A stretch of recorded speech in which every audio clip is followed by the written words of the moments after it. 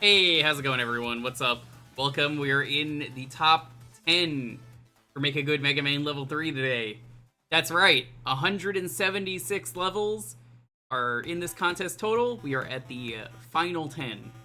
Huge. That's crazy. We have played 166. Thank you so much for the sub. Levels of varying quality. We're pretty much at the best ones. Then we gotta do the castle, and then we gotta do the tier X. So, hope everyone is doing well. Everyone can hear me, right? Ah, I see why. Yeah, Windows Update. That is what I thought. Classic Windows Update. Mic was working, audio was not. Classic Windows Update. Classic Windows Update, never change.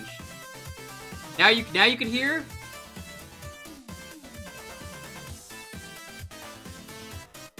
You should be able to. Yeah, OBS, it's not even a Windows thing, it's an OBS thing. Every time you update OBS, it likes to reset stuff. But the last few times it's updated, I haven't had to fix it. Not this time, apparently.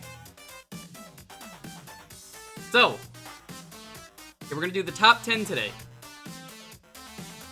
I'm very excited. Maybe I will not like the final level. Maybe I think it should be another level. But, probably not gonna do the castle today. I don't think we're gonna have time. We're probably gonna squeeze tier X and the castle into one stream or two streams. Very nice. Hopefully that one went off. Thank you for the sub. It works now? Yeah, that was Windows and OBS for you. Windows updates do that. Thank you. Welcome on in. Let's see who we got here. Big good to see ya. 11 gay emus. Welcome on in. Hey Pyronic, thanks again for the sub. Hey Sonic, what's up? Hi X, good to see you. Hi Still, what's up? Hey Zoc.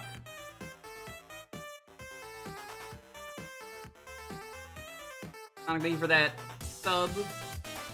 Anarchy, what's up? Finally, a good Mega Man level. I know, fucked up.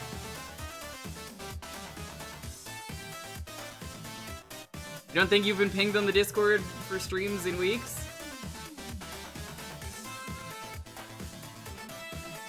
Don't look at me. I send out pings. Probably accidentally hit something that turned them off. Do that.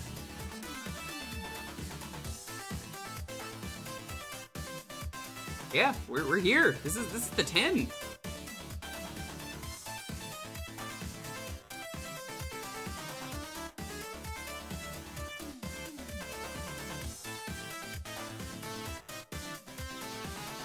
It is another hot day, so I am gonna be slow with this. It is like 81 Fahrenheit.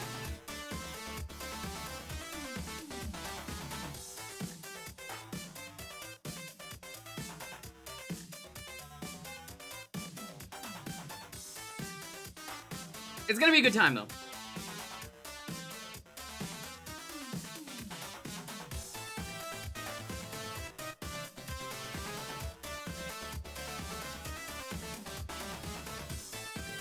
Yo, Tree, how you been doing? I've been wondering how you've been in the heat.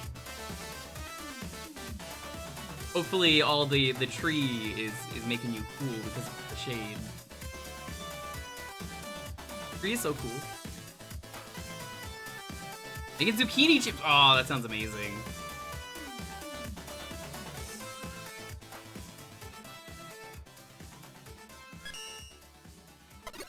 By the way, hey, I got my Sprite now finally finished. Been waiting for this. Get extremely ill? Oh no, that's not good. No, I'm not trying to talk to you, Super Danny. It's basically just me. We got the Bi Blaster. Get out of here, intro. I turned you off. Everything's breaking.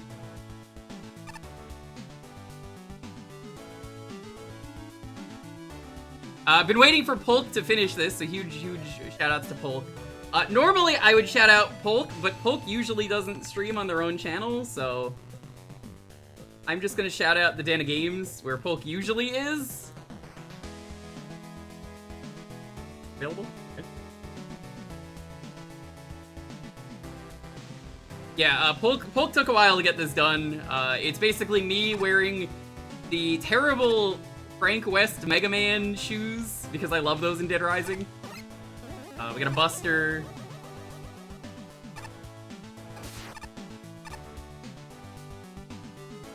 You can see my my talk spread is.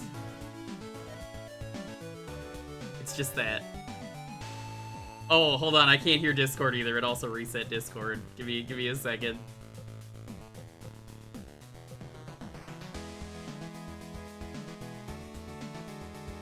Hi, hello. Can you talk? Yes, hi. There we go. Hi, Okay. yeah, no, classic Windows update.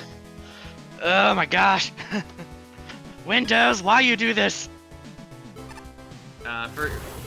For some of the stuff we got, Rush Coil. It's a trash can. What's inside? It's... Oh, whoops. The gravity here. Oop. Little raccoon. Gravity 2 not strong. I need a good place to sit. Hold on, this is a bad place to show things off. Right here works. Oh, hi, Paul. On time. Hi! I just shouted out the Dana Games. I figured that was okay with you. Yay! Thank you! I really appreciate it. Rush Jet?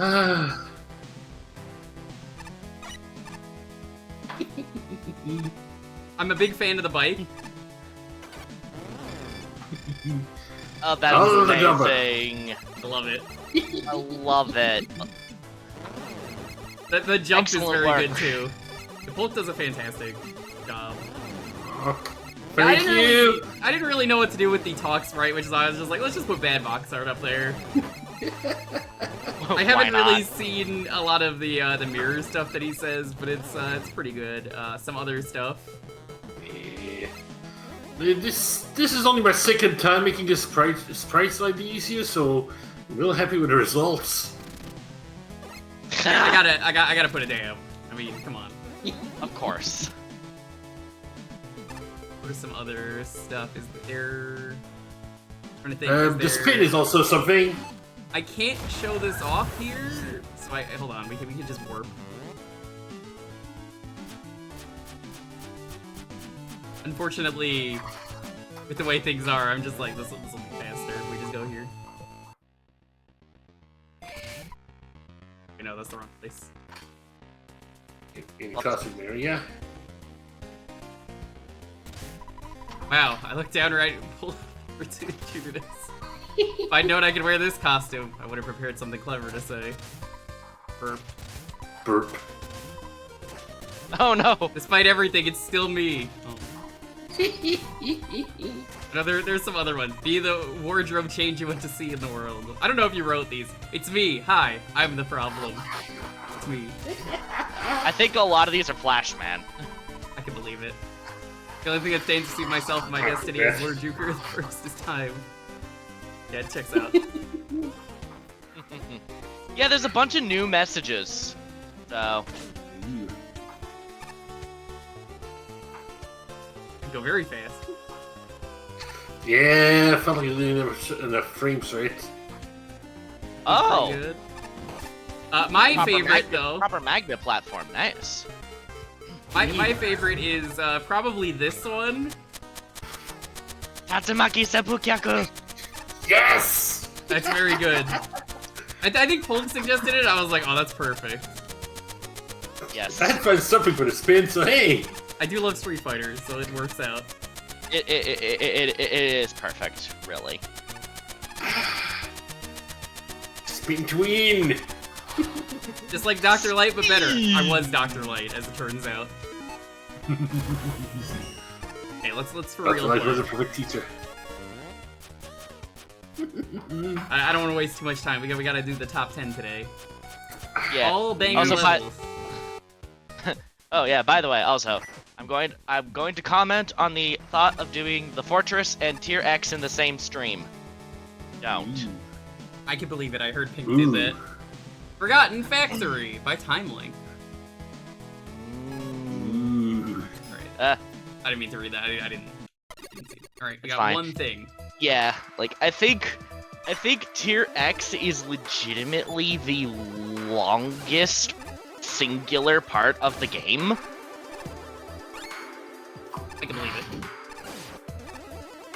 The only other thing that makes might sense. be longer individually is the pit. But even then, I'm not depends, completely 'cause- sure because the pit is like one big thing, whereas Tier X is a whole lot of little things, and then one big but not as big thing. Big. Contact. I like the aesthetic. Pretty good.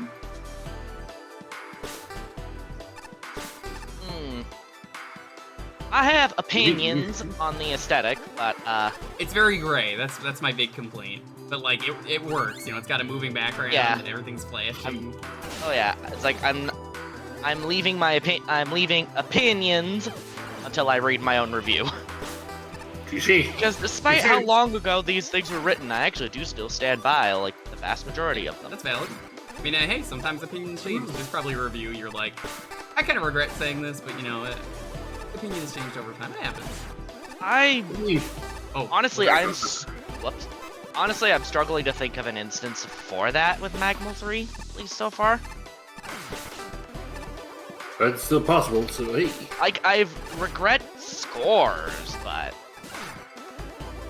The actual essays and words being said usually tend to be pretty in depth.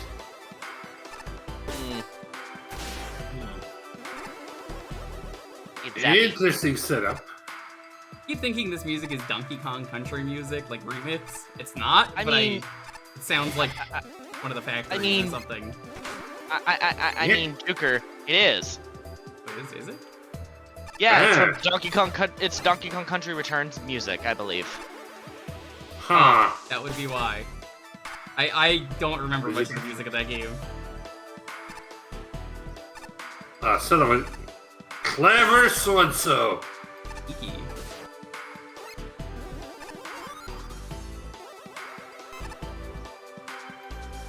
It's also taken from that game. I guess it's from the final world with the chicken robot. That's like all I remember. Makes sense. I've actually been meaning to replay that game, and apparently it's getting a Switch port for some reason. I don't necessarily think it needs one, but cool.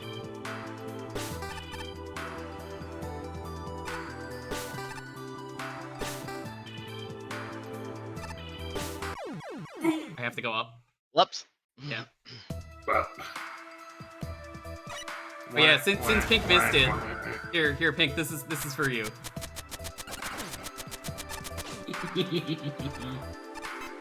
It's very good. What are you using? Tatsumaki. Tatsumaki. Tatsumaki some yo! I would like some pound cake. I can't remember the last time I had pound cake. Same.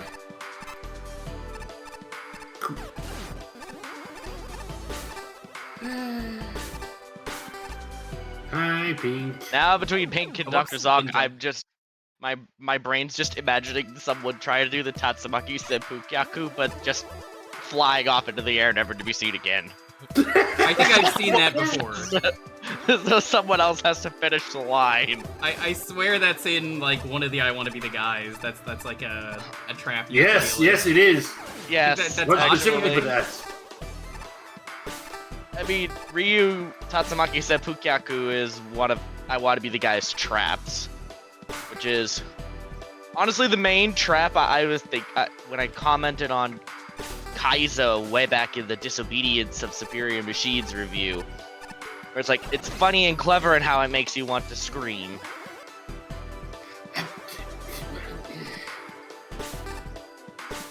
Yeah, you know what? That'll do it. Oh no! Please tell me you reset.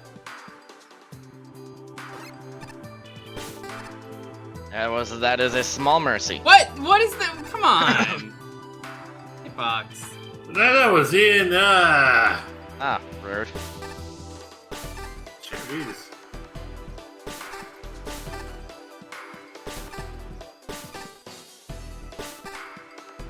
You did I it. know these can move. Yeah, I don't think anybody think- else ever used that. Probably because I think that token is actually a custom object.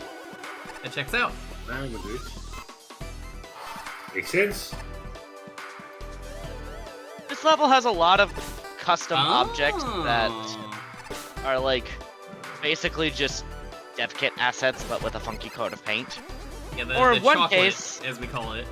Not Yes. vanilla. Or in one case, something that is a fully custom asset, but it actually is also just something that would be in the dev kit. Oh no. Yeah, like- hidden by the input reader again. Yep. Hate it when that happens. Although I don't encounter it because I don't use the input reader. Yeah, it's a helpful thing for stream, but as much Yeah. because you don't need to know your inputs if you're playing alone. Yeah, fair. Ooh, Frankie will receive visibility. Yeah, the gear enemies are custom, but also just, Skill attackers, from the looks of it. well, no, they're enemies from another game that just weren't added in the dev kit.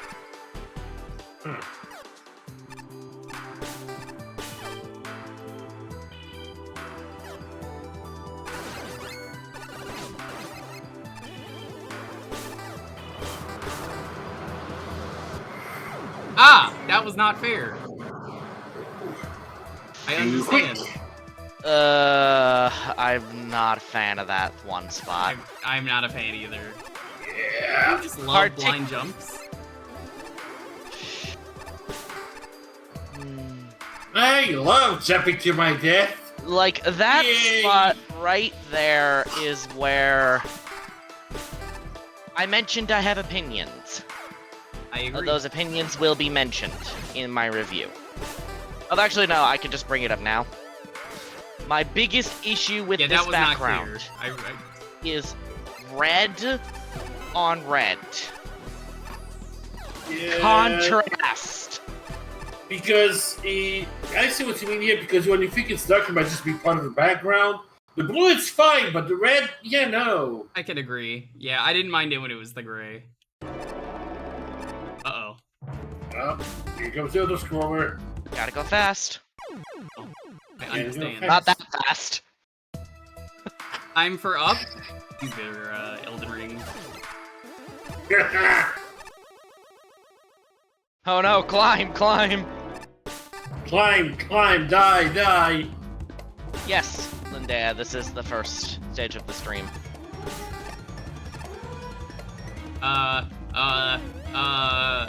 That's fine.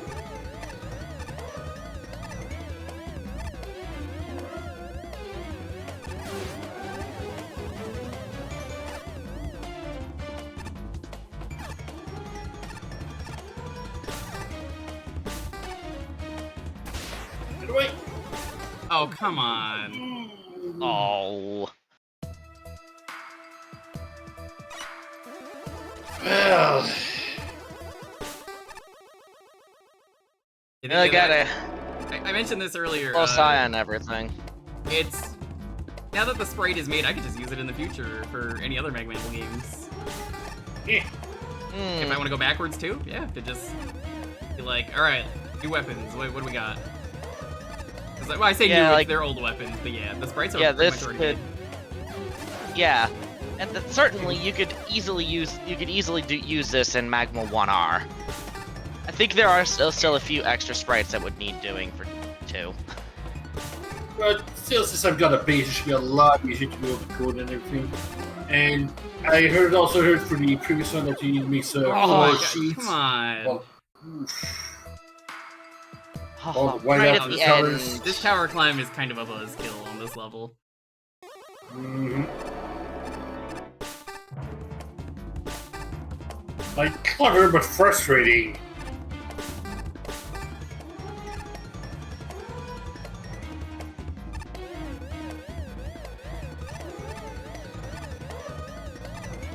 You might say it's torture.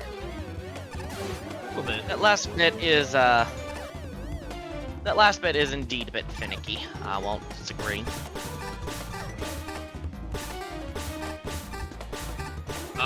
Game? Not What? sure if glitch or feature. Because it What worked was fine happening before. there? It was blocking as you're entering into it, like... Huh. I'm gonna take I'm some function confused. off, because I think that's a glitch.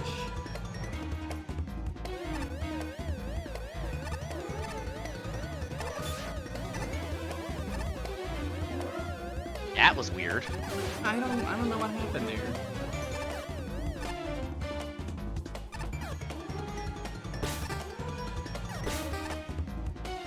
Just fine that time.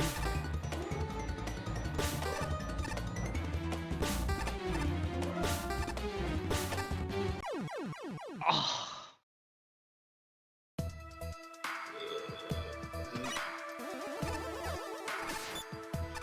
I'm wincing. It's unfortunate, because this level ends on such a bad note.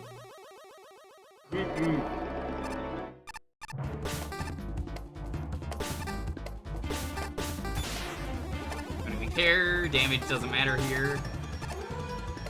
Oh no, not now. Really Now's doesn't. a bad time to sneeze. No, don't. I hate this. No, This is no. that feeling where it's like, I gotta sneeze, but it's not gonna come out. It's the worst time. I for can't. that.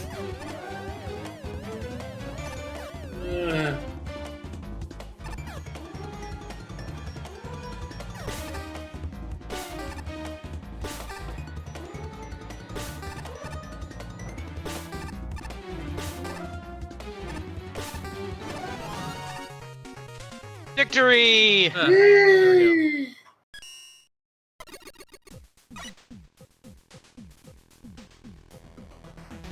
Let's look at this spreadsheet.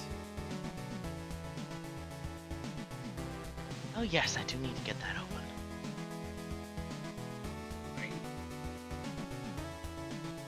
And you type in exclamation point Mag Mammal if you're curious. You want to see the spreadsheet?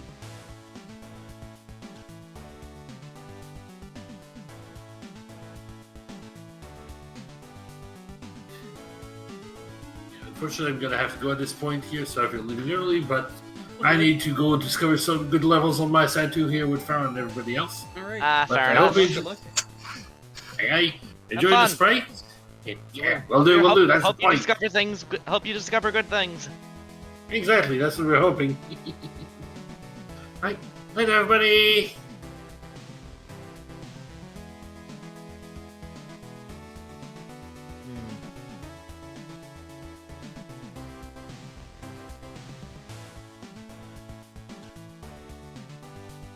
All right. I have no idea how a DKCR level made tier 15. I don't either. Don't look at me. I'm the lowest score on this level, and also this highest is my design. lowest score. Highest design? You gave it the highest design. Oh no, you didn't. There's a 34 and a 31 here. Yeah, no. I saw the 26 and was like, God damn, you gave it a 29.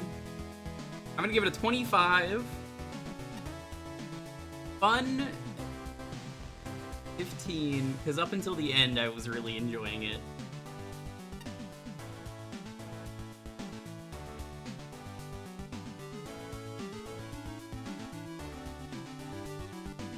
Seven. Aesthetic? I thought it was pretty good up until the red, so I'm gonna give it a 9. I'm gonna give it a 9 as well for functionality, because again, I don't know if that was a glitch. I don't know what was happening there, so I'm not entirely sure either. That's a 65.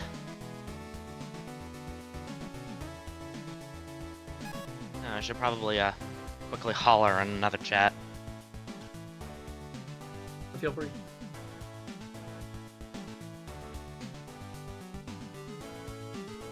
Bad start? In All right. what? Are you talking about like America, where 65 is a failure? Because I'm like, I don't know, 65 is pretty good. It's also a Canada thing, where 65 is jeez, barely I'm so passing in high sorry. school. I've never found that acceptable as that's a failure. I'm like, what? That's above the half mark. Mm. I digress. Ironically, when I got to university, 50 was passing. Then, God damn. anyway, I should read the reviews. I wasn't expecting much from my first impression, but this level pleasantly surprised me. Most of this is owed to the main gimmick. It reminds me a lot of Colorman.exe's dungeon, which as a Battle Network fan I consider appealing. Simple concept, not a lot of wow factor, but it has a beautiful execution that lends itself to fun sections. The token puzzle and searchy scenarios are a highlight, putting an excellent twist on an already solid gimmick. But the real victory is the final climax. That is a fine example of how to end a level without needing a boss. The variety of music certainly helps a lot. Unfortunately, when the level isn't leveraging its gimmick, it falls short. For starters, the non-gimmick sections tend to be boring. There's nothing wrong with the Mets and gears. In fact, the Mets here are better than most. But when fought on their own, in this largely drab factory, they're just kind of there. More prominently, the tall room with the electric gabiole really doesn't flow well. The concept is alright, but in practice, you can't see the electric gabiole unless it's firing, making it a pain to track and avoid. Finally, the red color blocks against a red background is an outright aesthetic problem. When the blue ones are active, the red can be hard to see. This has killed me at least once, even after playing the level multiple times. Literally in the exact spot it killed you. Still, despite the issues, this is a fun little level. I wouldn't call it my favorite anytime soon, but it's a solid piece of work regardless. And for me, a 74 is actually decent, even if it is my lowest in tier 10. Garmin Ultra. I think that's the main lesson we could all take away from this stage. Focuses on one basic mechanic and just runs with it. Doesn't do anything too crazy per se, but it doesn't make it any less effective. God, I'm so Tier upset. 10. By the way. Tier 10. I'm used to tier 10 being the top 10 in Magmul 2. Yeah, it usually is. So I had bought some toilet paper in bulk, and now I have 45 rolls of the wrong toilet paper. And I have to use that for the next year. Should have got the 2-ply. I thought I did. Yeah. The overall level design here is top-notch. Every room and platforming challenge feels like a natural extension of the last. As the uses for the Switch gimmick are built upon more and more in different situations. I would call it a puzzle stage, but most of the rooms are straightforward and go by pretty quick. I guess it's more of a light puzzle stage instead. Either way, I'm fine with this since it means less time messing around in previous rooms. If you happen to die. I also really appreciate that standing inside a colored block's space as it's being switched doesn't kill you. I only really discovered that once the searchies got involved. That enemy's really helping to put a new spin on the main gimmick. Yeah, they're used well. There's a lot of well-designed and engaging segments in this case, including the optional token room. I'm actually a little sad that there's only one, since it feels like the main gimmick could easily support more unique challenges surrounding them. Yeah, that token was not great. But that being said, some of the segments near the end of the level did feel a bit off for me, specifically the long vertical room with the electric globule. It's not necessarily a bad use of the enemy, but I found it to be a little hectic to deal with both it and the other enemies at the same time. The final section made up for it though, and served as a pretty good climax in lieu of a traditional boss fight. Although I did encounter a small bug with it, as the music for the final climb didn't play after I died and retried it. Either way, it didn't really ruin my fun with the final stretch. It's a solid end to an equally solid level. A for gore. Oh. Oh no. That's a unique take on the toggle block gimmick that you see often in the other entries, making it triggered via touching instead of shooting. The stage makes good use out of that to design challenges around, especially like that scanner robots also toggle these blocks. I love it when the enemies are able to interact with stage elements, opening up ways for clever design. Checkpoints are also plentiful, which is appreciated since instant death hazards are plentiful in them. Also a neat way of making the token gravity based for that timing challenge. Though it can get a bit annoyingly strict sometimes, the difficulty could have been stripped down a bit. I really like the auto-scrolling at the end, serving as the stage's climax. It really pushes the player to test on manipulating the Switch's gimmick while under time pressure, even down to including the scanner enemies into the mix. I wish it was a little longer, as it felt like it was just ended abruptly as it was just getting started. The only real unfortunate thing about this entry is the name. It's about as generic and forgettable as it can be for a stage that was actually quite competently designed. It sticks to the factory aesthetic quite well, with the clanking-like sounds from the music resembling machinery, and the mechanical tile sets mixed nicely with the Metal Man background elements. Well, like I said, as it turns out, apparently it was DKCR. Yep. Alright, while the level starts off slowly and stumbles a few times with its challenge progression, it ends up being an enjoyable experience. Superb music, cleverly adapted dev kit gimmicks and enemies, and an alliterative level name effectively bring Donkey Kong Country Returns into the realm of Mega Man. Creatively repurposed, gently animated tiles help create the right atmosphere without the need for a custom tile set. Switch puzzles are intuitive, diverse, and satisfyingly brain-bendy. And I like the use of Searchy as a switch. The token screen and the entire adjoining area are especially fun. It's easy enough for my colorblind eyes to tell the platforms apart, but I feel like the visual difference between on and off isn't quite stark enough. I also might have liked the Switch sprite to look like it's attached to the background, instead of just floating in air. Power-ups are plentiful, but not entirely in the most helpful places. Some of the straightforward metal challenges could have been condensed or cut altogether, and I question why a few enemies are dangling uselessly at the top of the screen in the long horizontal section. Maybe to discourage rush jet use? The two-way horizontal screen transitions seem to serve no purpose. For me, the weakest section is the one with continuous vertical scrolling. The entrance is almost soft lock proof. Red Switch platforms might as well be regular floors, and I'm not a fan of ornamental spikes that pull focus from what the challenge is actually about. The strongest section, despite a severe oversight involving Rush Bike at the beginning, is the surprise scramble at the end. It's a perfectly paced culmination of key things the player has learned, and I love how the audio cues and visual effects pay homage to the source material. Who needs a boss fight? I would have liked one. Would have been better. That's just me, though. I've seen Switch blocks in several different games, but I think this is one of the best I have ever seen them use. Wondering how you could use contact-based Switch blocks in an original way. Not quite believing that you could pull off something interesting with this, but you certainly did. I loved how laser-focused the level was with the gimmick, and the enemy selection being used to its fullest. Checkpoint placement is ideal, as it can be quite easy to die from missed timing. I felt the difficulty progression was nearly perfect. It definitely got more interesting as the level went on, and surprised me fairly often. One token on the stage was a great timing challenge, and although easy to mess up, it was also easy to reset. The main negative in the stage is that there is no real theme, and it's aesthetically fairly generic. I would have loved a bit more personality to this stage. Did unfortunately encounter a soft lock due to how the block physics are handled, since they do not exist if they would appear on top of the player. It's possible to get yourself stuck in large chunks. This could have been fixed by shunting the player out of the blocks, which this would probably have taken a while to implement, as I suppose the only real way to make sure it doesn't mess up would be to set up the shunt direction manually. It's not hard to discover the soft lock, but it's also isn't egregious, so it isn't a huge score stock. Finally, level proves that you do not always need to end in a boss fight. Fast-paced timing challenge is ideal for this sort of level and proves to be a complete test of the player's abilities. They had been building up the entire time. Unlike the main level theme, the music here was an excellent choice and set the mood perfectly. That last room is my favorite part of the stage. Ooh.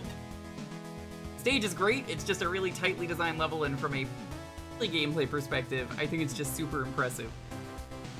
With a bit more personality, it might have knocked itself up a bit higher, both in score and personal favorites, but what's here? Fantastic.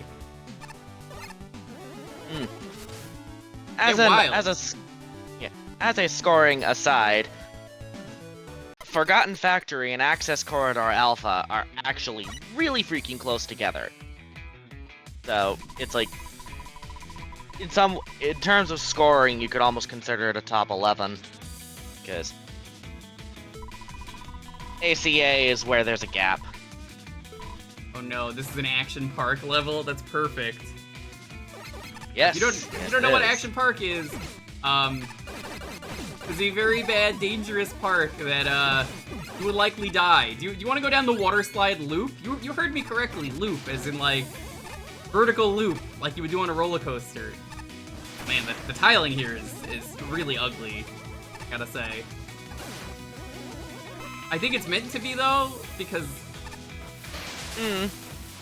I didn't mind it myself, which is somewhat surprising because I think I'm the judge most likely to knock people on aesthetics. You a fish. I noticed.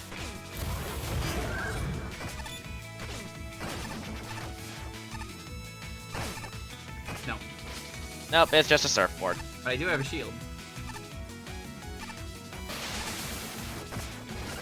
They did a movie based on Action Park, for those who are curious, and they picked a really good actor to be the role of Action Park guy.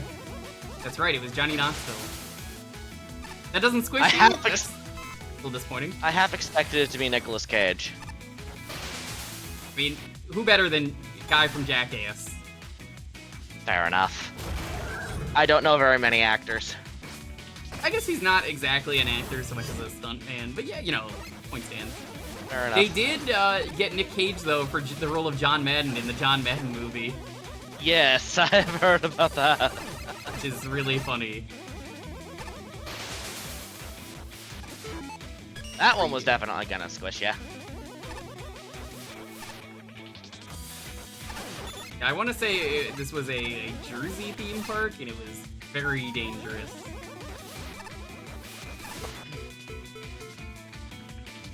It's dab time.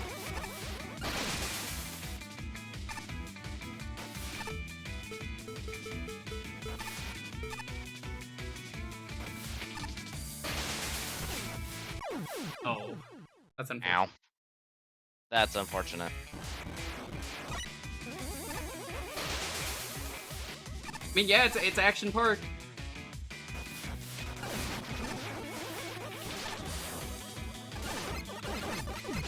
There's got to be a loop, though. That's all I ask for this level.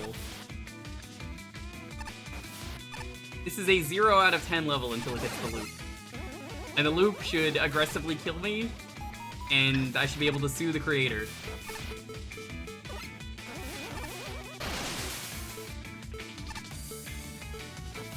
I would not be surprised I'm not if even Turducken sure how was you in the movie. program a loop.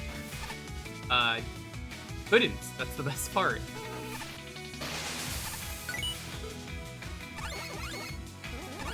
There's the life. I like it. Adorable.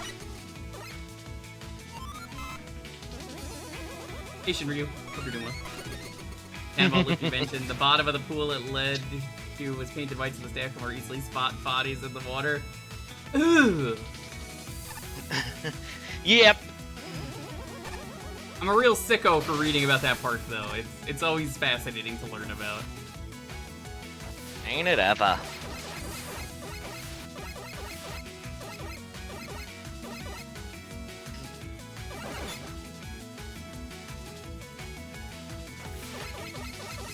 Virtual Kazama, how's it going? Thanks for the raid.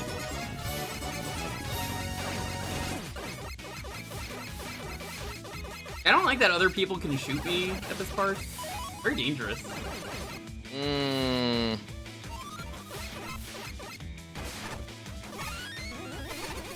Eddie! Threw you a thing! Not sure what it was, but it was a thing. I think it was Probably a life. I think it was a life from the sand.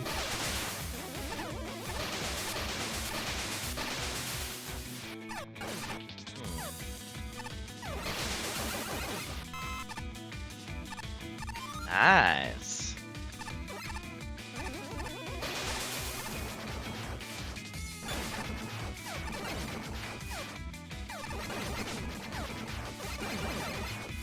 I understand what you want me to do here.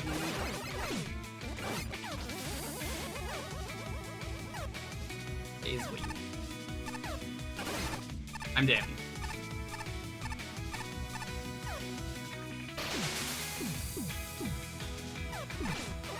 I went the wrong way. I thought it was gonna go down farther.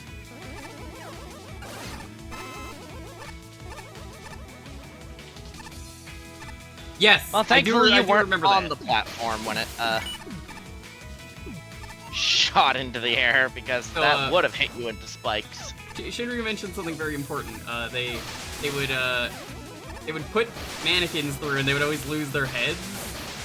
Like you did not want to go to this park. You think you want to go to Action Park? You don't. You'll die.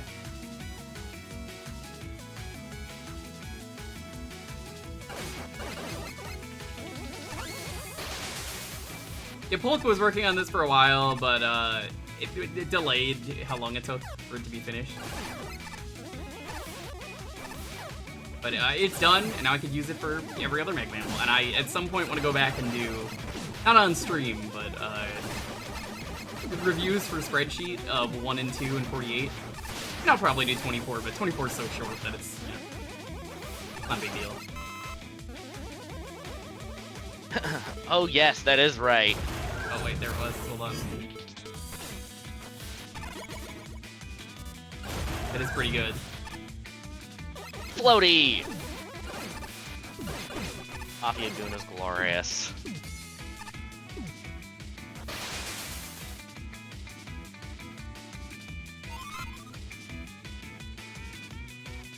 Thanks, Eddie. Thanks for good lurking while grinding bug frags. I love grinding for bug frags. It's my favorite thing. Reminds me to... Okay. That just reminded me to check on another Battle Network thing I've been playing.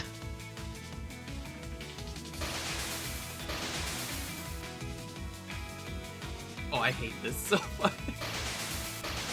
Ah. Uh-oh. No, Oh. no, it just died.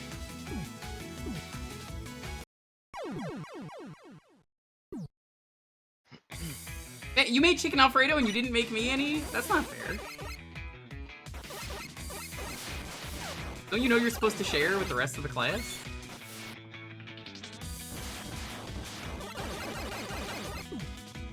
Hi, Snurra. How you doing? Thank you again for starting Mega Mammal. You know, in general, it's always so much fun to stream these.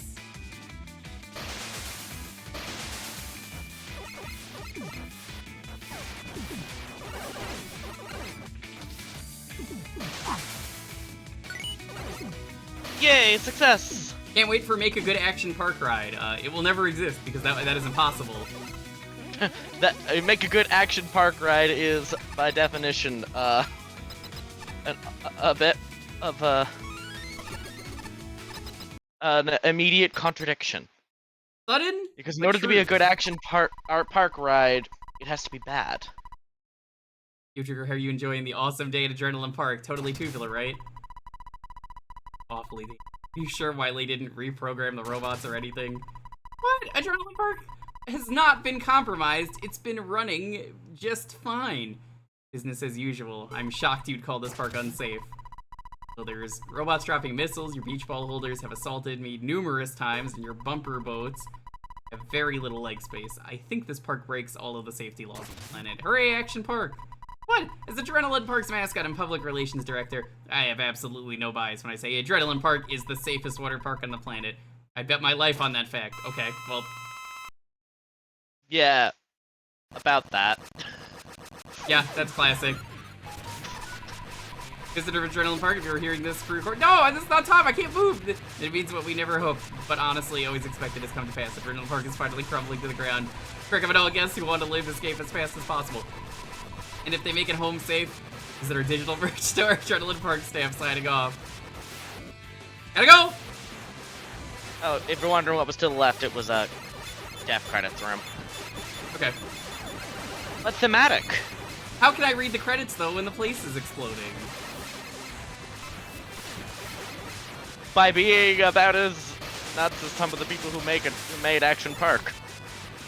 Yeah, I feel like this level's kind of lost on people who don't know what Action Park is, but everyone else is just like, why would you do this? But everyone who's heard of Action Park is also like, why would you do this, Action Park? I mean, I didn't get the reference.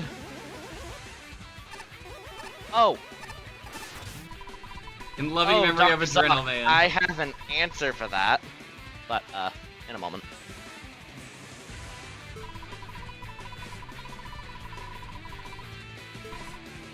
Good mark.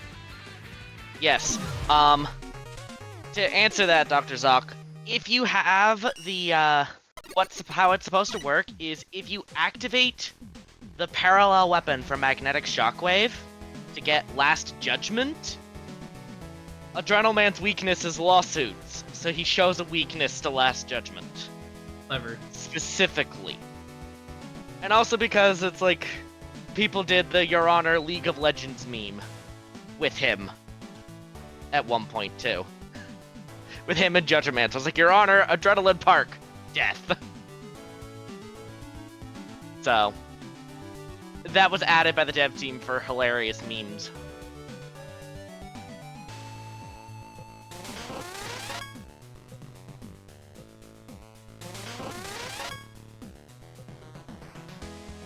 Okay, let's see. I had a lot of fun with that one. I think it was pretty poorly designed, jokingly, of course. I'll give it a 30 for design. Yes, it was poorly designed, but on purpose. Poorly designed in the right ways. Correct.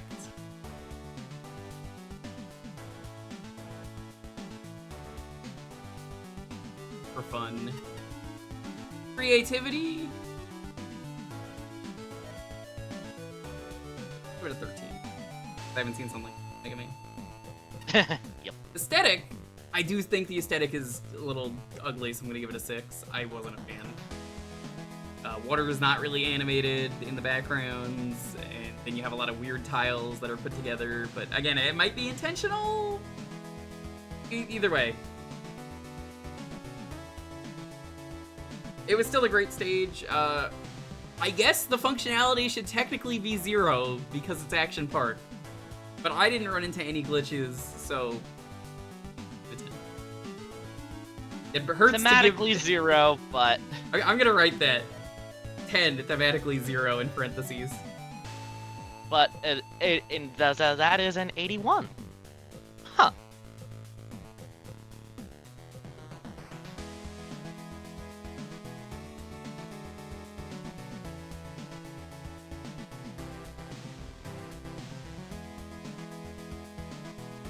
Right. I'd quote my favorite post in relation to this sort of thing, but it's too long to fit it in chat, so here you go. I will. Yes. I pulled it open. Yeah. I love watching documentary. This one. I've seen this. Yeah. You can read it. I love watching documentaries about amusement park accidents because all the park officials are saying, "Oh dear God, none of us could have anticipated that the roller coaster car would detach. This is a freak accident, an act of God." And then the narrator is like, "The Dick Twister 9000 was a known safety hazard and rabies vector since its inception. It was designed by disgraced Cirque du Soleil clown John Roosters, who had never seen a math textbook." That checks out.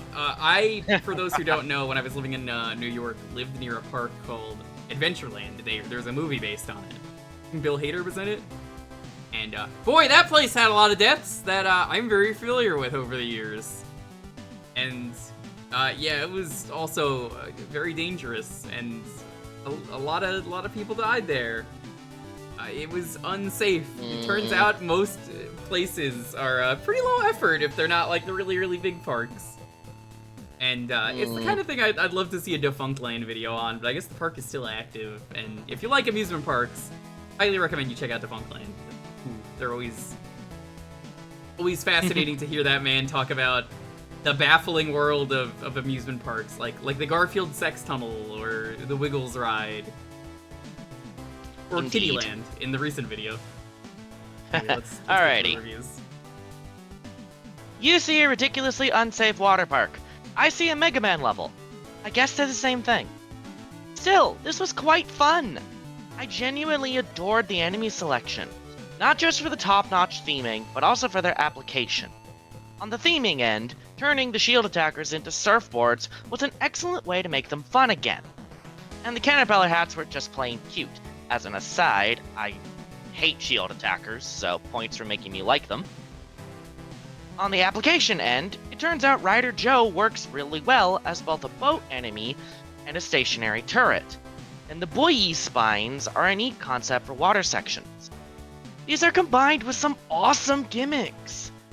The geyser platforms are intuitive, their scenarios are well designed, and they're just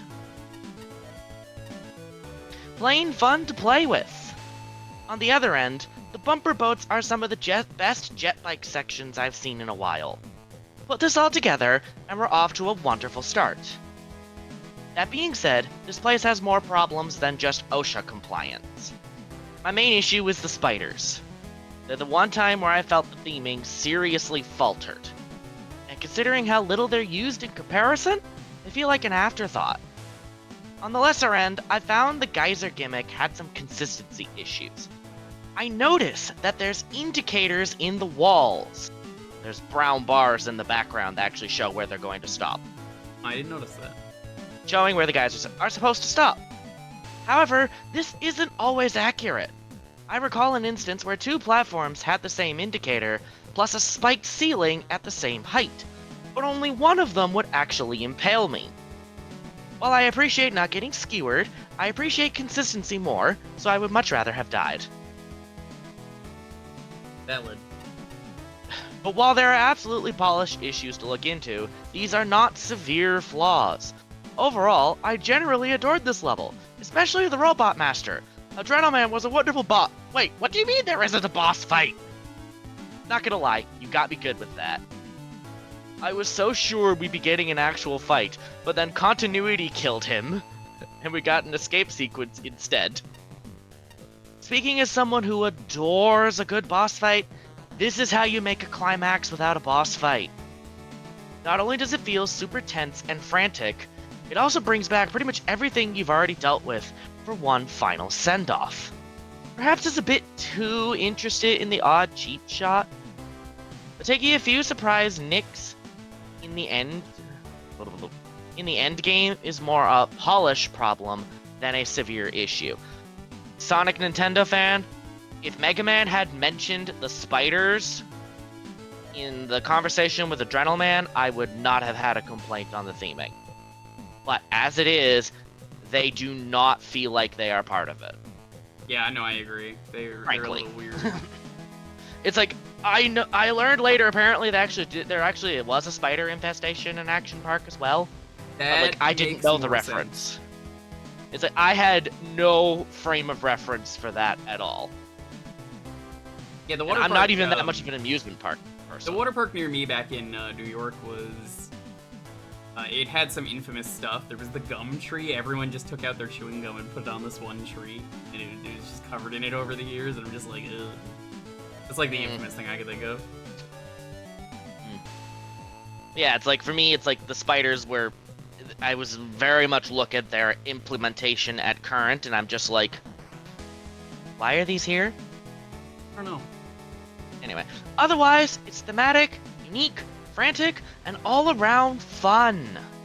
Really, that's the level in general. I wouldn't call this my top favorite, but I hope it goes far. Good work! Can't say anything for the other judges, but your none too subtle references to Action Park weren't lost on me. I could tell from the chat. Shinryu, I'm glad Shinryu you're a sicko for Action Park. You know, Shin was the one who got the reference. I too enjoy a good train wreck that you can't look away from. Now I've asked the question before to the stream, and I guess I have to ask this: is it funny if there's a horrible clown, like there's a horrible clown car crash, and there's clowns piling out of like every direction, but like, you know, like they're very hurt, but also, you know, it's funny because they're clowns and there's just like 30 of them piling out of a tiny car, right? Is it funny? I guess so. It's just one of those horrible train noises you just wait for it. New Joyzy. Joyzy indeed. Then again, it's not my job to judge the quality of your references, so how does the stage itself hold up? Well, despite it being such a dangerous place, I certainly had a lot of fun with it. Almost everything here is really well thought out, from the platforming challenges to the general theming. The geyser platforms are a simple but fun gimmick that sees some decent variety in how they're used.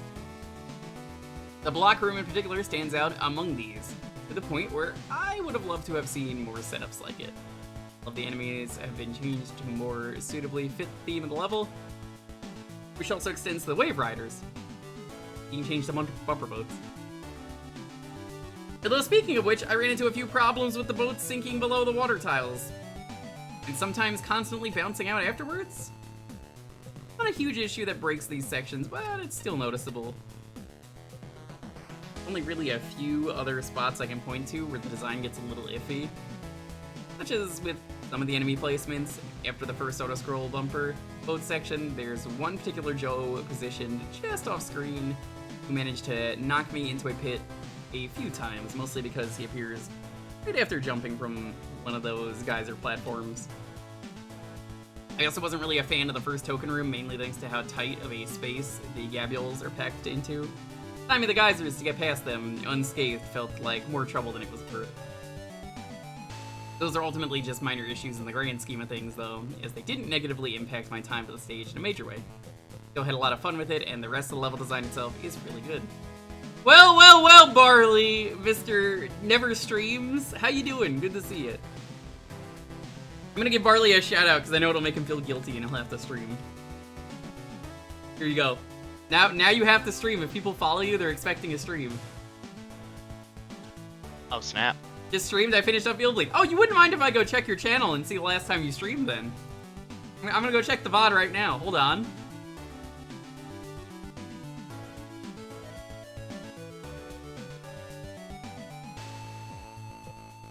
Split up the triple. That's Purse. That's Purse. That's not even you that I just heard. 18 days ago was your last stream. Amnesia the Bunker? Harley's recently streamed categories. Amnesia the Bunker. Yeah, alright, Barley. I don't believe you. I honestly can't find fault the level for it, plus the final bumper boat section serves as a pretty good climax to the stage in its own right, even though I did get stuck on one of the ramps at one point. All in all, this is a fantastic level. Dubious safety measures, potential water hazard. Strongest part of the stage is absolutely the aesthetics. Super charming throughout, the reskins of the enemies are really cute, making it really feel like a Robot Master stage for a water park mascot. Seems like something they would have done for 11. I like the occasional signs poking fun about the unsafe nature of the park as well. And the interaction with Adrenaline genuinely made me laugh. The water stream platform gimmick is simple, but used effectively. With the level design, I especially like the part where you need to get rid of the destructible blocks for the platform to make its way down. A little bit of a rude placement of the token there if you stay in the alcove for too long. You're basically forced to die, but it's fine since the checkpoint is in the same room. The water ski on land, where you have to jump your way through, is an interesting way to change up the dynamics of your typical ski section. Though it can get a bit awkward to adapt to, especially when auto-scrolling is involved. It also gets rather hectic with the projectile spam in the later portion of the stage. But the limited mobility really hinders you from dodging properly. 11 did have an amusement park with Blastman, that's why I was thinking that. And even the amusement park crumbling to the ground and exploding. True. That fake out with the boss was funny, but it's a shame we didn't get an actual fight out of it and instead yet another section with the water ski. But serves fine as a finale, it's quite a missed opportunity for a proper boss fight. You had the character design for this after all. This level is so much fun. I love the premise, and the story unfolds with a sense of humor that's right up my alley. I appreciate that the credits, which so often disrupt the atmosphere, are treated as part of the level universe. For reference, the credits sign refers to the testers as like ride testers. That's funny. And similar. I can't help but smile when I hear the infectiously happy music. I like the boat sections, and I especially like the geyser platform gimmick. including how the background subtly indicates how far the platforms will sink and rise. Great attention to detail. I'll admit the level feels fan-gamey in many respects. Clunky architecture, inflated screen count, recycled tile sets trying really hard to meet the need for a custom tile set, but nothing is so egregious that it leaves the fun out to dry. Load times are moderately long, but they're bearable thanks to the audio kicking in before the visuals. I don't mind that I can't quite tell what one or two of the otherwise really cute custom sprites are supposed to look like, and I can forgive and even enjoy how ridiculous the boat sections are if I proceed without bothering to get into the boat. As far as intended challenges go, my only significant critique is that the vertical box puzzle room could be a little more intuitive. Otherwise, I like that quick reflexes and careful planning are equally viable strategies throughout the level. I approve of there being an escape sequence in lieu of a proper boss. Introductions are handled really well, challenge arcs are just the right length, every enemy earns its paycheck, and generally distributed power-ups ensure you'll stay alive long enough to die in a platforming mishap instead of in light combat. I want to point out Flashman finally has a full smile in tier 15. Look at it. Yep, that started with Access Corridor Alpha. That's great. Whoa, radical, dude! Level had some great ideas, visuals, music, and overall, it is a fun place to visit. Compared to the actual place, is the exact opposite. Stage got a lot of love, care, and attention to it here. I dug it. Reskinned enemies were also really, really cute. There's quite a bit of instant death here. Some really well-placed checkpoints render this a non-issue. My favorite gimmick here, just be the water spout. Simple, sure, but it's easy to parse even with the individually different setups, which I think, from a mechanical perspective, end up rather different in function. I still knew the outcome when I landed on them. There is a lot of variety with just this alone. I think the wave bike segments end up occasionally brutal, but it's not enough to knock it down for me. This was among the first levels I've played, and at the time I got the feeling I was going to run into the Combust Van gag from Mega Man 2. The idea of that filled me with dread and annoyance. Annoyance? Oh boy, yeah, bugger. This is the one time this joke where the boss is unexpectedly instant-killed by something landed. One time this joke actually landed. Why did it and Combust Van land? Because I didn't see the joke coming. They were a surprise. But that joke is dead. Buried, not just pushing daisies, but also crushed into oil at this point. My word, can I never see that joke again? Bloody bugger in hell. Okay, so even if this joke hadn't landed, you still had an actual climax and a fun one too. That more than makes up for and functions as the stage's boss. So I'm giving you a pass here with some points thrown in for good measure. Overall, this is one of my favorite entries in the contest. Great job. Good job. Yeah, no, that level's great. Sure on Pyro. Falling system core. Not surprised. Pyro deserves tier 15. Does good work. A Wumbo. Do I need a Wumbo? I don't.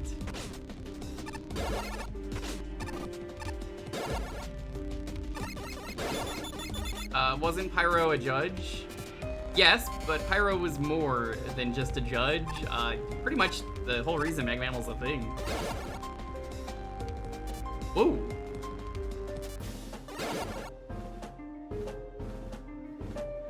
I like this. This is really cool.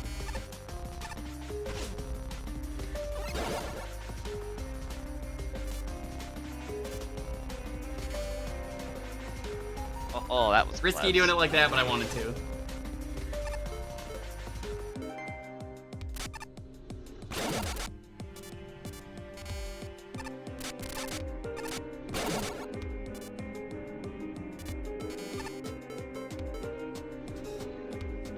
Do you mean to be using the altars in here? No, I meant to have them off, but it's fine. We got the thing.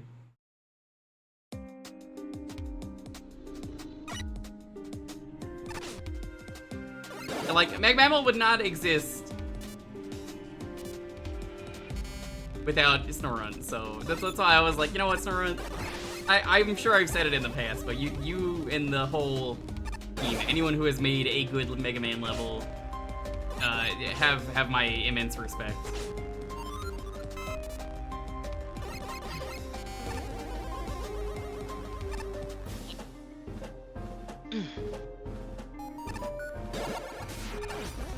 Tokens are very fun to get in this level. I say, having only gotten one, but like, I like the idea of it's like, what weapon can hit that?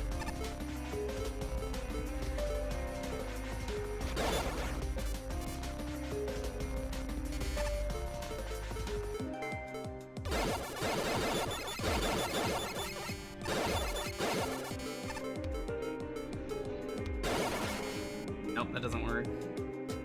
I think you just have to rapid fire. Doesn't like launch you back somewhere.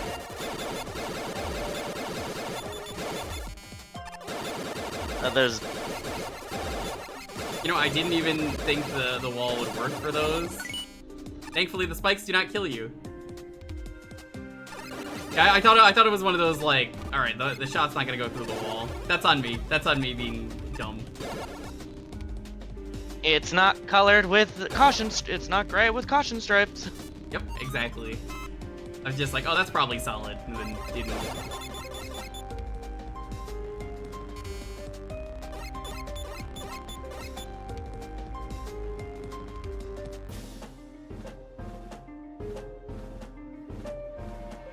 That I don't think it is. Oh, there it goes. Wow, I was just... Wow, just as when it's like going for the ladder. Wow.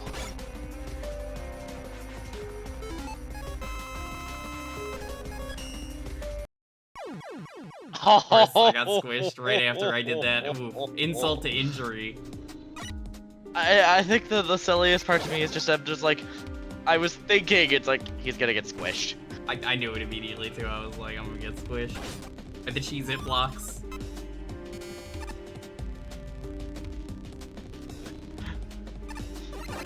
Very pretty Maybe stage not. too. Hmm.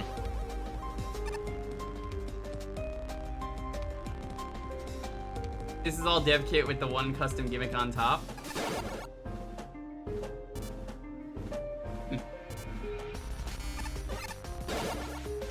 Yeah, valid.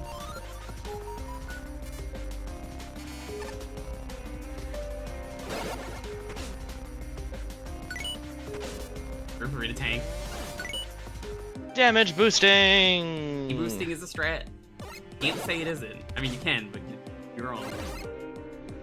Yep.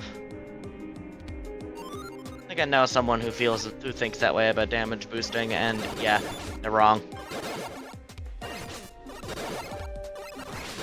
To them, I say, okay then, Mr. TJ Henryoshi. That's up there.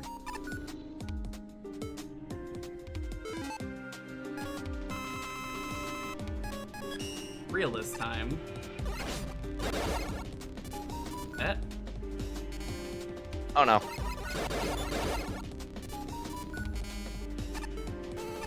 Alright. Emergency plan. Watch it. It doesn't I was work. just No! I was just going to say. She did it! You think- absolute madman! I think there's a button behind the spiky guy. There is, yeah. I knew that. Haha.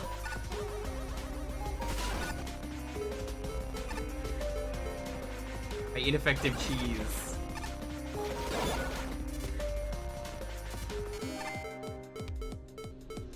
I'm sure this is getting a good laugh out of you.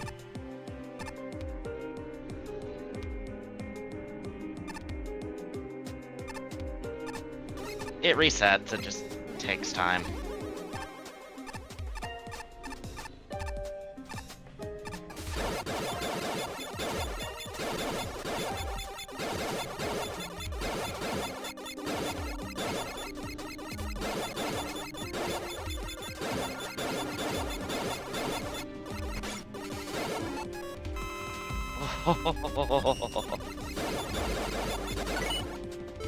That was the last one? Yes, it is.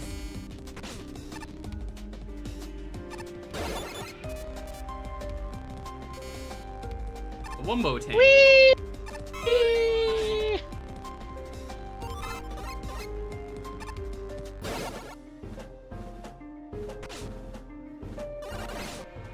You know, I never even thought of Laser Trident in that one spot, but yeah, that would totally work. It could be worse. You could have had the solution be Ice Wall. And absolutely nobody would have thought of it. Ice Wall's so forgettable, I actually removed it from the game, technically, by using one of the, parallels. So I'm like, well, I mean, it's not there. We got the much more useful Mafia Goon, I say, shrugging. Don't worry. Ice Wall will have its revenge. Except not really, because you'll still just have Mafia Goon, but...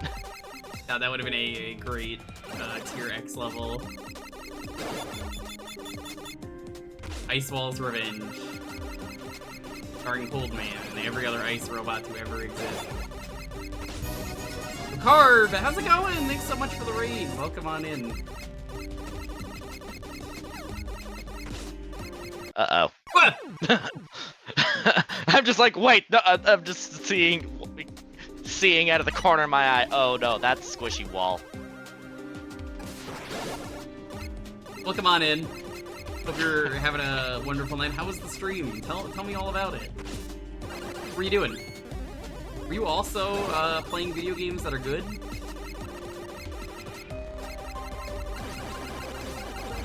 Yeah, genuinely, this might be like one of my favorite Mega Man things I've had the pleasure of experiencing. Yeah, Really nothing well quite made. like Magmal. Come on, I was lowering myself too. I was like, wait. Oh. That one... That one Squisher is a jerk.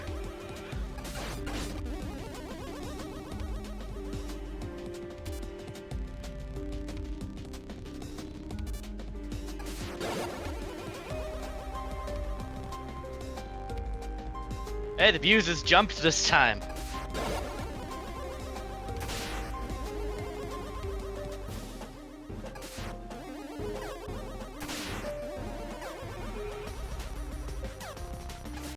Oh, come on! My toe! Oh, My toe! My toe!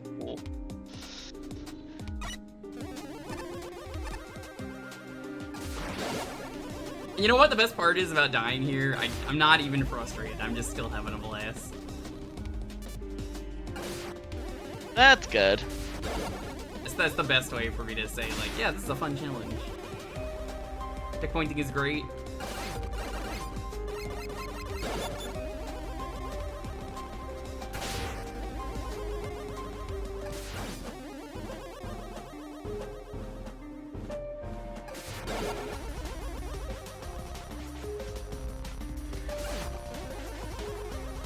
All according to plan.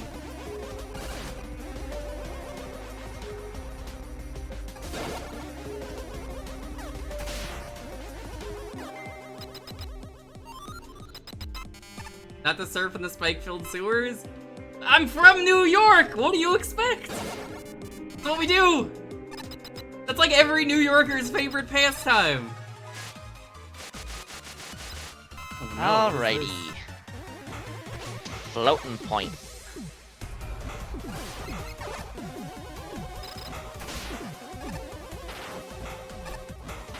I'm feeling good. I think we'll bust her. That's more of its first phase attacks than I've ever seen in a while. I love that you incorporated the gimmick into this.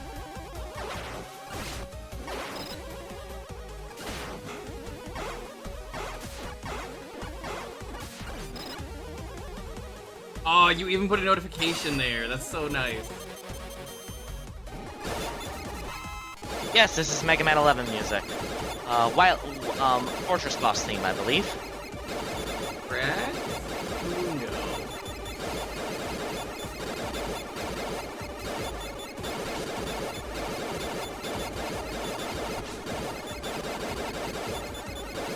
Face tanking all the spots where you need to be sliding, I see. It's not letting me slide. I think I'm a little too high. You'd have to stop, stop shooting. It's fine. It's not fine. No. I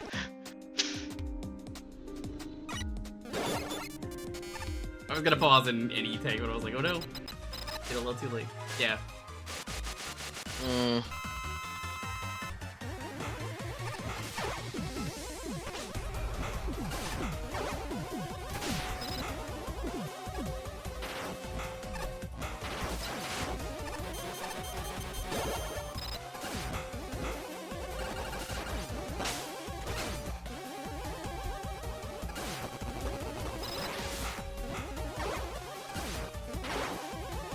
Yeah, it's easy to recognize if a tune is from 11. It's harder to recognize Music, yeah. if it's a specific tune.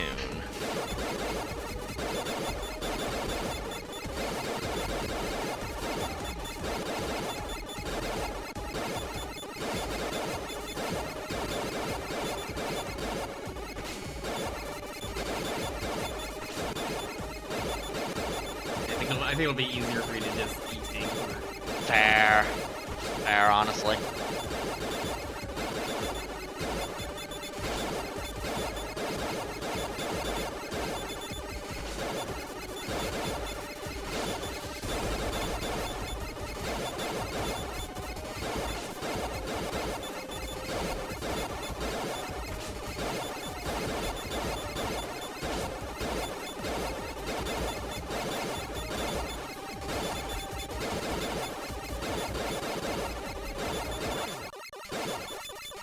Oh, sorry, Krakow.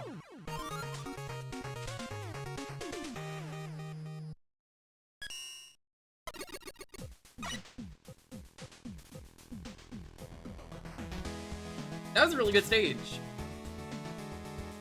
I think I'm gonna give this a tough one. It is at least a 30 for me in design. I'm just deciding how high it is. Fair. I think I'm gonna give it a 33.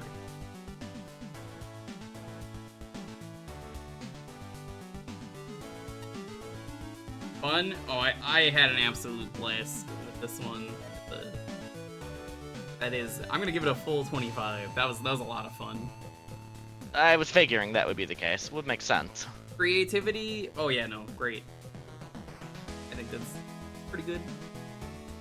Gravity mechanics aren't the most original, which is why I can't give it a 15, but it's still creative in how it does things. Aesthetic! It's really pretty. I like it. I think it's one of the best ones in the contest, too.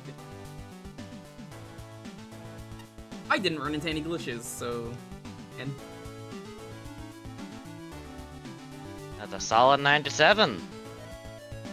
Impressive. Write my thoughts.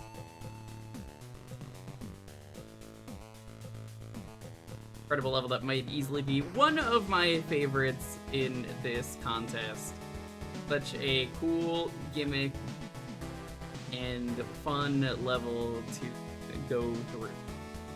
Really loved how the boss incorporates the gimmick of the level. It was just a really fun level.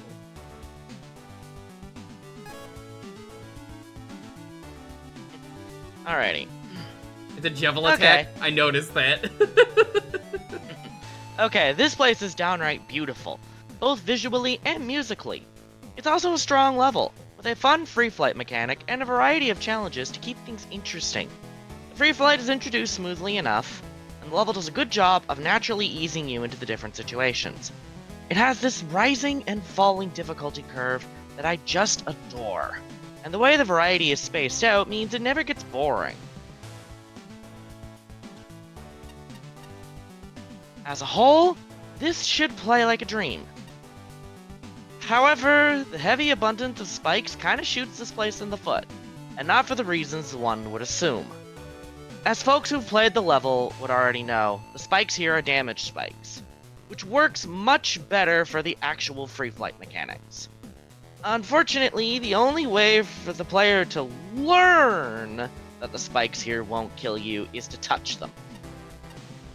And the thought of, if I run out of free flight, I die, creates an incentive to bum rush the free flight sections. Why is this a problem? If the player is rushing the level, they're not really getting the chance to practice the free flight, especially when you need to dodge attacks while doing it. Unfortunately, prioritizing not dying over actually dodging comes back to bite you in the level's dodge or die sections. This won't break the level by itself, but the moving, crushing walls really exacerbate the lost practice. Yes, the timing is consistent, But if you're focusing on not running out the death timer, tracking the timing of the walls isn't something you're really doing. See the number of times that one wall got you. It also doesn't help that it's not 100% clear what does and doesn't stop the things. I didn't expect it to go through the wall in the auto-scroller, which was a mildly annoying death. That said, one thing to be clear on, the chances of the player actually running out of flight time is pretty slim. The whole gimmick is timed expertly well, and for folks who see this in the higher tiers, they'll likely not encounter the same rushing fears that I faced when I had no grasp of what I was in for. Which, if people are wondering what I mean by that in the review, you see this in the top tier, you kind of assume, oh, I should be fine to just dodge, actually. You know? But it's also important to note that if you do run out of time, you're kind of screwed. You won't die instantly, and some sections can be survived with excessive application of weapons. I made a point to test this, but generally it's just a slightly slower death when time runs out, which is an unfortunate incentive for the bum rushing that the level doesn't want. In the end, this level is good. It does the best it can with the tools it has, and the result is fun overall, with my core issue being a smaller one than I usually have. My number one piece of advice is to adjust the spikes in the early sections, whether it be graphical changes or scrapping them altogether. Don't threaten to kill the player for failure if they haven't really practiced yet.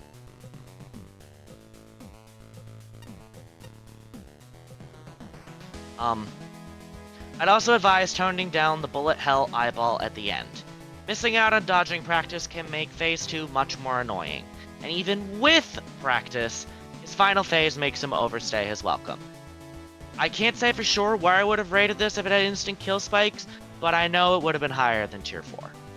That's ludicrous. This is definitely better than that.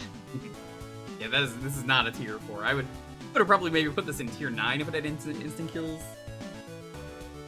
Tier 9 or 10 around there. Honestly, given how the scores actually pan out for this sort of thing, I could easily have seen it in 12 or 13 still. Easily, yeah. Because the thing is like,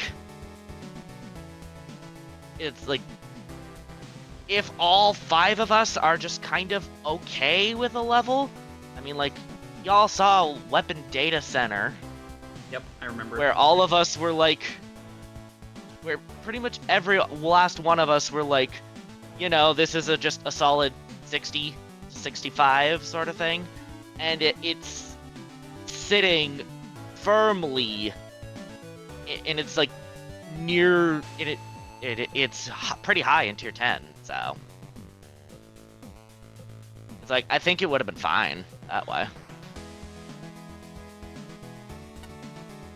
It's always nice to see a new take on a somewhat overdone level theme or gimmick. In those regards, this is easily one of the most memorable and well-designed anti-gravity stages I've played in a long time. Hard to actually pick a place to begin, since there's so many good aspects of this level. This place to start would be the main gimmick. It functions well, it's fun to control, and the level design does a great job at easing you into it. The challenge steadily ramps up from there, with virtually every obstacle and enemy configuration being fun and engaging to float around, if a bit tight at times. I'll admit that I ended up face planting into a lot of the hazards during my first playthrough. Although this did help me discover that the spikes in this stage are only damaging rather than instant death, the level a lot less overwhelming than it appeared. With that being said, there is one part that I did think was a bit much during the ending auto-scroller segment. Very easy to miss the first block pillar, the one that shifts from left to right, resulting in you being crushed the moment you try to ascend to the next part. That one moment aside, though, the rest of the stage played out extremely well.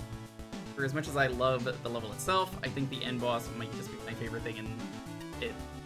Main gimmick is incorporated into this fight wonderfully throughout his different phases, which makes for a very entertaining and different sort of battle, just when compared to other bosses, other Fortress-style mega bosses. The only rough spot I encountered here is during his Desperation Survival phase. Occasionally he'll pour piles worth of projectiles that you need to slide under to avoid. The timing for dodging needs to be really strict. It's certainly doable, but more often than not, ended up getting hit by the stack formation. Overall, though, that's just one small rough patch in the grand scheme of things. Absolutely amazing work with this one. Error and cascading. Neat and unique central gimmick with the orbs giving you temporary flights. And the stage definitely uses it to its full potential, combining them with Mario-like spinning fire bars and fast-moving blocks serving as obstacles, making for a pretty fun stage to blaze through. One problem is that there's too many variants that give out their own specific duration of flight. It'd be hard to keep track of how long your flight actually is in the heat of the moment, with some orbs allowing reusage faster and some not recharging at all is another inconsistency. Not sure if there are any graphical distinctions between them. But they can also get triggered by special weapons, where in some parts, like the auto-scrolling section, you will probably run out of flight at the wrong moment. You decide to toggle those orbs with a different timing than the level was designed around. I appreciate that the spikes aren't instant death in this, because there is definitely an abundance of them here. Being crushed by those very fast walls is still instantly deathly though.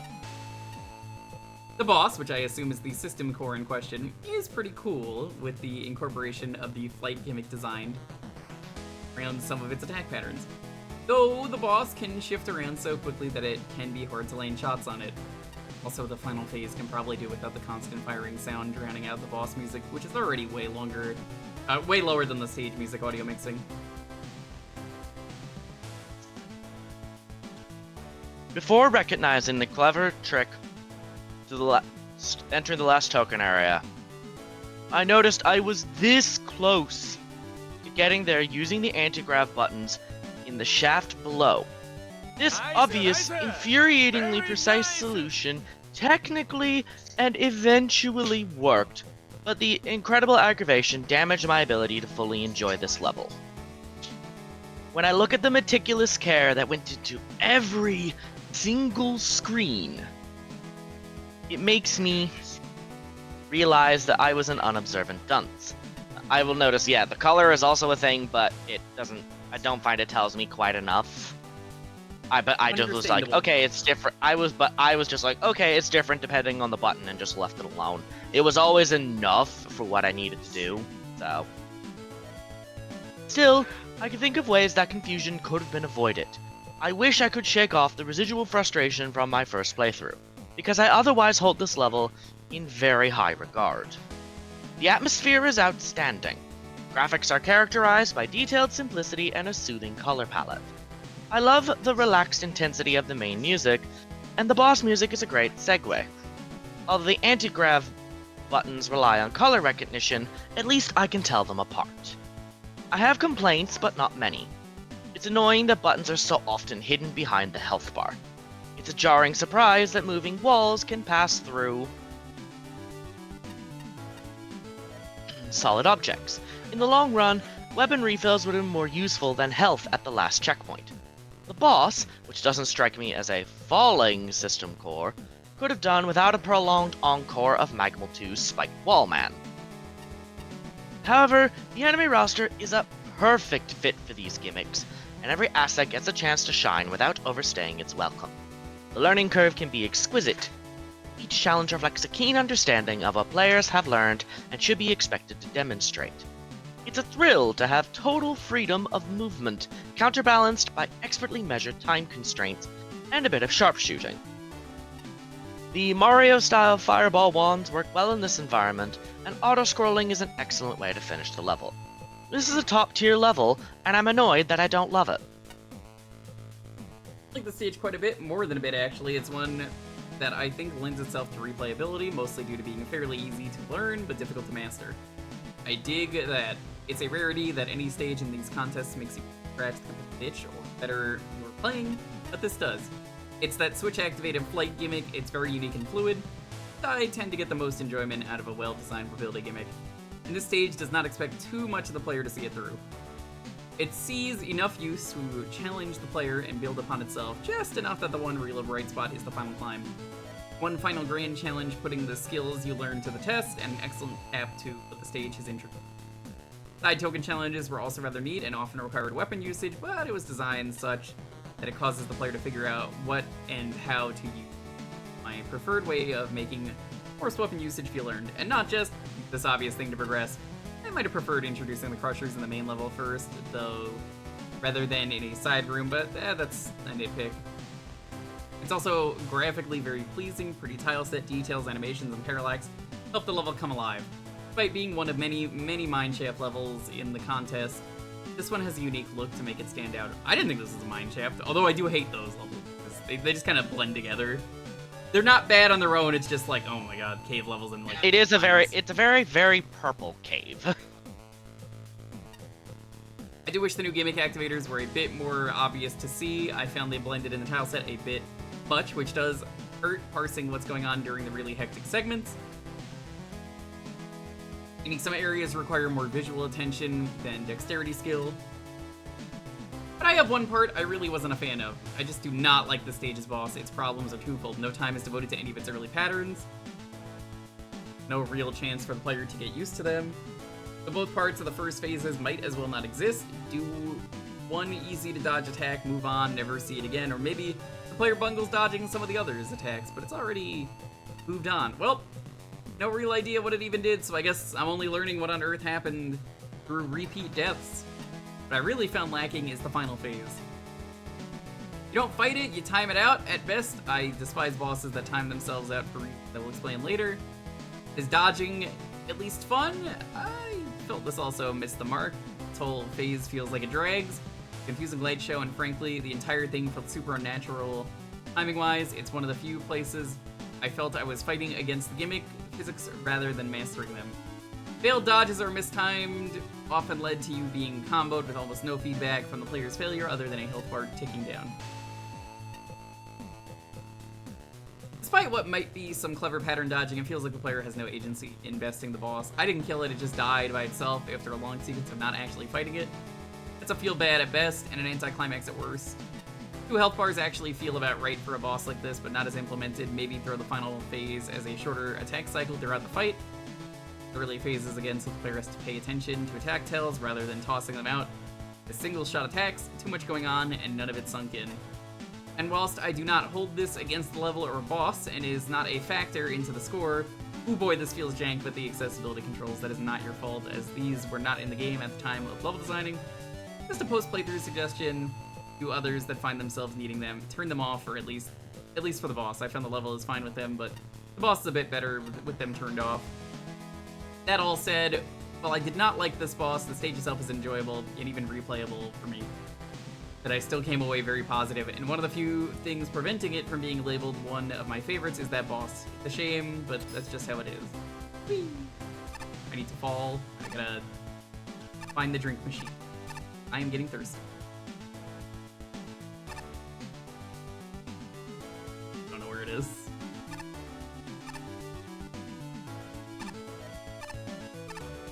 E-tanks. I think it's further up, actually.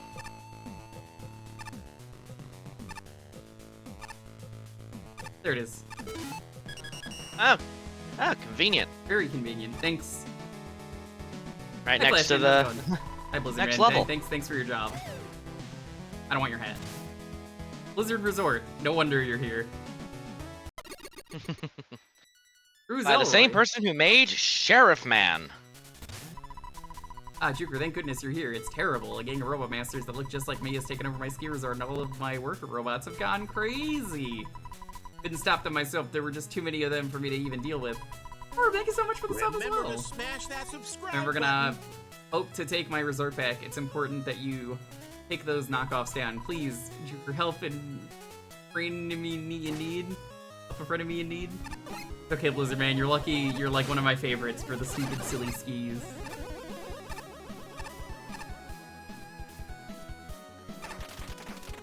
I mean, Blizzard Man is one of the robots that Wily stole from Mega Man 6. Like, that was my thought whenever I hear Frenemy in Need, and I'm just like, dude, you were reprogrammed by Wily, and would not have been a threat otherwise. I don't think that counts. Help the cold boy? I can go for a cold boy right now. Can anyone crack open a cold one for me with the boys? Let me go grab a Diet Pepsi. I see. Clever.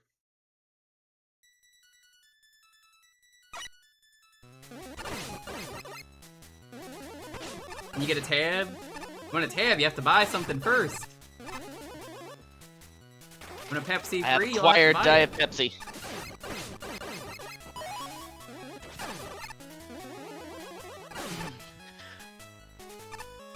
And now,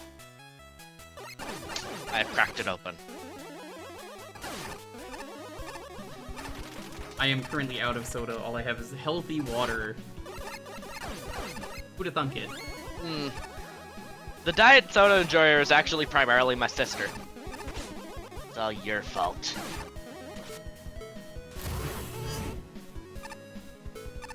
I have tried diet sodas. I don't like how they feel, I guess the best way to put it. I could like feel the sugar going down my throat, which was weird. The fake sugar, whatever that stuff is. Aspartame.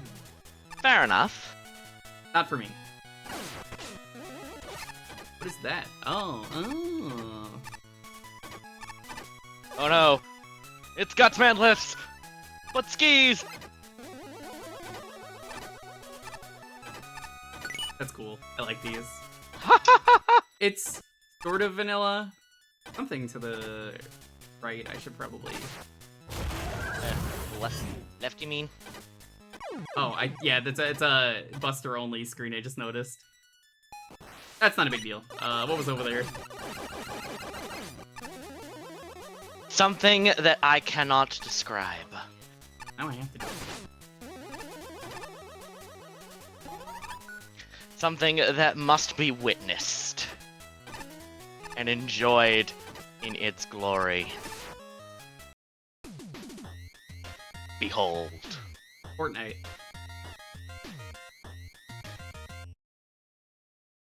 Meme.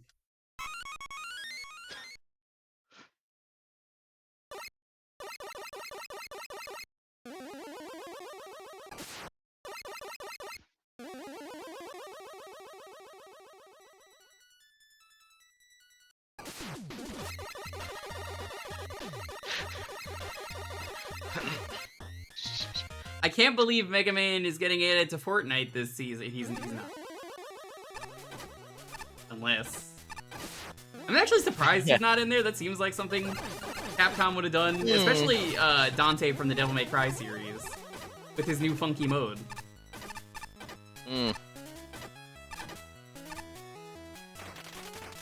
Die.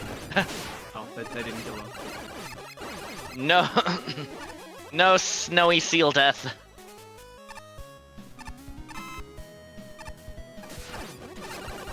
And yeah, I was definitely not going to call out the Fortnite Wily out loud just because I'm like, nope, that needs to be seen. I gotta see it. I genuinely think he should probably be in there, though. It's silly enough where I'm like, yeah, that'll work. And then also, like, too, it's like, can't just spoil the surprise, you know? The 5 token. Remember, Yeah. the plan of American players playing Elden Ring. Go near a fort, and then you write Fortnite, as in the word night, fort, comma, night. And then Japanese players get really confused and go, head to the fort at night? What? What does that mean? Which is real. You play this in a heartbeat, but I have a Mac. Is MagMammal Mac compatible? I'm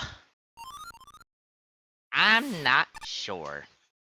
Well, I guess that's a question for Norman Pyro, who is here.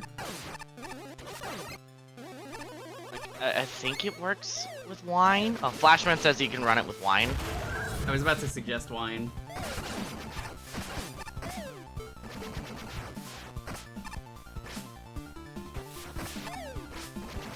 No, I need you. You're a fish. Okay. Oh my word. I'm gonna die. Wine works? Yeah.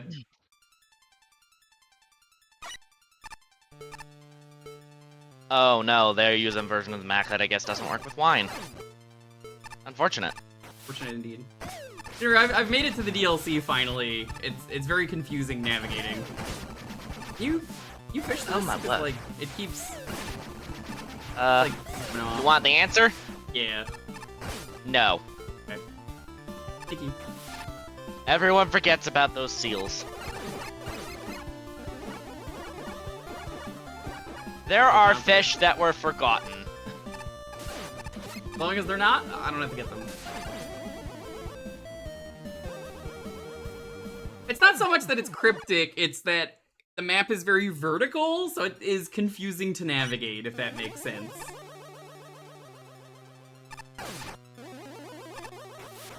Seals are not fish. That's a question for my friend who's a marine biologist to answer, because he was ranting to me one day. He came over and was like, do you know how many things are technically labeled as a fish? Neither are whales, and also, neither are frogs. And yet.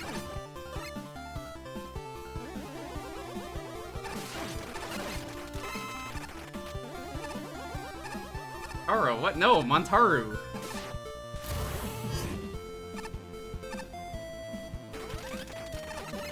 Uh-oh. Dang. That's why I was uh-oh, because I'm just like,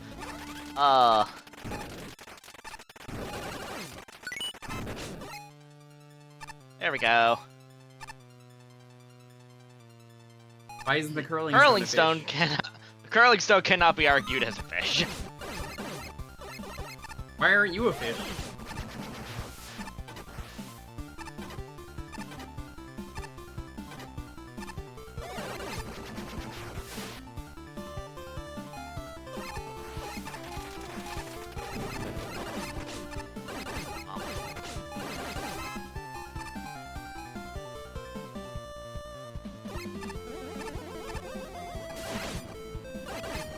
Goodbye.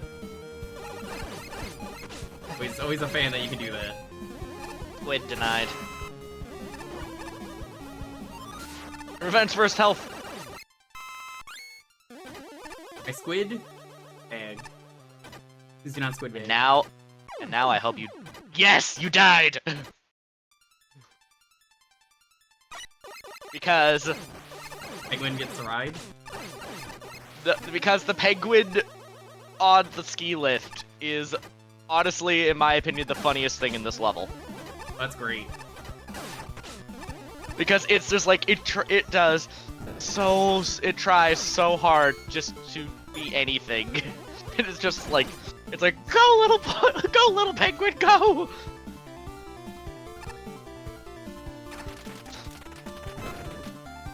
Thank you for teaching me.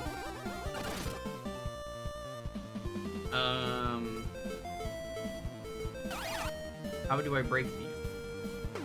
I believe the answer to that question is screen transition.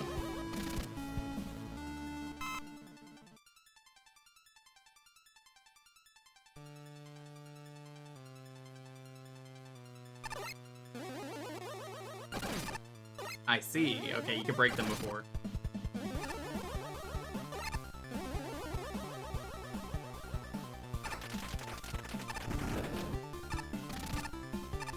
Okay.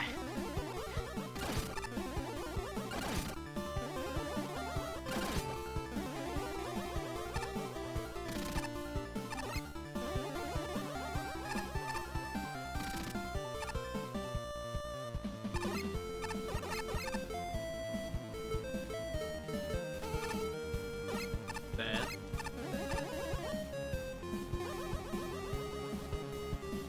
Gotta go fast.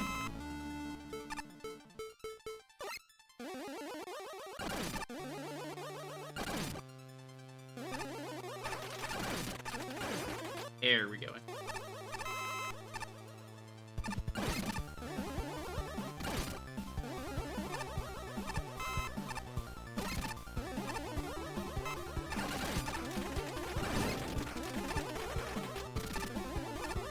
Dang.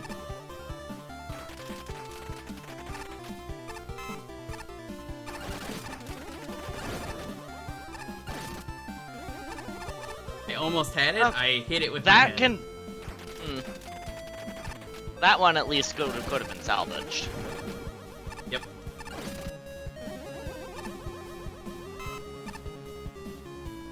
Yes, Dragon Lord Carter is a dramatic dab. Token acquired. Oh, Oh no! that was an accident.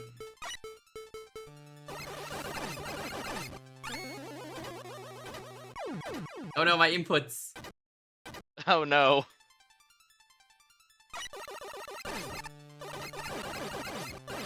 Yeah, that penguin just like... I think it eventually falls off, but it takes a while. As I said, it's honestly glorious. Great. I don't know if it was intentional, but I'm going to assume it was. Honestly, I don't know.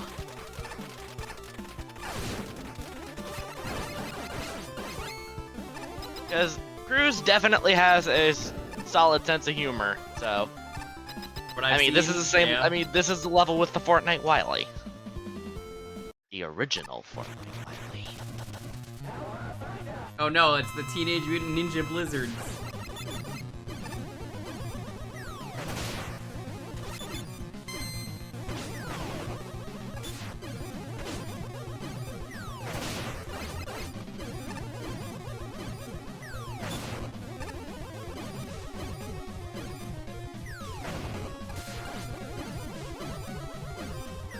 You always do this. Know that?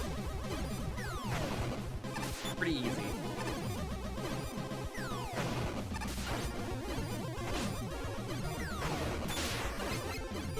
However, dashed at the wrong time. Yeah, I was gonna say pretty easy, but he's almost about to kill you. All right, Donnie. No more riffraff here.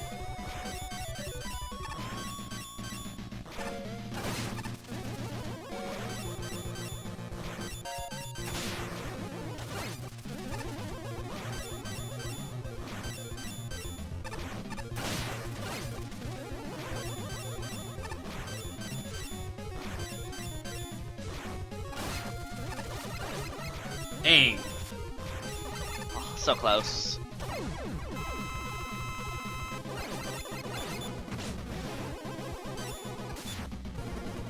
Why the Ninja Turtles?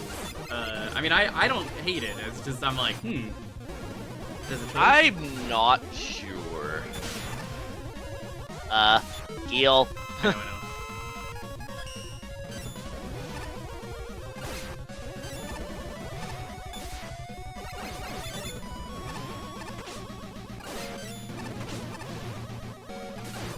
I like how these two are just two different actual Blizzard Man attacks at once. Oh wow, I got them both at the same time. Oh, simultaneous death. That's glorious. I love the double kill. Because if no. you don't get the double kill, the other one powers up. And it can get kind of annoying, not gonna lie. Oh, that's a really now, well-made sprite. Holy The shit. actual boss.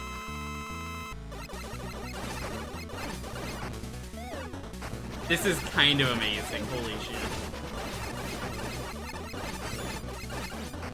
Oh.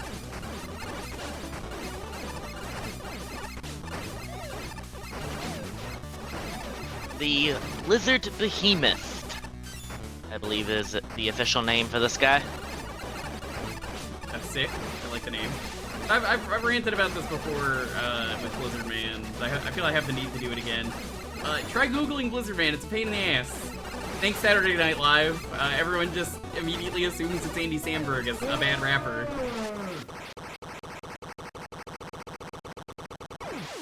See, at least when I Google it, I actually do get Blizzard Man fairly quickly. But I do also get a lot of Saturday Night Live, mostly because of the videos. Yeah, I'm like, damn it, I don't want Saturday Night Live.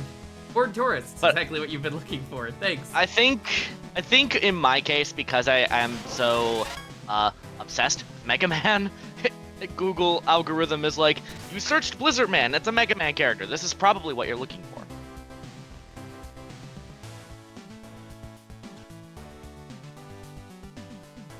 That's because it was dire. That was really good. I like this level a lot. 30. Fun. 23. Creativity. 12. Aesthetic? Yeah, I think it fits a snow resort really well. I'm gonna give it a 14. There's probably a couple things that could have done better. Functionality. Yeah, as far as I know, everything worked well. I don't remember seeing any glitches. 89.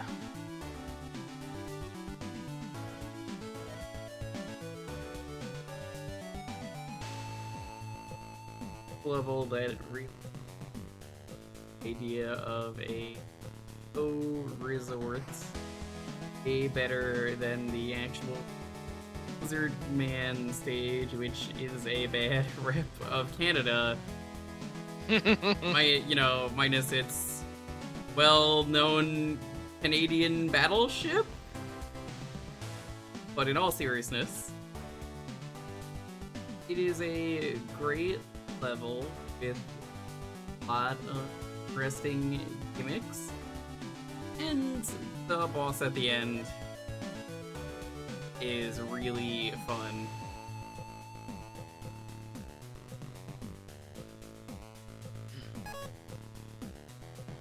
Okay, this is definitely getting points for being pretty. I largely adore the aesthetic here, the only off parts being the underwater room and a continuity error with some falling snow suddenly vanishing. And it's supported by fairly strong design. The custom gimmicks were just plain great. The Polar Night-esque snow was generally brilliant, especially with tokens, and the ski lifts had excellent variety, as well as just being a nice mutation on Guts lifts. Combined with an excellent selection of enemies, props for using both the custom and dev kit enemies fairly well, and we've got a cool offering. That's not to say the experience is a perfect Wonderland. There's a few parts where I was less than enthused. The primary frustration was the second token, the Buster-only ski lift. I'm not sure how, but it felt way too nasty for what was essentially the third encounter with the gimmick, and it sticks out like a sore thumb in an otherwise solid difficulty cycle, bringing down my enjoyment. Jewker luckily did not encounter the same issues I did. For a lesser issue, while the snowflakes and Blizzardman enemies are used well, we really need to fix that bad line break. The most memorable Bomber Penguin was the one time one jumped on a ski lift and then tried its absolute darndest not to be scrolled off screen. The unused Mega Man 4 seals also didn't get nearly enough attention, which is a crying shame given that's twice now this enemy's been underutilized or more.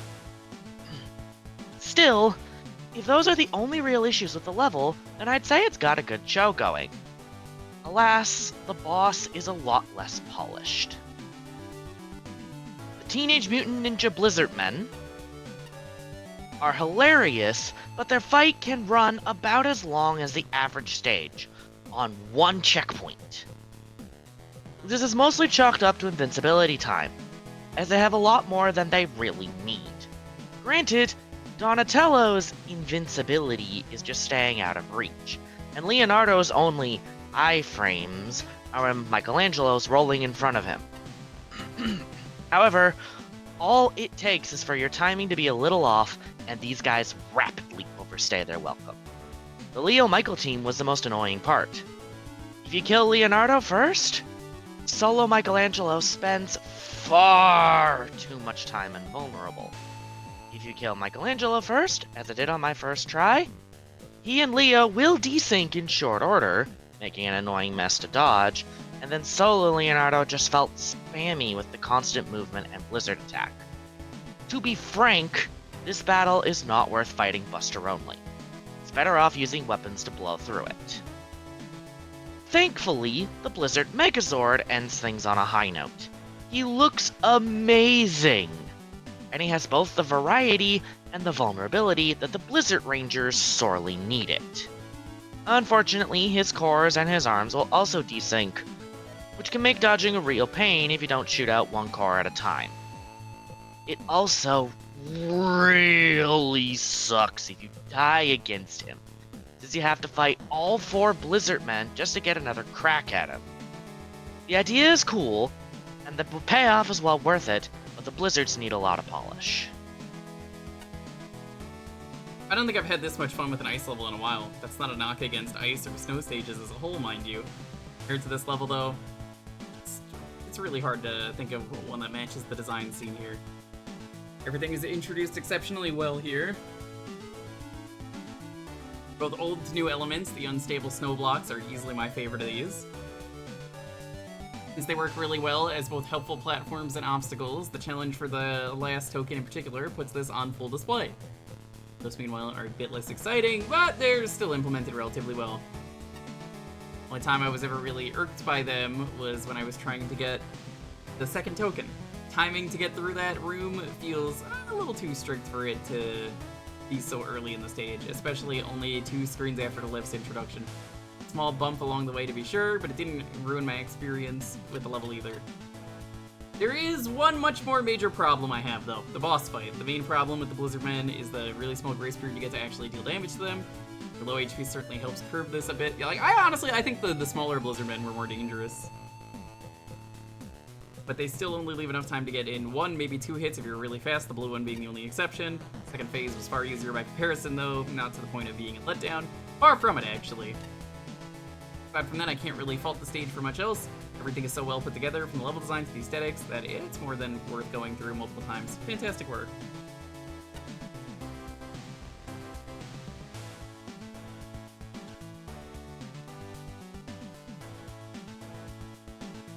Robot Masters and a half Snowball, Blizzard Power.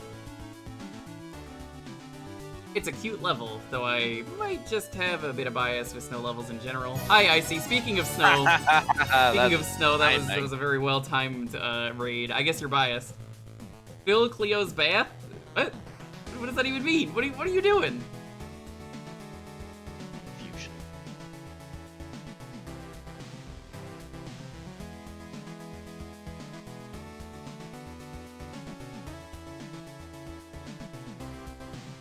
Hope the stream went well. Little touches like that really add charm and personality to the stage.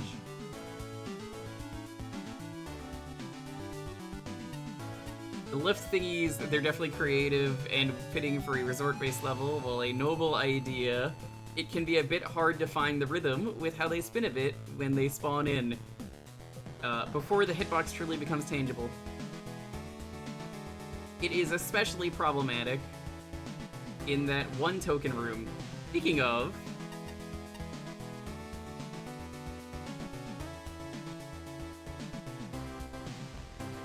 You're at, like, the top? yeah, speaking of, maybe don't disable utilities in parts where players would struggle without them. That's what they were made for. Alternatives for when you need them. Please don't just take them away. I like the snow block avalanche gimmick too, quite creative and nice use as a puzzle element as demonstrated in the token room. Overall, just a very unique snow-themed level from these creative gimmicks alone, and the stages make some pretty good use of them throughout. Caveat though, the not-so-teenage, not-so-mutant, not-so-ninja, definitely not turtle blizzard men at the end, it's definitely quite an endurance of a fight. First 2 men are very learnable, but then the last 2 men are just a button mess. What makes it worse is that 1 goes berserk if you kill 1 too early, making it even more chaotic having to adapt to 1 more distinct pattern on the fly. Glad I didn't see that. I would have put a checkpoint between the 4-phase fight and big form fight. Had no patience left after dealing with the non-trivial preliminaries, only to have to do them all over again after dying in the big guy fight. Donkey milk? What do you mean donkey milk? What? Hold on. What? That was the mission description from the great Edgar Hunt. Ah, you're playing that one. I know which one that is. Yeah, it's like when you got the double kill. That's why I was like, "Ah, nice double kill," because I'm just like, "Yay! You skipped the second part of that double fight." It's like you skipped the 4th phase in the 5-phase fight.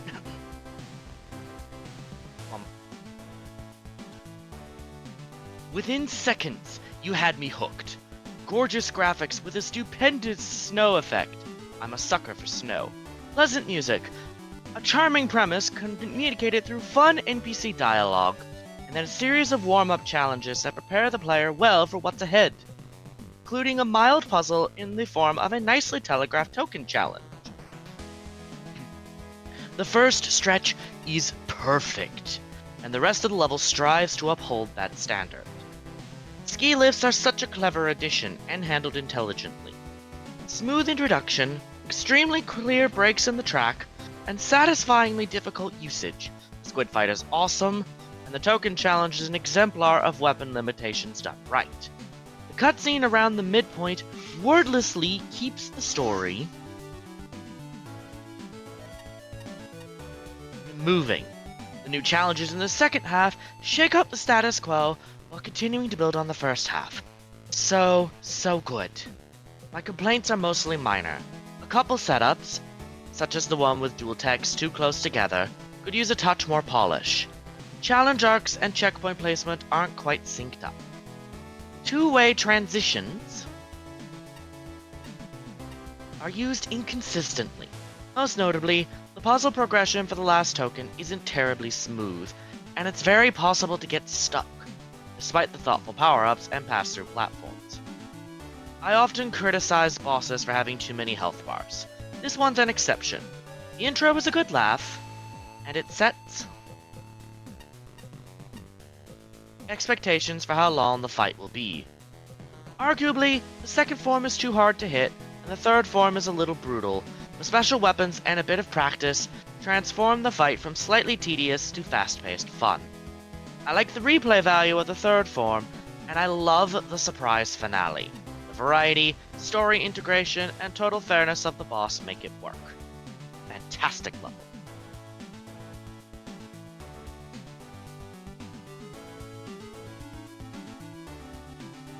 Honestly, the worst part with Snow IRL for me is when I used to live in New Brunswick, and particularly in like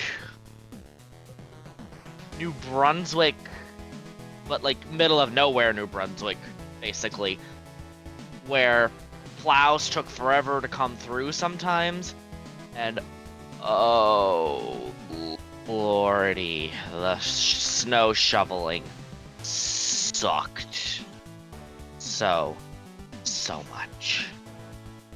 Other than that, I actually don't mind snow, but yeah. Oh, this is such a good stage, a very cool stage as it were. I'll let myself out. An immediate highlight from the get-go is just some excellent atmosphere, music, and graphics. Gorgeous, I can't praise enough just how much the stage nails it in the aesthetic department. There are some rather frequent mixed pixel issues at higher screen resolution with the snowfall, which could be something to pay attention to in the future, but this is a nitpick. Main gimmicks to the stage, the snow blocks and ski lifts rock really well. The stage continues to build on both these assets the further it goes in. I'm sure the ski lift, though, especially makes this a difficult stage overall and rather heavily reliant on instant death versus. Let's face it, the player is probably only going to die here due to bottomless pits. But good checkpoint placement really helps mitigate only a frustration factor. It's easy to just slap constant checkpoints down to solve this, but this stage strikes the perfect balance. I have to remind myself that Mega Man 11 wasn't out while we were making dev kit, so I am glad to see that the spread enemy gets to show up here. Nice reactive enemy type that relies heavily on the player finding ways around the counterattack. A natural fit to the stage. I also really enjoy the token challenges, although that first token is just mean owing to the lack of easy reset. The rest get to fall back on checkpoint. Level also ends on a rather unique Teenage Mutant Ninja Blizzard Man group, and this fight is fun. He's hard and at a whopping 8 health bars. We're in the risk of being a little miserable to fight, but smartly these health bars are just for aesthetic purposes and phase transitions. Thanks to all 5 Blizzard Men having really dirt poor defense, this is a good way of utilizing mechanical large health pool. That said, the third phase of this boss against the Leo Blizzard, Mikey Blizzard, isn't the best. Mikey Blizz spending so long in an invulnerable state is just a bit tedious, doesn't sync the fight, drags on just a bit much. Final phase is utterly chaotic. It took several attempts to actually find a rhythm to it and decipher what was going on, and prior attempts just felt like a damage race. Weapons shred the boss though, and after a few replays, I see what the phase was going for. As I said, the fight is overall fun and unique with more tweaking to that third phase. We have a contender for one of my favorites, and ultimately the entire level is one of my favorite levels of the contest. Done a spectacular job here, well done.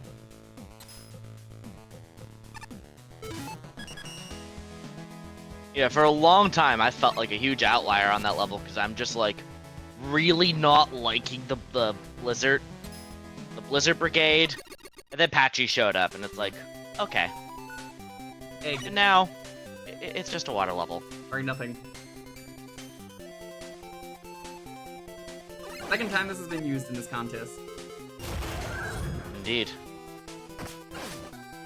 Not a fish. I know there's fish in this level.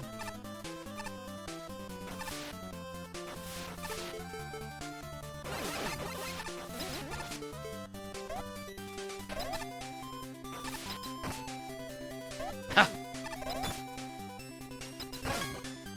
You are. Yeesh.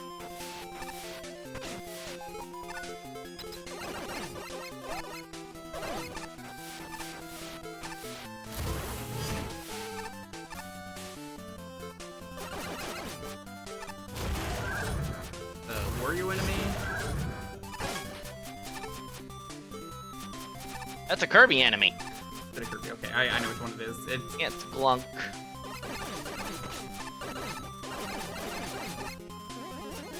Okay, so you can't kill that one. Makes sense. You can, it's just, ludicrously beefy. That be safe. Understandable.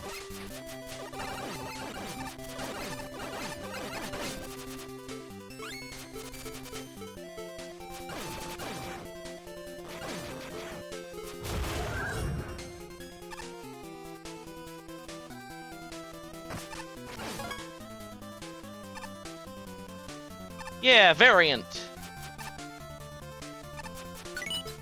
It's nice that the variants give you something.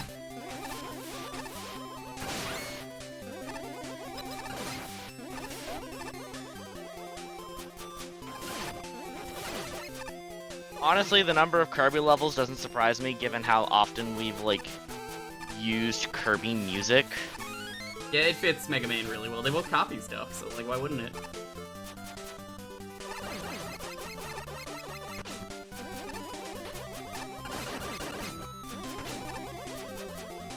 It's so dark now.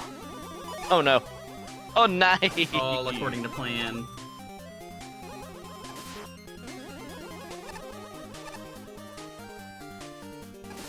Bubble. God, this level really has, like, the worst name, but is a lot of fun. I knew it was in tier 15, so I was like, I mean, it's a good level, but, like... You are not setting expectations high if you level this. And this is one of the better places to acquire Gordo.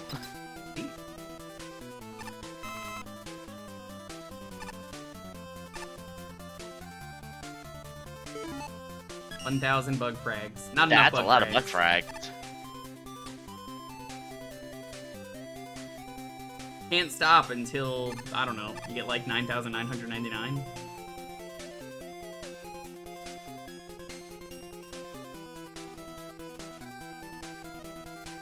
I think you need 3,000 pink. Oh, it's some terrible fucking number that you need in that game. Which is why when I streamed Battle Network 3 before we started Big Mammal, I was just like, I'm cheating. And everyone was like, why is your number like that? What? That's so weird. And I'm like, yeah, we ran into a bug.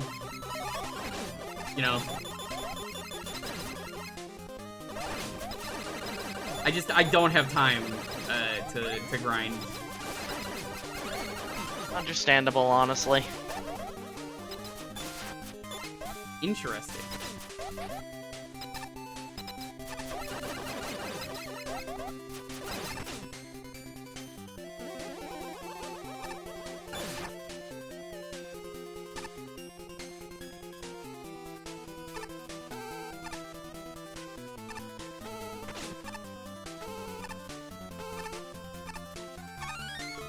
E.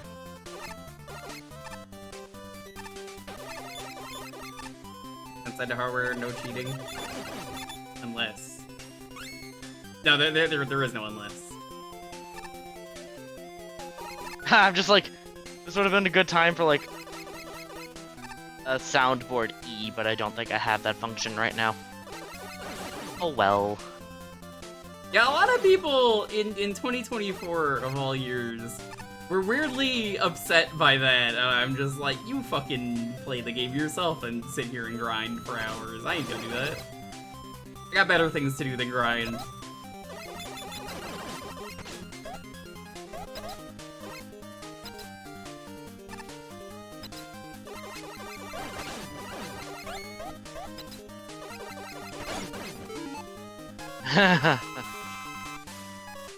Can I hop off? Thank you so much, Flashman.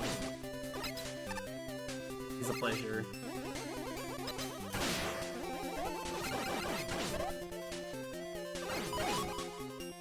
It's easier. Yeah, fair. Why is what my dialogue option? The bad box art. Oh yeah, that, yeah. Why not? Because it is. Ow. I needed to die anyway, I need to get my health back. It's genuinely not worth getting those bug frags. And like, I wanted to show off the Omega Navis in my playthrough. So I was like, fine, fuck it, I'll do it. It's the only way to see Bullman and Mistman in one playthrough, which, man, they're so cool. Indeed they are, aren't they? Game has plenty of Battle Network stuff, I wouldn't be surprised if someone did that. Who knows? Who knows indeed.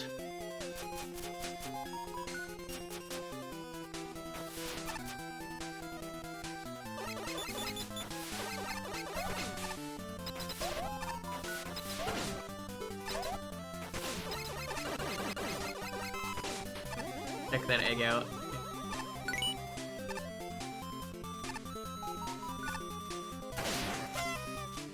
What? He was slid into a pointless alcove. Have confetti.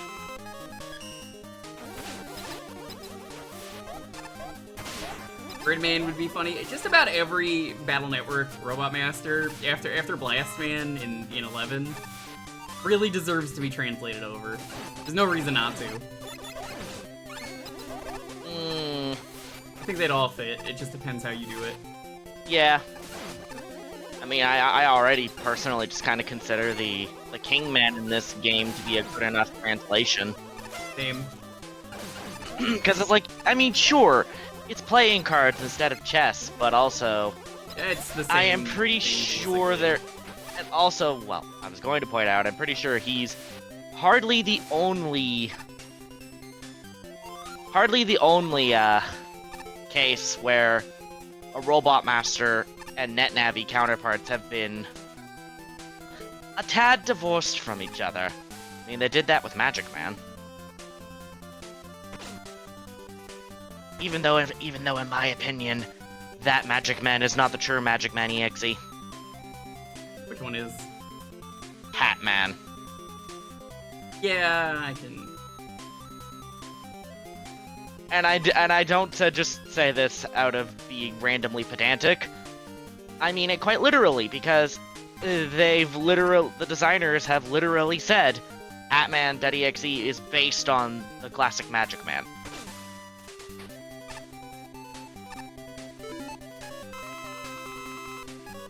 Let's take on Video Man. Yeah, Video Man is probably my favorite character they introduced in 4.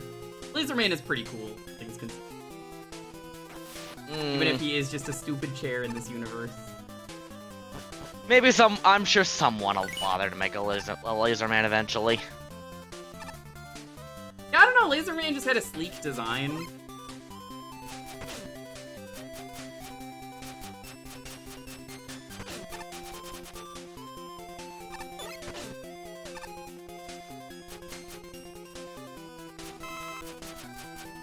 Oh, Vanarchy has reminded me of my fun hot take on that subject. I consider Beastman to be a NetNavi counterpart of Slash Beast. Who's Slash Beast? One of the Maverick bosses from X4. Particularly because they share a color scheme in their artworks, and What? Slash Bubble Beast Crab. and Slash Beast's fighting style, I find resembles Beastman's more so than Slash Man's fighting style.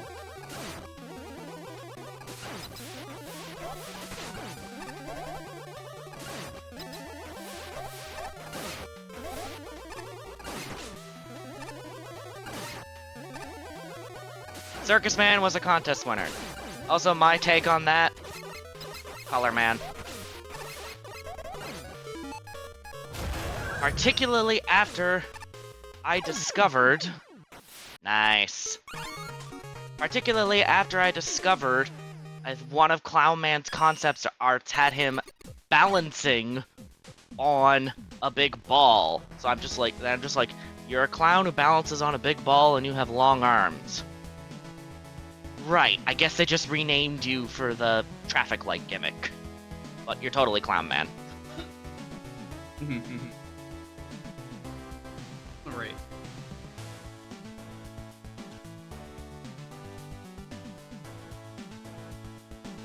Also, Planet Man is Astro Man. Yeah, I can see it.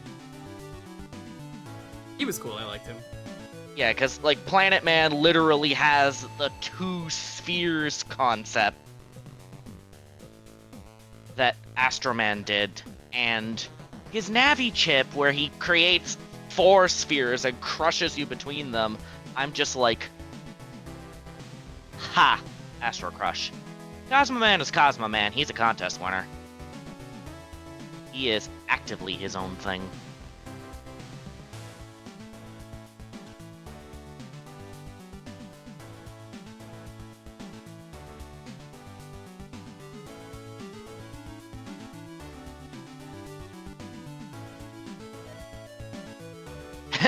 Anyway, I'm sorry for just randomly taking things up with Battle Network. It's fine, I'm still typing my thoughts, so. Fair.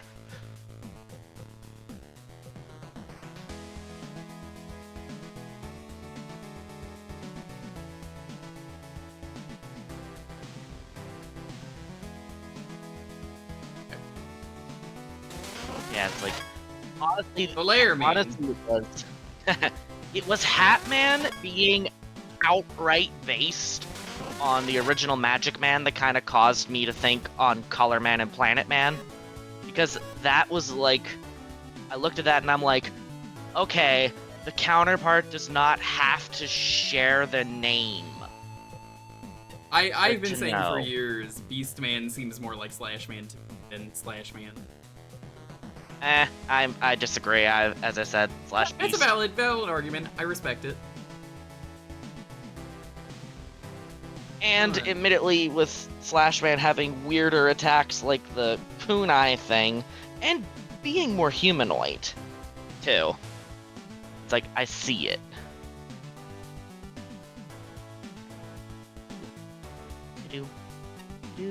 Pathetic.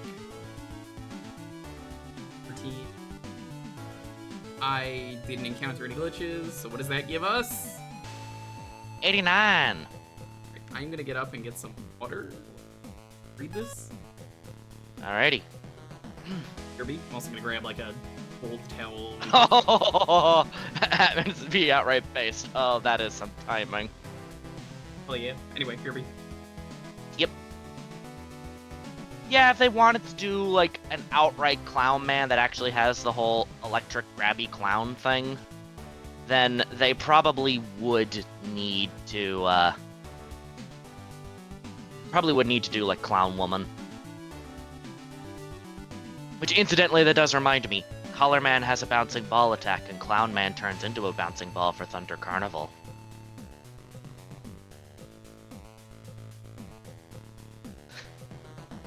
Alright. Hey, I know that naming scheme. I guess that's not going away anytime soon. But despite appearances, if this were truly just a water level, it wouldn't be very interesting.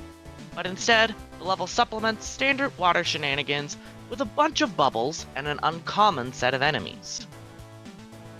For the enemies, it was a treat to see Shellin and Sewermacher hanging around. Especially since...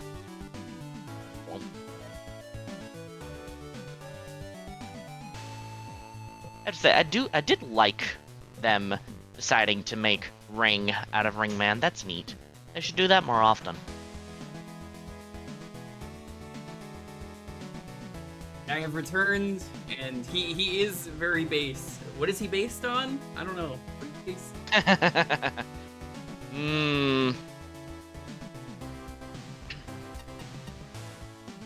Treat to see Shallan and Suramarker hanging around, especially since Suramarker got the chance to swim around a bit. On the sillier side, I didn't expect Kirby enemies in a typical water level, where Gordos and Glunk work really well as obstacles. Finally, the missile-dropping water bug rounds them off as a good side challenge. As for the gimmick, the bubble mechanic is a highlight of the level. It handles extremely well. I appreciate the ability to increase and slow your movement, and the stationary bubble jumps are a nice twist into something new. There's also water, too, and I appreciate how the spikes are both very obvious and tend to just be damage spikes. The restraint is appreciated. I would also like to see more from Ring and Turbo. Ring especially, since it's evident she has like boss battle styled sprites, but doesn't get to use them. Turbo Man's sprites are actively designed for a playable in mind. Oh. Alright, I'll finish the review, and then Dr. Zoc, I have something I need to tell you about. With a strong set of gimmicks and enemies, I'm glad this has solid level design to accommodate them. Everything is introduced remarkably well, particularly the bubbles and yellow glunks, and the level maintains a constant growth and variety, keeping things interesting. I wouldn't say it's perfect. I found the water bugs are a little underutilized in the main level, though Bubble Crab is a big help. The ability to break bubbles with jumping isn't smoothly introduced, and the token challenges tend to screw up the difficulty curve. However, even together, these aren't very big issues. The level is overall a blast to play, with fun ideas and a solid flow that I largely adore. Top it all off with a pretty aesthetic, albeit with a few misplaced tiles and semi-glitchy boss doors, and we've got something real solid, and the boss door glitches were fixed in release. In general, this level is top-notch. It doesn't have a ton of wow factor, something it's well aware of given the name. What it has is solid design and a lot of fun ideas. As far as water levels go, this is pretty freaking close to best in show. Yeah, I mean, it's definitely better than Adrenaline Park, because Action Park never deserves the word best.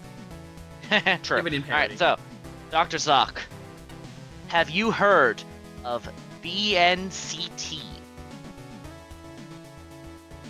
I have not. Also, or rather, Mega Man Battle Network Cyber Tournament. You should look that up. It is an HTML-based export and expansion of Battle Chip Challenge. It is...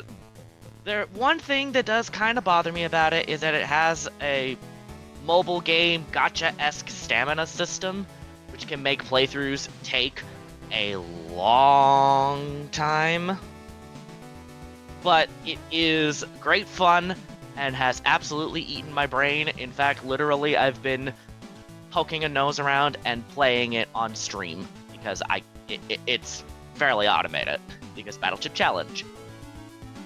So I'm just like, you like Battle Chip Challenge? I have to tell you about that. Yeah, I'm definitely gonna have to check that out, Snoran. Thank you, you and Mick, for letting me know, because excited. Yeah, I am. Oh yeah, wait. Can I just link it? Yeah, I mean, links are unblocked. The rules of this stream has always been links are allowed until someone posts a link that is so bad that I have to immediately turn off links forever. You could post a link to literally anything, but if you abuse that, it's gone for everyone. I'd like to think I'm not abusing it in this scenario.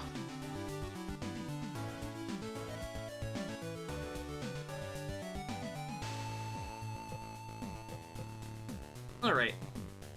Now this right here is a really well put together stage. I've always really liked water levels. the Mega Man series, or at the very least, the potential for what they could offer.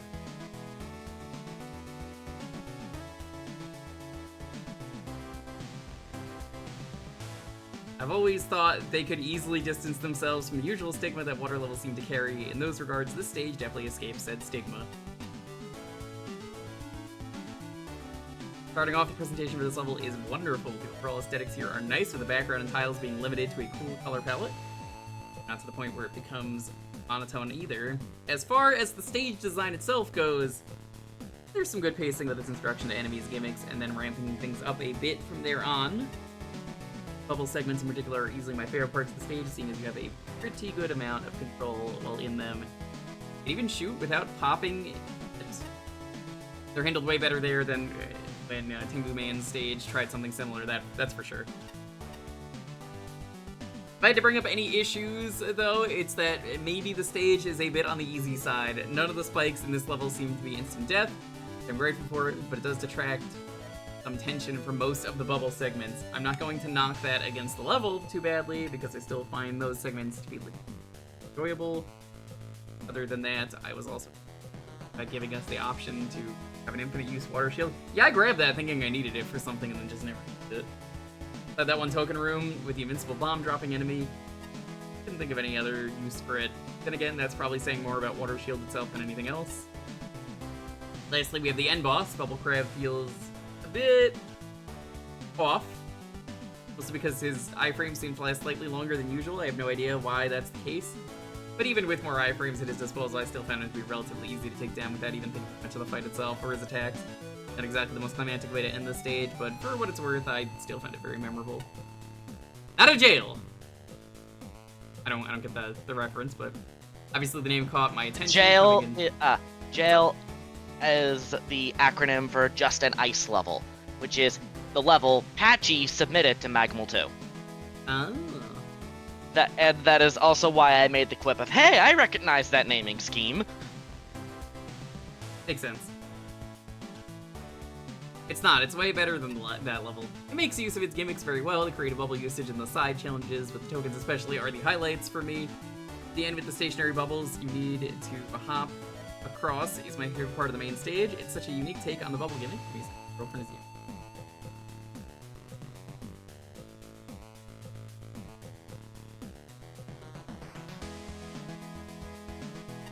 Hi, Rito. Though I have to say, the controllable bubbles are a little awkward, where you don't really have the option to move down. Pressing down only halts it in the same elevation. The camera also jitters a bit while doing precision movements, notably around the spikes. I also noticed there are strange decimal damage values on some of the enemies. Doesn't really affect gameplay, just kind of weird. Whilst an interesting one, it's more of a horde management battle, where the main threat is the water skipper enemies that are being fenced at an increasing rate. When the water gets lowered, it's actually more helpful than harmful, as it makes it easier getting rid of the skippers. How are things staying cool? You know it, Ryudo, now that you're here, the coolest guy around.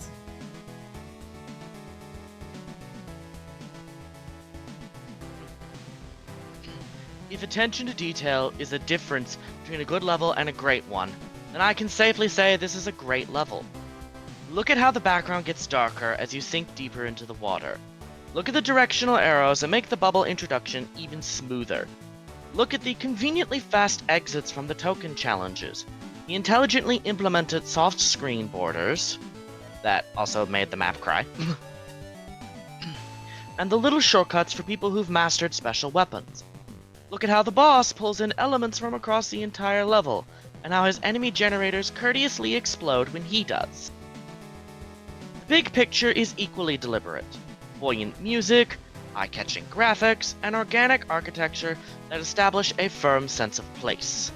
Fair, meaningful challenges that continually teach and then test the player. Damage spikes, instead of regular ones, perfectly placed checkpoints and timely power-ups. The blend of Kirby, classic Mega Man, and Mega Man X in the enemy roster works surprisingly well, and nothing overstays its welcome. Except maybe Glunk, who is entirely too sturdy.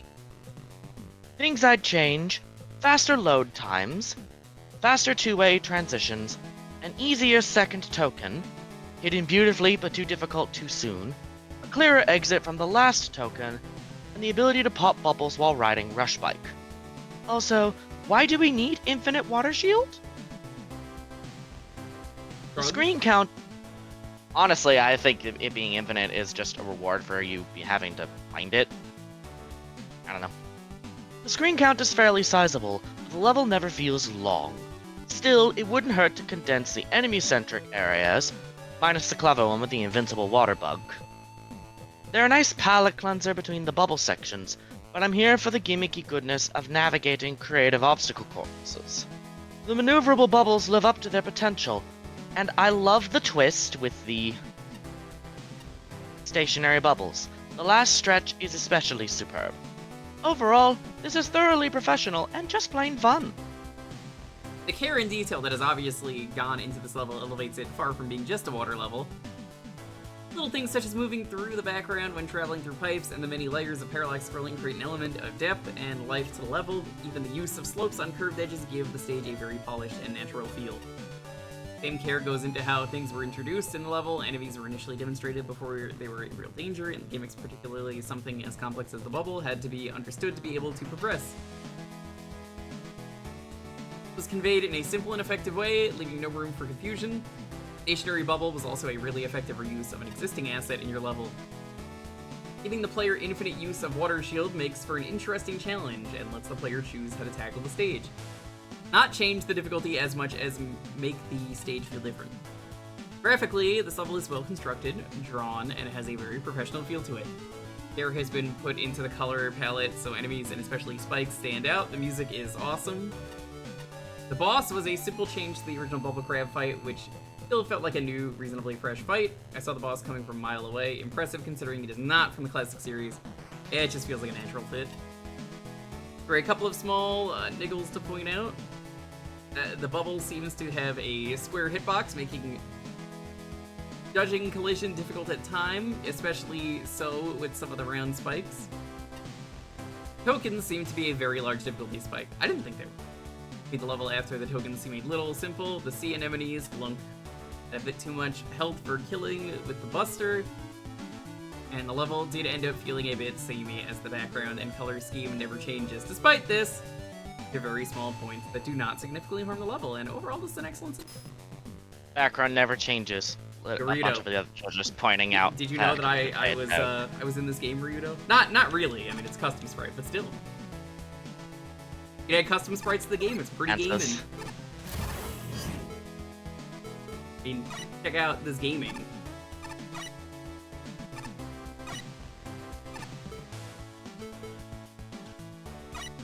It's so cool.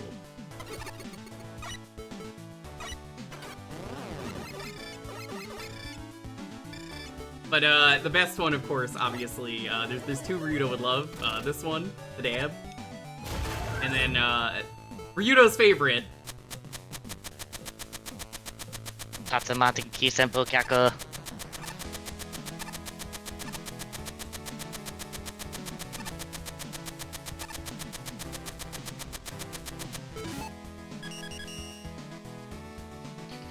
Yeah, you can do a lot with the custom sprites in this series. Can't wait to see what Ryudo Man will have one day if you play these. Dunes of Discharge. We're in the top 5. 5.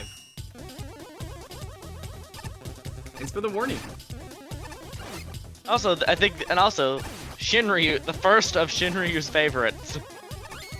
He has good taste. He's a contest winner, I suppose. A double contest winner. True.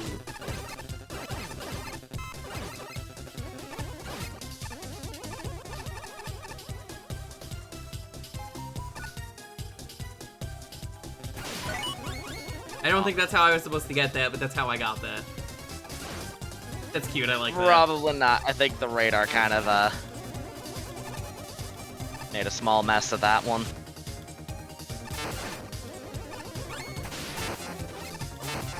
Okay, you can't break this. Oh. Just have to check.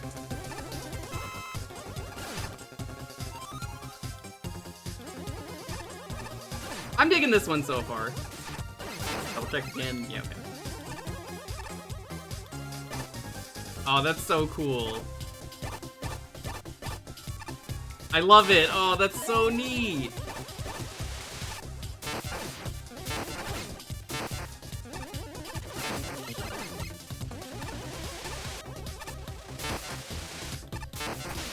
Oh, that's such a fun gimmick.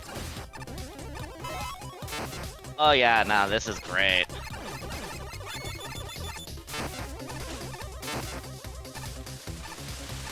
I could see this being banger level. Easy 10 out of 10.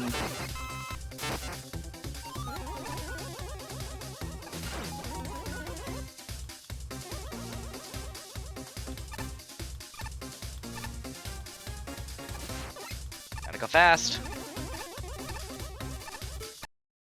I messed up. Womp womp womp. For the checkpoint.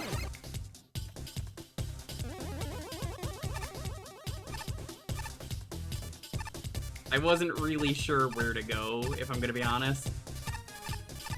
But now that I see where to go, it's pretty easy.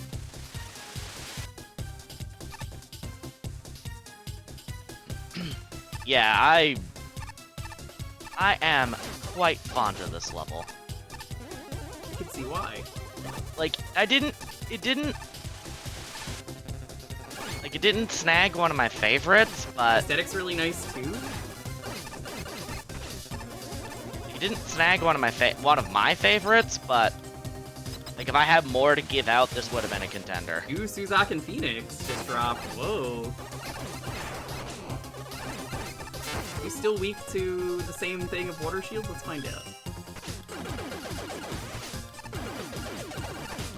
Not exactly, but kind of. It didn't seem terribly effective. Shut up, Solitaire.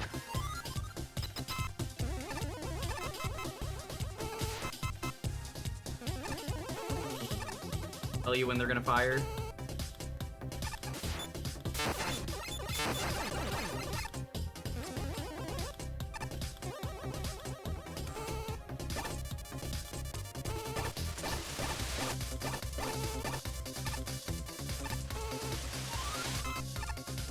I could see this being Shantae music.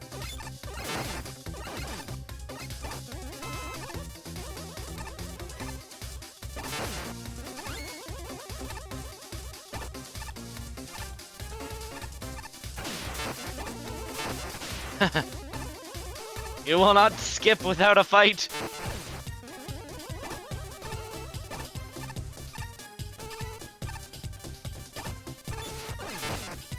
Go, go, go!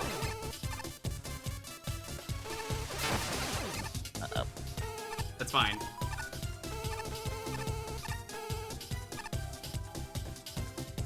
Magnet beam for the win. Baghdad battery. Terracotta pot. Copper sheet cylinder. Metal rod.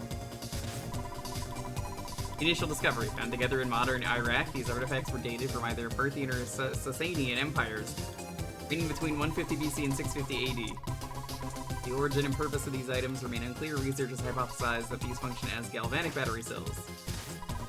Experiments have shown that putting all components together and filling them with acidic electrolyte, like grape juice, can indeed produce an electric current. There are more hypotheses about the true purpose of the battery, and 20XX more archaeological research is still undergoing near this facility, trying to uncover more historical myths. Not dying here. Nope. Understandable. Oh, nothing for that. And then you ended up not even needing the tank. Just like that one achievement. First off, I'd like to Yep. file a complaint against all the developers and just say, how dare you calling me out, the player? It's unacceptable. Unfortunately, we as the developers are also in charge of HR, and therefore your complaint is denied. Just like regular HR. An unfortunate truth.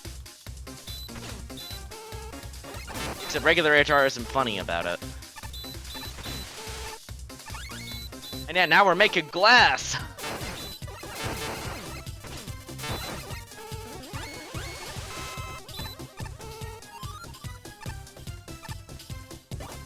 $35? What do you mean 35? I think 35 means we gotta book it. At least that's my guess. Interesting, the token is orange now. Oh god, you Yeah, maxed out custom style. I'm sorry, Pink.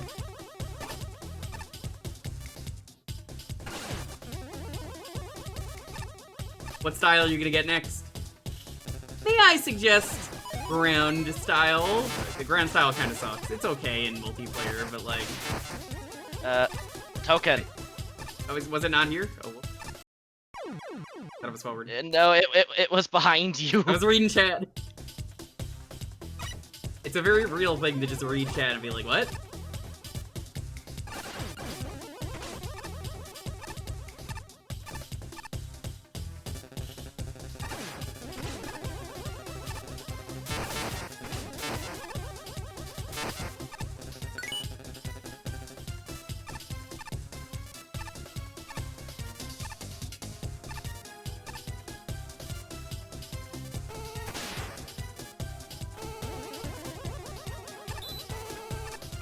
Reflect in the tank is a really good farming method.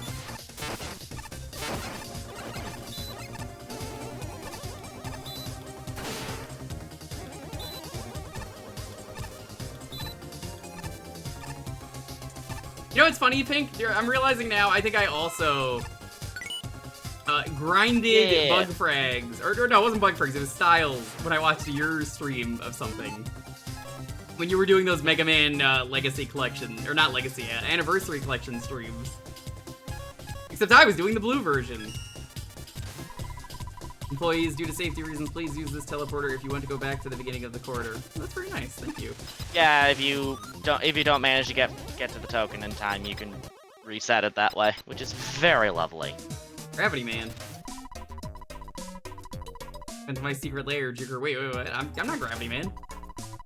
Me, Battery Man, and it was I that took over this facility. I have no idea who you are talking about. I don't have Gravity Man. I know you were maintenance checks more than human fear dentist. I let the Crest Man earlier.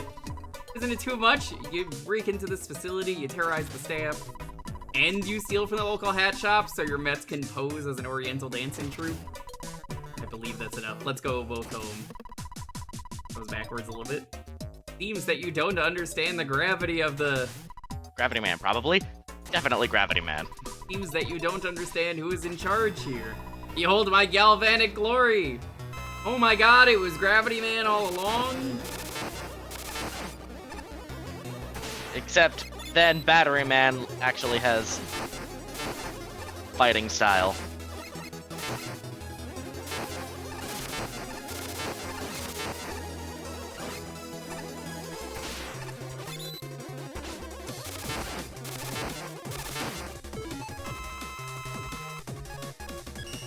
I love farming bug frags. Mega Man, probably. Yeah, can you imagine a world where you guys put bug frags in this game and you had to grind them out and it was required? Oh, that'd be terrible. Yeah, that sounds awful.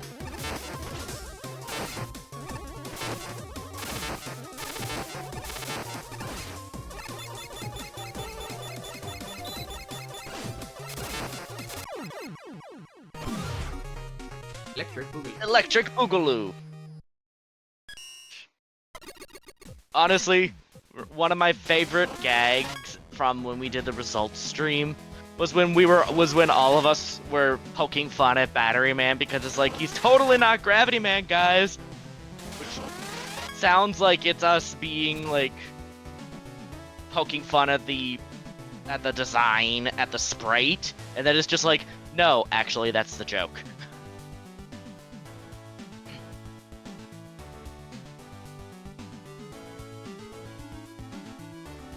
But I do need to get up once I let you read your and I wish my girlfriend had told me, hey, can you put this rice up? When I got up earlier, and I'm just like, of course she messages me right after I get up. Come on. It is the most unlucky timing. But I'm just writing my review.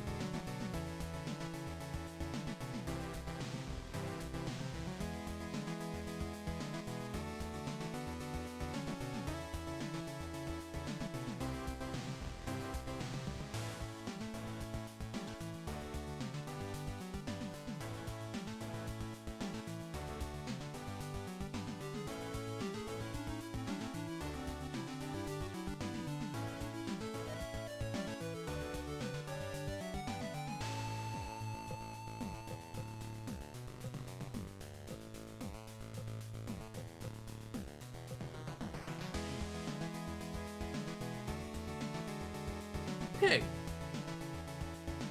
How do I feel about this?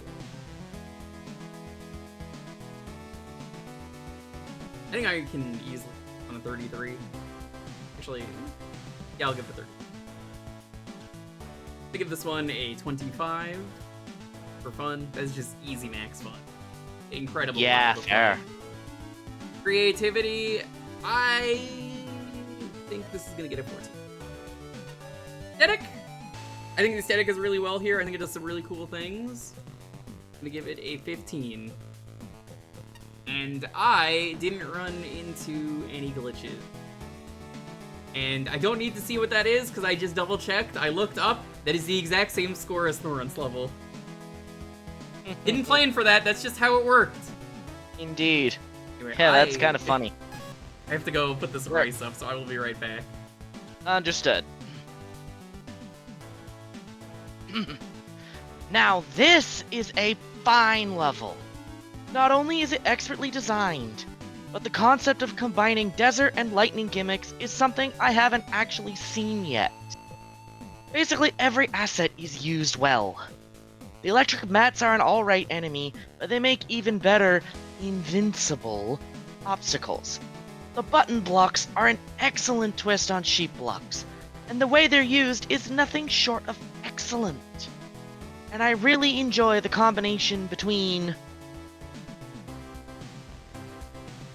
Yeah, well, I hadn't played those games, so nyeh. And Tears of the Kingdom didn't exist yet.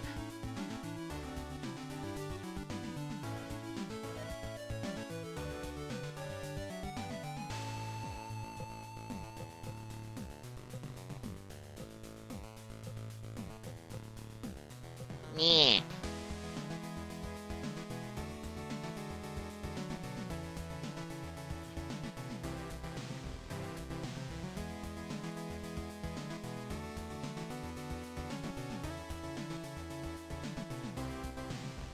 No, Zeos. Nyeh. There's a Y in there.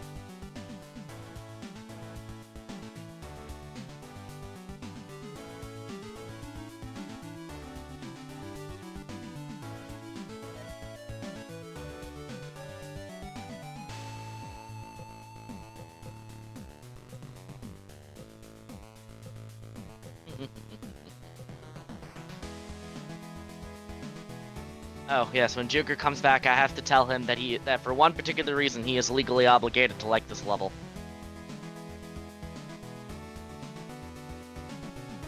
Alright, I'm back. What'd I miss? Welcome back. I was just commenting that for one particular reason that hasn't been mentioned, you are legally obligated to like this level. Yes, correct. That is a fact. Because you don't know the names of the Suzak and Phoenix. They were named Iggy and Mariah. That checks out. And yes, it is referencing exactly what you think it's referencing. Two musicians that are entirely unrelated. And also, you know, JoJo.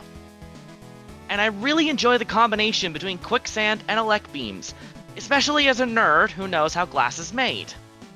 Yep. This is combined with a really fun design curve, slowly introducing and building on various assets until it culminates in an awesome final challenge. This was just plain great. For some personal highlights, I really liked the bracket-shaped room with the blocked-off dance mats. This was their best showing as an obstacle enemy, and it was so satisfying to dodge them all. The Altered Suzak and Phoenix are much more fun than the originals. The variety between them is a big help. Both of the longer button block rooms were incredibly fun. I especially liked how you used tokens to reward exceptional play. Mad props, or that backtracking teleporter. Players will appreciate that. And Gravity Battering Man was not only hilarious, but he was also a fun fight. There are some suggestions I'd like to make, but they're pretty small. On the less important end, I found Mega Man felt weirdly out of place here? The level has excellent aesthetics, don't get me wrong.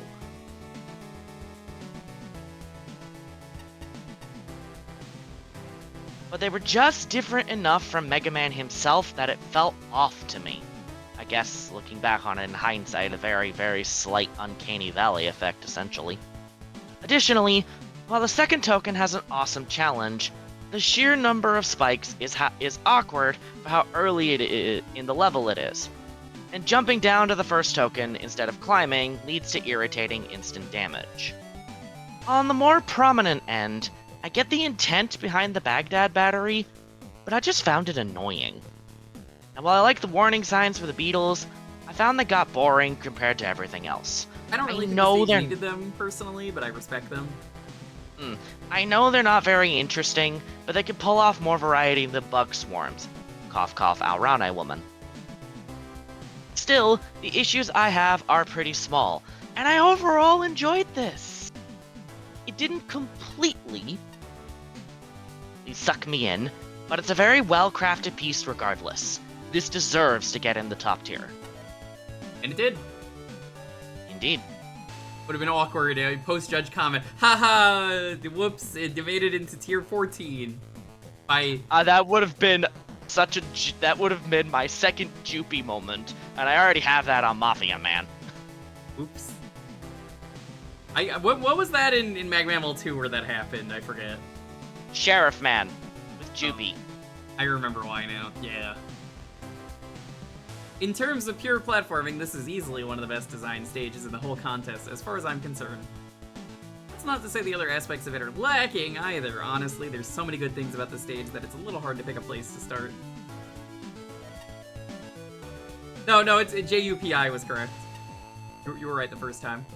Yeah, right the first time. Jupy Hornet. For one, I love the take on the Sheepman blocks in the stage. Their use as both time barriers and in race to the finish type scenarios aren't necessarily new concepts, but the elongated timer on them allows for much more interesting room layout. This is played especially well in conjunction with other gimmicks later on in the stage. On that note, I absolutely love the interactions between the electric surges and the falling sand. The resulting glass shards can be a little tough to avoid at times, especially in some of the smaller rooms, but it's still pretty manageable given you can destroy the shards as well.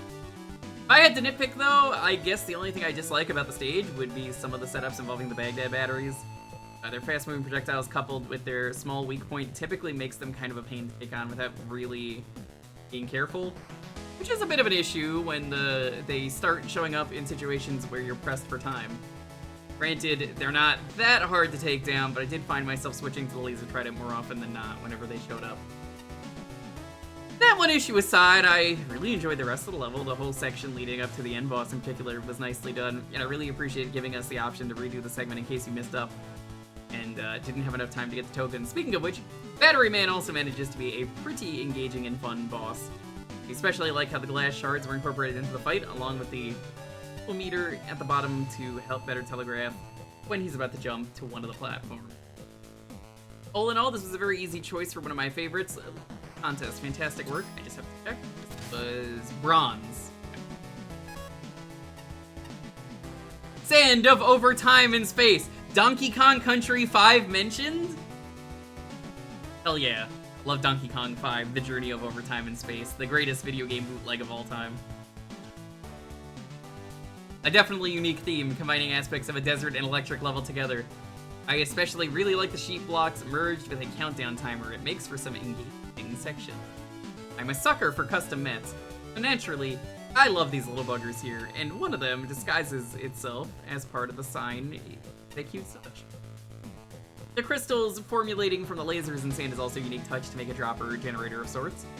The difficulty is set just right for the level, as most of the timers are generous enough that you can get sidetracked a bit while still making it to the end. I also really appreciate that there's a teleporter to go back and do the final timer sequence in case you miss the token. A little bit of an oversight in this one token room near the beginning, where you can dive into the quicksand and slide to the other side to postpone activating the timer. The fight at the end with Totally Not Gravity Man is also quite thrilling. His attacks look super intimidating and dangerous. As long as you position right to dodge the crystals, it's perfectly manageable. Intentionality is such an important part of good design, and I can tell that a tremendous amount of consideration and planning went into this level. It's the beautifully crafted learning curve and steady difficulty progression. It's the clear telegraphing of upcoming hazards and the sneaky surprises that are totally fair. It's the focused variety that keeps the level consistently interesting to play and look at, even when the screen count starts to exceed normal limits. It's the little touches, like the elemental tweaks to the mini-boss animations, and the fact that the boss's name keeps changing during his dialogue. The challenges have been polished to perfection. Multiple playstyles are accommodated, checkpoints and power-ups appear in all the right places. Timed sections are the perfect balance of forgiving and demanding, and enemy swarms never feel like enemy spam. I like how the boss's attack pattern connects with the rest of the level. The only problems I have are with unlabeled bottomless pits and with some odd architecture early on that briefly weirds the level flow. A couple technical issues are also worth noting. Switch activated blocks should all be off by default, both for consistency and to avoid an odd glitch that's possible after using the, very thoughtful, return teleporter at the end of the highly satisfying final area. Not all special weapons acknowledge when enemies are invincible. I expect a dink noise and or visual effect. I can't tell whether metals are supposed to be able to climb over low walls.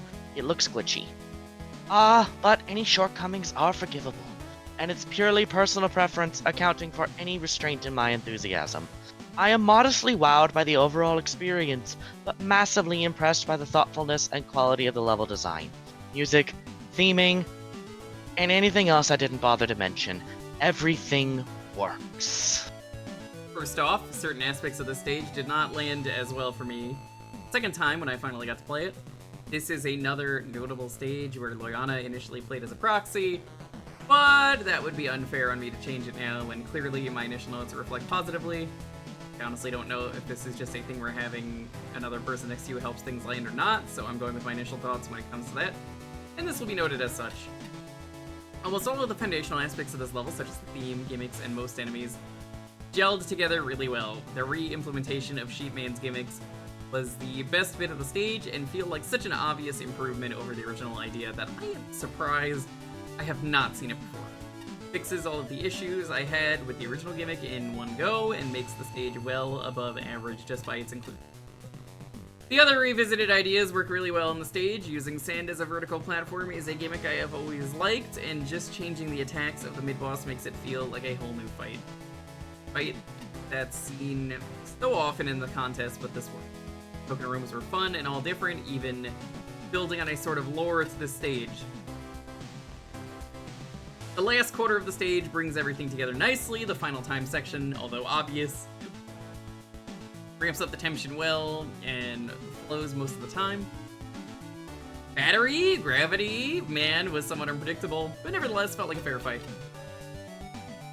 The one exception was the pink electric shot, which seemed both too fast and was impossible to predict where it was being fired, as it never seemed to aim correctly.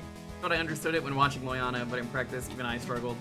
However, I always like boss fights that bring in stage assets, so reusing the dropping glass was a nice touch. The two new enemies let the stage down a bit as soon as you fail to kill the Met enemy. It's very frustrating to deal with it as it accelerates so quickly and doesn't quite work.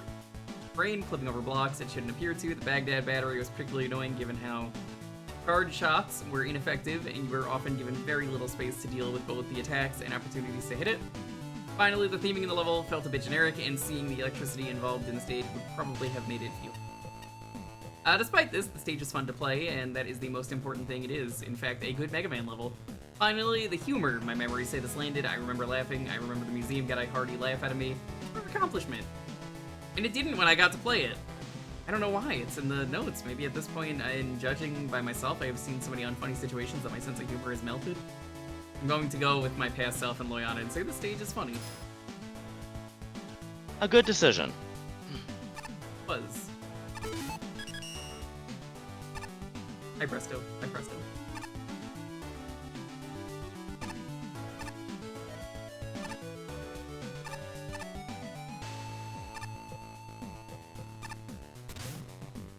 And now, Gold and gold. the Invincible Robot Army, featuring Shoeman. Only phase on Mother Brain this year right now. They're actually not for once when I make that joke. Yeah, a lot of people have this level as their favorite. I don't, but that's me. Interesting that these are invincible without the thing that tells you that they're invincible, that exists for a reason. I guess it is the invincible robot army, so okay, fair. But there is an indicator for that. I'm just saying, it exists for a reason. Honestly, I get why it's not there in this level. I think the shock of weight works, and then also the fact that they can't be killed by the stoves. And also with every enemy having that effect, it probably would have just been an eyesore. Oh, likely. Take that guy with the shoe.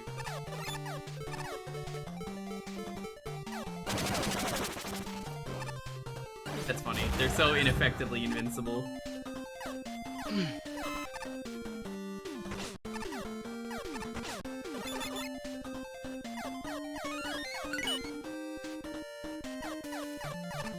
Because you shot that guy, you desynced him.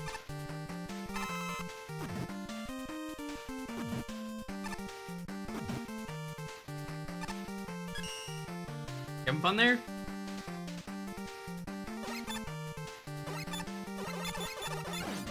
Oh. I am glad he didn't just... I'm glad he stayed there and let you shoot him. But does he do other stuff sometimes? Well, I don't... Actually, I don't know, because I just like... Okay, I'm gonna shoot you and see what happens. Oh, it knocks you... Oh, it knocks you over. T-posing. That is a very awkward looking sprite.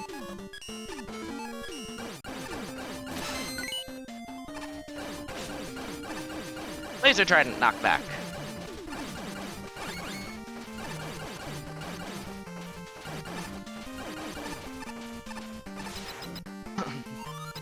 Why the shoes, though? I mean, I'm not complaining. It's just like, I mean, it's his shoe man stage.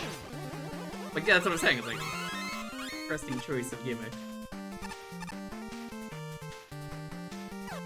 But I mean, honestly, everybody knows that Shoe Man has the fakest Jordans around. I mean, compared to Mega Man. God, that might have been the whitest thing I've ever said.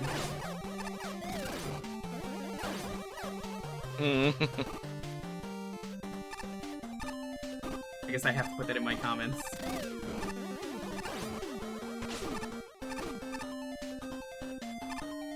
What do you mean Yo. you need to use Ice Wall? Dun dun dun.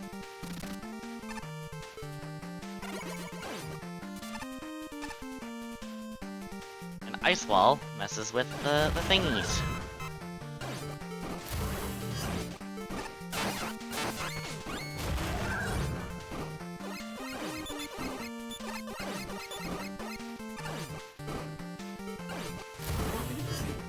I'm so confused. Ice Wall again? You were shown what? I was just about to say, you were shown. I was like, oh, I thought they wanted me to use the enemy. Again, I'm getting...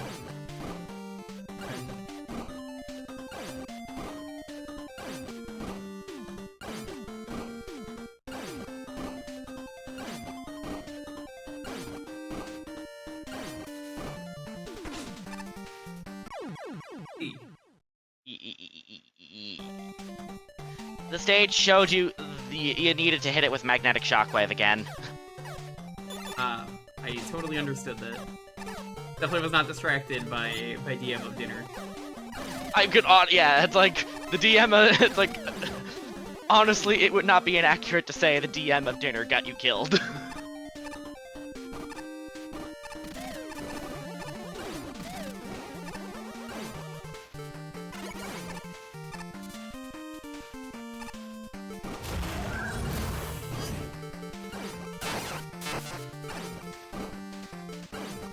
Actually work?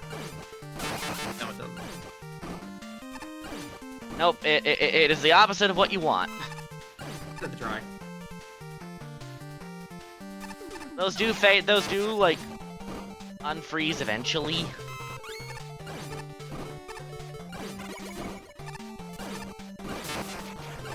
Okay, good. It takes a long time to Undo, thankfully. What needs it the most?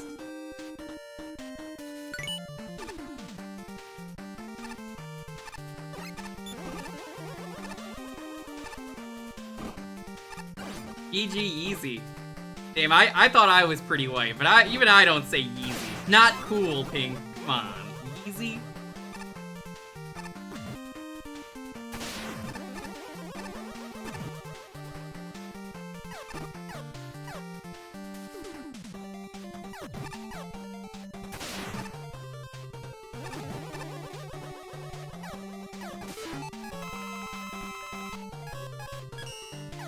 Look, all I'm gonna say, Pink, is that was not very skibbity of you, okay?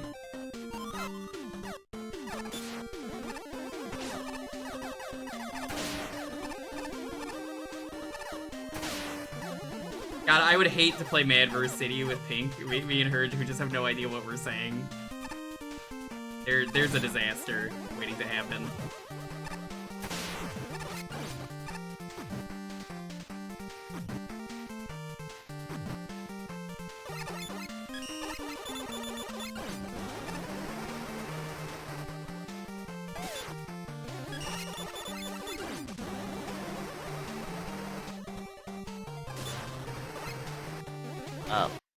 Oh. I was just about to say, it's like, oh, that's the high jump that he used last time. That didn't make a lick of difference because... Yeah, because like that time it didn't do anything the previous time, so I was like, oh, okay. Yeah, it didn't do anything the previous time because he had the safe zone.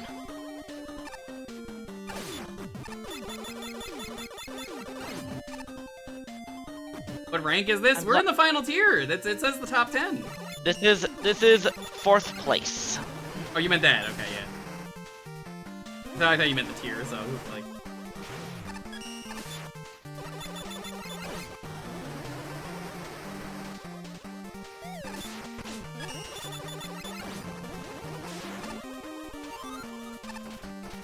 There we go.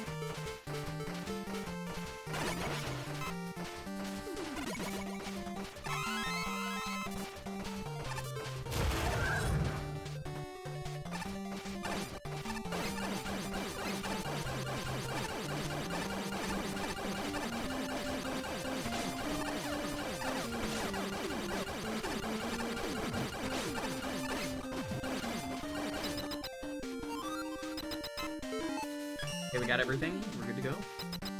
Yeah. And now, Shoeman. Hey, you're cheating. What the hell? Get them Jordans off. It is very funny, though, to me in Fortnite, just how silly the Nike crossover is in a bad way of like, ah yes, we'll have characters that have like that are Nikes, and it's just like, what? Why would you have it? They're like literally made of like shoe material.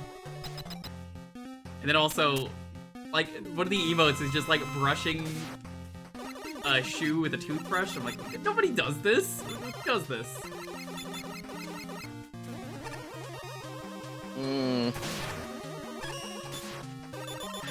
Seems he has the high jump that his mini boss used.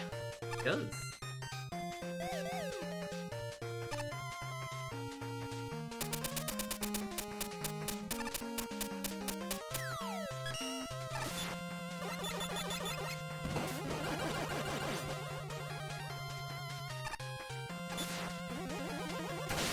Ow. Gotta be careful with them holes.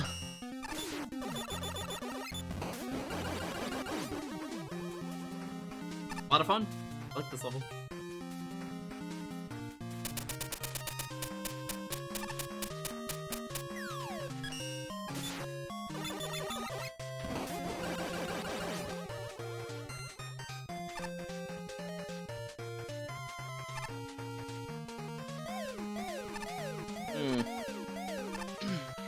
Even now, I'm, as well as will be evidenced by my score, I am still a touch late night at the disco.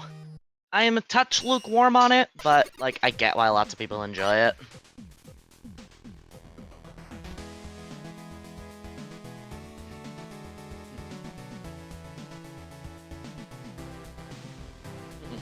And yes, that is another altar weapon as well.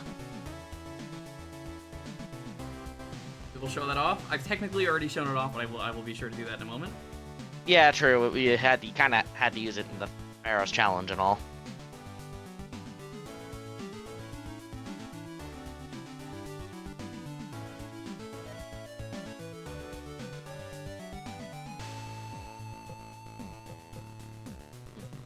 I need to BRB. I will be back.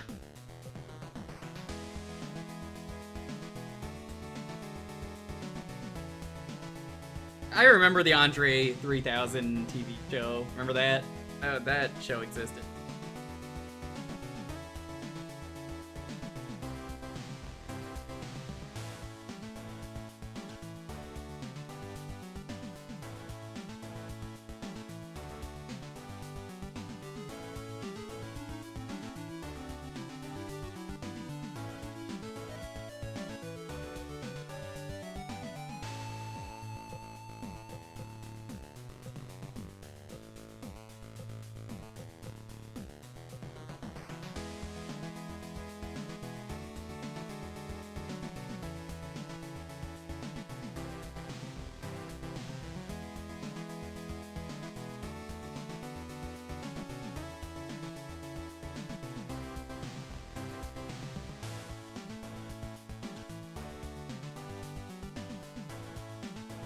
Alrighty. I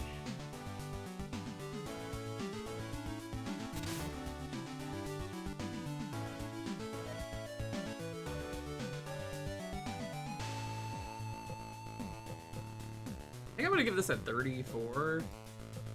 25. That was a lot of fun. Creativity. 15. Aesthetic. The aesthetic honestly kinda sucks. I'm gonna be real. Not great. 7.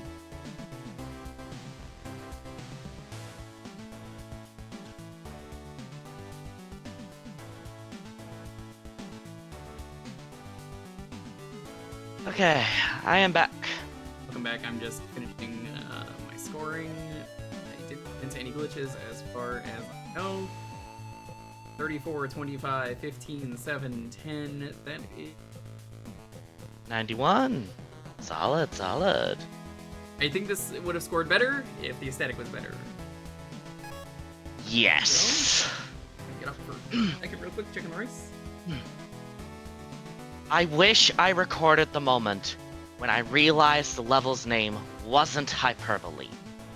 It was a sight to behold, specifically my facial expression. But despite the alienating concept, the level design is both smooth and silly. Everything's invincible to conventional weaponry, sure, but everything's dodgeable and there's plenty of hazards and traps around to kill things. Combined with a high degree of enemy variety and loads of fun weapon interactions, the end result is a level. Level that doesn't smell like stinky feet. Personal highlight has to be the chase sequences. I never thought a Dachshund's footsteps would be intimidating, but somehow we have exactly that. Unfortunately, while this has solid design and entertaining gameplay, I can't say this level really grabbed my attention as well as others of similar quality. The core of this issue is the visual theming, or rather the lack thereof. The graphics aren't necessarily bad, but considering it's a Robot Master stage? Hornet Man has a garden, Chill Man's somewhere in the Arctic, Gravity Man's got a lab themed around pushing and pulling. Even Ring Man still has a distinct visual theme. Shoe Man stage looks like a generic Fortress stage with a couple of shoes in it. And the lackluster theming detracts so much from my experience. Like, I knocked several points off of aesthetics, and a lot of points in fun were costed by that aesthetic. Where it's just like, That's why when you said it would have scored better if it had better aesthetic. Yeah. Honestly, if the aesthetic was superior, I think this could have won. I agree. But if the aesthetic was enough that I torpedoed the stage. I was not a fan of the aesthetic at all. So it's like, having good design is important, but interesting visuals are similarly important. Combined with the level being fairly easy, and it doesn't grab me as well as others in the contest. Still, this handles smoothly, and the bosses live up to the creativity of the level design. Shoe Massler reminds me of Zelda bosses, with the 3 hits and dead bit. And he's about everything I want in a mid-boss, though the first time can be an utter pushover, even Buster only. Shoe Man himself? Probably the most impressive part of the level for me. Being a respectable boss is one thing, but I appreciate that he hits all the notes of a good Robot Master fight while still using his level gimmick. I particularly like that he has a working weakness, even if it goes a bit into Mega Man 7 territory with how easily it crushes him. I'm glad I didn't use it. Oh, yeah, no, his weakness is, it takes the fight from, decently difficult to... As Ray 9462 said, I saw them severe say it. spark mandrill syndrome. He was just plain fun, like a good portion of his level. If this was just a little more visually interesting, it'd probably be one of my favorites. I had no idea what to expect when I first saw the title of this level. I just know that this is the level with the, I think, longest name in the contest. It definitely looked like that on my spreadsheet, but everything's kind of filled in, so I can't really tell anymore. I think there are longer, I believe. I believe it. Not only does it turn out to be accurate, but the stage itself is also pretty good. Love the whole idea behind this level. The fact that you can't kill enemies through normal means opens up a ton of unique ideas for even the most basic of situations, and this level takes great advantage of that. I also really like how nearly every weapon causes some sort of reaction with either the enemies or the platforms. It adds a bit more depth to the mechanics here, but at the same time, I can't help but feel it's something of a double-edged sword, because it spends so much time showcasing how the weapons affect everything a decent chunk of this stage. Feels like it's stuck in the intro segment of the whole intro test master formula.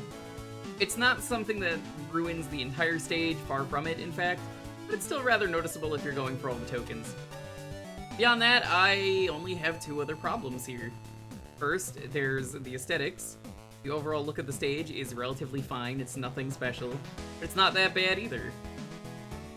If anything, the only bad-looking part of the level is the giant, the Shonen enemy. It looks really off when compared to everything else being all stretched and squashed like that.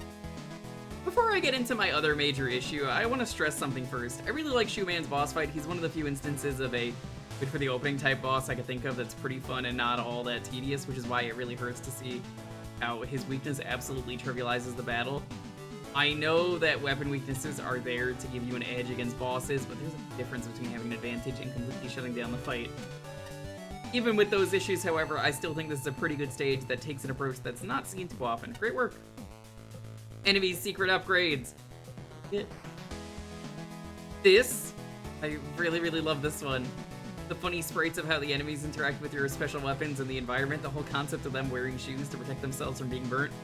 That the stage is still very much played fairly, despite the enemies are invulnerable to your normal shots. It's all brilliant. Weapon blocks are all laid out cleverly to demonstrate how the special weapons would interact with enemies or gimmicks. A great addition to the interactivity of the invincible enemies, providing more than one way for players to deal with them. The line platform is a little bit weird to play around, but the layout of the stage pretty much designs around making enemies behave predictably on those parts, which would require more tricky maneuvers otherwise. Shoe Man is an excellent fight that is challenging, but very much doable, no damage, once you learn about all his patterns. The way the fight also incorporates the stage gimmicks into it is just the cherry on the top, a lovely climax to this brilliantly crafted entry. Invincible enemies and shoes? Now that's a premise I wasn't expecting in this contest, or ever. But it works remarkably well, and it satisfies the unconscious need I've had for more shoe-themed levels since World 5-3 of Super Mario Bros. 3. Giant World mentioned. Kurbo shoe represent. Giant World mentioned, you say? you say. Wait, no, that's World 4. That's World 4. My mistake. Yes, indeed. Capcom quality production values start the level off on the right foot. Not only does everything look and sound thoroughly like it belongs in an official game, but there's so much polish. Solid construction, fire pits that bounce power-ups to where you can reach them, fun and endearing sight gags with the enemies, etc. Only a few details aren't quite in step with that standard of quality. I found a couple of minor programming oversights. Shoelace platforms don't look shoelacy enough. I didn't even realize they were shoelaces myself. Dachone, funny as it is, appears too stretchy and smooshy for this level, and dweebs like me will find a way to get behind Dachone and ruin everything. Some levels cobble together loosely related challenges and call it a day. This one is assembled with great care, presenting a steady difficulty curve and purposeful challenges. Going toe-to-toe with an invincible army could easily be a tedious or frustrating affair, but here it's an opportunity to discover all sorts of interesting mechanics. Hold on. My only qualms are that the boss and mini-bosses tread outside my preferred playstyle, and that sometimes the ambitions of an area start to clog the screen with too many components. I've consistently complained about levels blatantly advertising what weapon to use on destructible blocks. This is the sole exception. As if all the lovingly crafted enemy and gimmick introductions weren't good enough, this level is laced with barriers that are strategically situated to teach the player a useful trick when destroyed. Between the excellent execution of a clever concept and the rampant charm, this is a level that leaves a lasting impression. This level is a masterclass in teaching players. Both core and subtle game mechanics are taught easily and superbly, without having to rely on the dreaded text box or press this button here tutorial graphics seen in many an indie platformer. Core mechanics of this level are made here. You can't hurt enemies. Enemies without shoes can't walk on fire blocks. Boom. Crystal clear mechanic that gets built on from there. Cannot praise enough how good this teaching is. But that's not the impressive part. This is a stage that thought, hang on, the player is starting with full weapon set. Maybe we could do something with that. We have breakable weapon blocks as the key method used to show not tell its interactions. I could highlight moments throughout because there's many. But we'd be here all day, so let's name the most noteworthy. The room with the breakable tornado blow blocks, it's an optional path and players hunting for tokens will be instantly rewarded. By opening the path, the player is shown that this weapon knocks enemies on their butt, but not just that. In one fell swoop, it's shown that butt-first enemies are also not protected from the fire blocks. So yes, I appreciate when a contest stage builds around the player's toys rather than arbitrarily taking them away out of fear of breaking my pure stage design. It helps then that this stage constantly builds on these mechanics and gets an absolute ton of mileage with that. By the end of the stage, I was satisfied that this stage explored its mechanics about as well as I could ask. And thanks to the weapon interactions, I found this level quite replayable once the puzzle elements were off.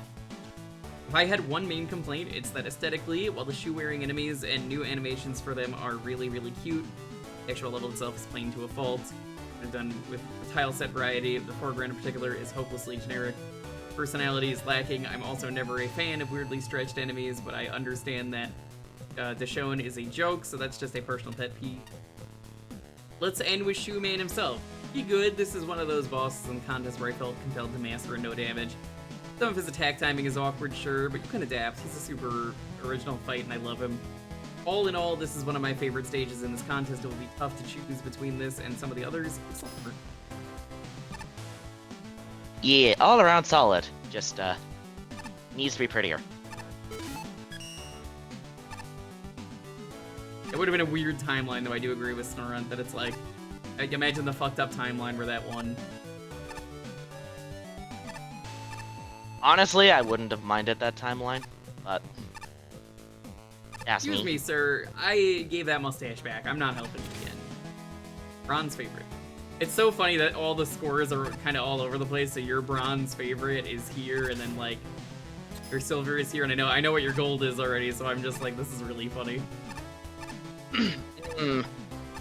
My bronze was the hardest one to pick. I think I went with irritation because, Oh, I missed an enemy there. Oh no. I'll go back later for it. Don't worry about. I was gonna say, don't worry about it. What actually, even was it? can you? Okay, okay. I could just check the results actually. What even was it? The hint is the fact that it shows up somewhere besides just Shoeman. Right, yes. I ended up giving Irrigation Irritation my bronze, simply because it is my one of my second highest scores in the contest. I like the 'Cause I was aesthetic. like, yeah, because I'm like, what do I pick for my bronze? What do I pick for my bronze? Oh, this level is like my second highest score. Right. Got it. And this feels like a, best way to put it, a Sonic level? Not in a bad way, like aesthetically. Fair enough. Oh my god, the music right there. Metopia music. Yes, that game has a banger soundtrack.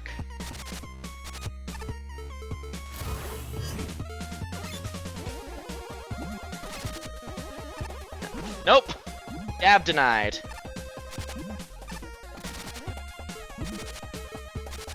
I think what it wants you to do is just kill the octopus on the other side and go down the ladder. Okay. That works too, I guess. I thought there was a puzzle. The classic thinking there was a puzzle when there wasn't moment. What is it again for?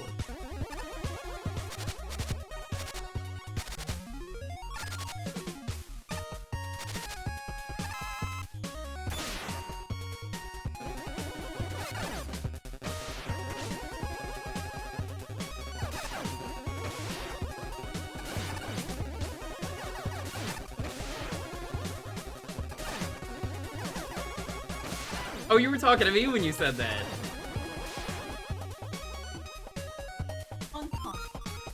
I am not a weirdo, so I didn't answer. You.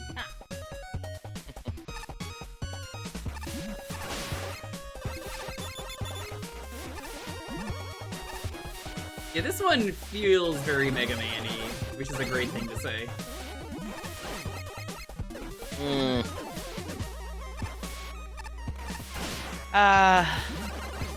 Misty Water.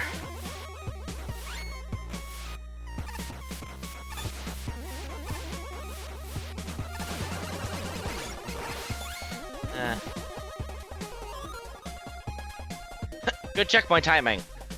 You Alright, could just now for my die. favorite thing.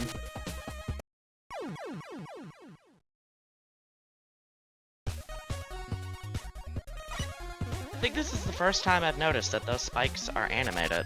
They can flicker yeah. a little. Wonder if there's any meaning behind that. Probably not. Gross. Get out of here. Get out of here. Get out of here. I hate you flowers. Be gone.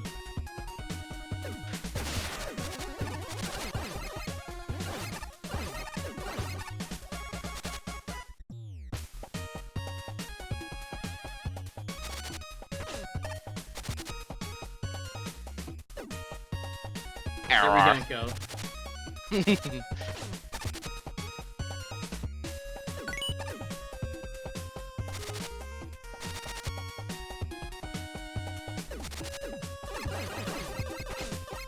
What is going on with this Kirby? What is this absolute unit doing here? You in this? No, I bought it. Oh my god, this is an absolute unit.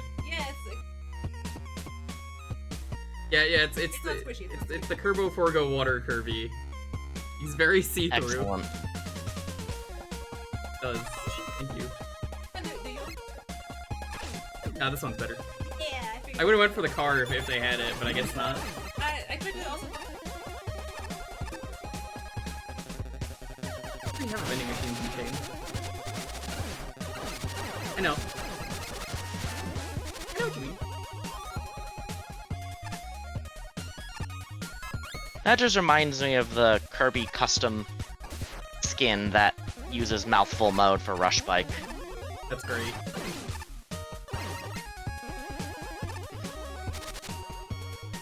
That wasn't gonna work. I didn't get enough. Whoops. Honestly, there wasn't anything on that platform anyway, so... Understandable. What's for dinner? I'm. What is it?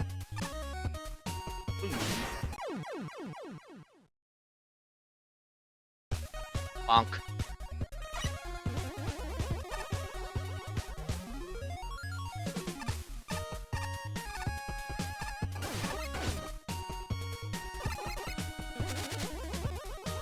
Every time I'm like, that's not enough speed. We're just gonna rush. Or not rush, but, gonna... God, Honestly, I rush... think it is enough speed, but if memory serves, that's enough speed. Probably But was. you have to like, you have to like trust it essentially.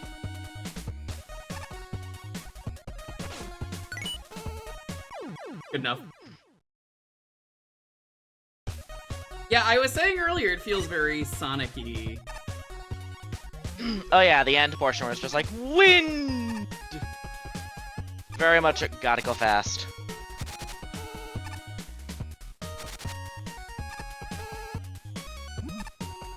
I said, you just gotta trust it.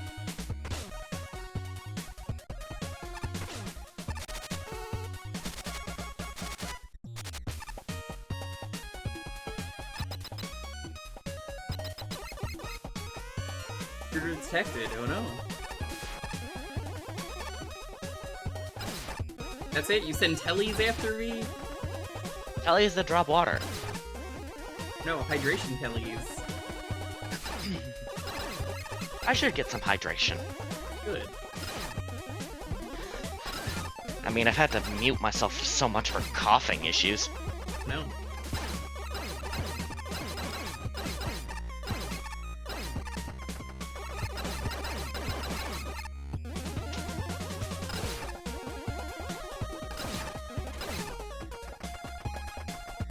Went B for the next one.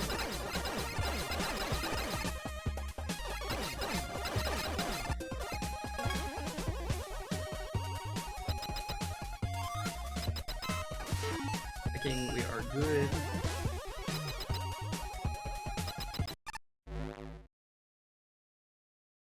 Oh, that's cool. I like that. Boss!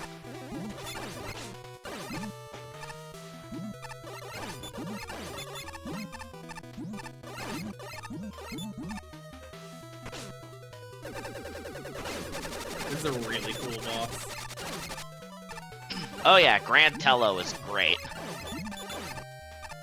And if you're wondering about the name Grand Tello, the tellies that you just dealt with were called Tellos. So this is a big one. I figured as much. I'm familiar with tellies being aimed at. I thought you said there were no drones remaining! Lied to me? Oh, that's man. Lying liar who lies. Border A border for all season.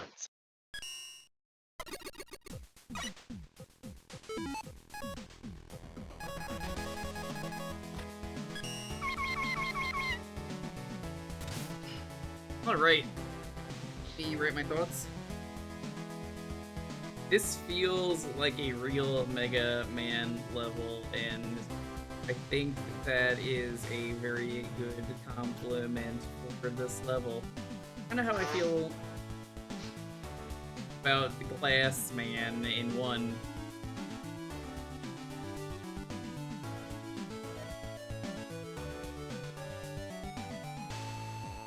Everything works together really well. The aesthetic has a bit of a Sonic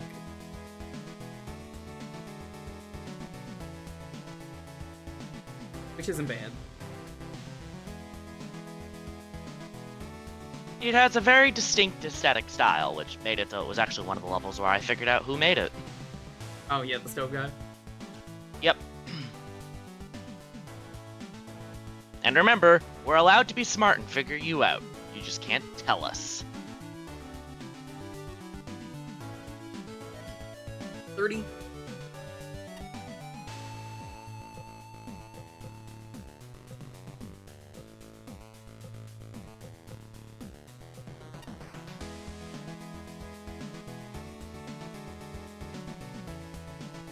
In 14 again, and 10. 90. How did you take on the last section? Did you just like cheese it with a weapon?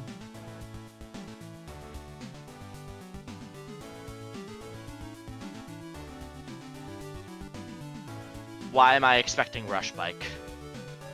Of course it was a Rush Bike. You know what? Of course it was. She got addicted to that bike. Yep. Yep. I'm just like, it's like, what would be a very stupid way to take that last section on? I'm just like, Rush Bike. Here, people can, if they want to watch it in chat, they can click it. Honestly, I'm okay with that. I just want to see this. Lighting.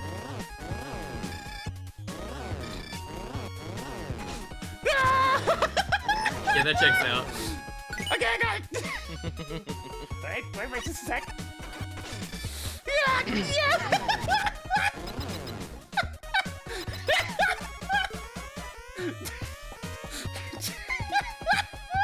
It's always a fun time when you can get a spot to actually use Rush Bike. She loves the bike. She loves the bike. Rush Bike freaking is love the great bike. when you get to choose it. Yeah. Yeah, that was a very good use of that.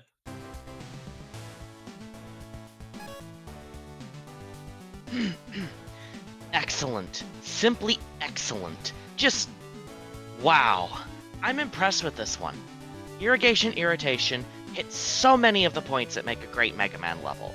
It's freaking pretty for starters, and combined with fun music, this desert tower gets nearly top-notch aesthetics mark. It's well designed, with only a scarce few issues to speak of. It covers unique ground with its core concepts, and above all, it's just plain fun to play. I'm definitely liking this. The main draw on the design is the custom water geysers. They might look vaguely similar, but they're a far cry from the spouts from Powered Up. From start to end, these added a lot to the platforming, whether it be simple leaps through the air, small blockades, energetic climbing rooms, Kyoe support, or combining with wind physics for a grand finish. No matter what, the geysers were just plain fun. If there was anything I was a little bummed with, is that the gimmick didn't really leverage its enemy interactions. The Arigok bouncing its bombs from the geyser was cool. I'd love to see more of that than the literally one time. The rest of the level is similarly strong, with generally strong enemies. A few highlights: Gobots, which are the little flying helicopter heads, becomes an actual obstacle in the wind segments, and he makes a good aesthetic piece early in the level. Arigok G, again, gets a fun interaction with the core gimmick, and the ability to jump over so many octones is very refreshing, especially how it works in small little split paths. The only enemy that's kind of a weakness is Camon. It barely shows up, and it's generally easy to dispatch. There's also a section with murky water that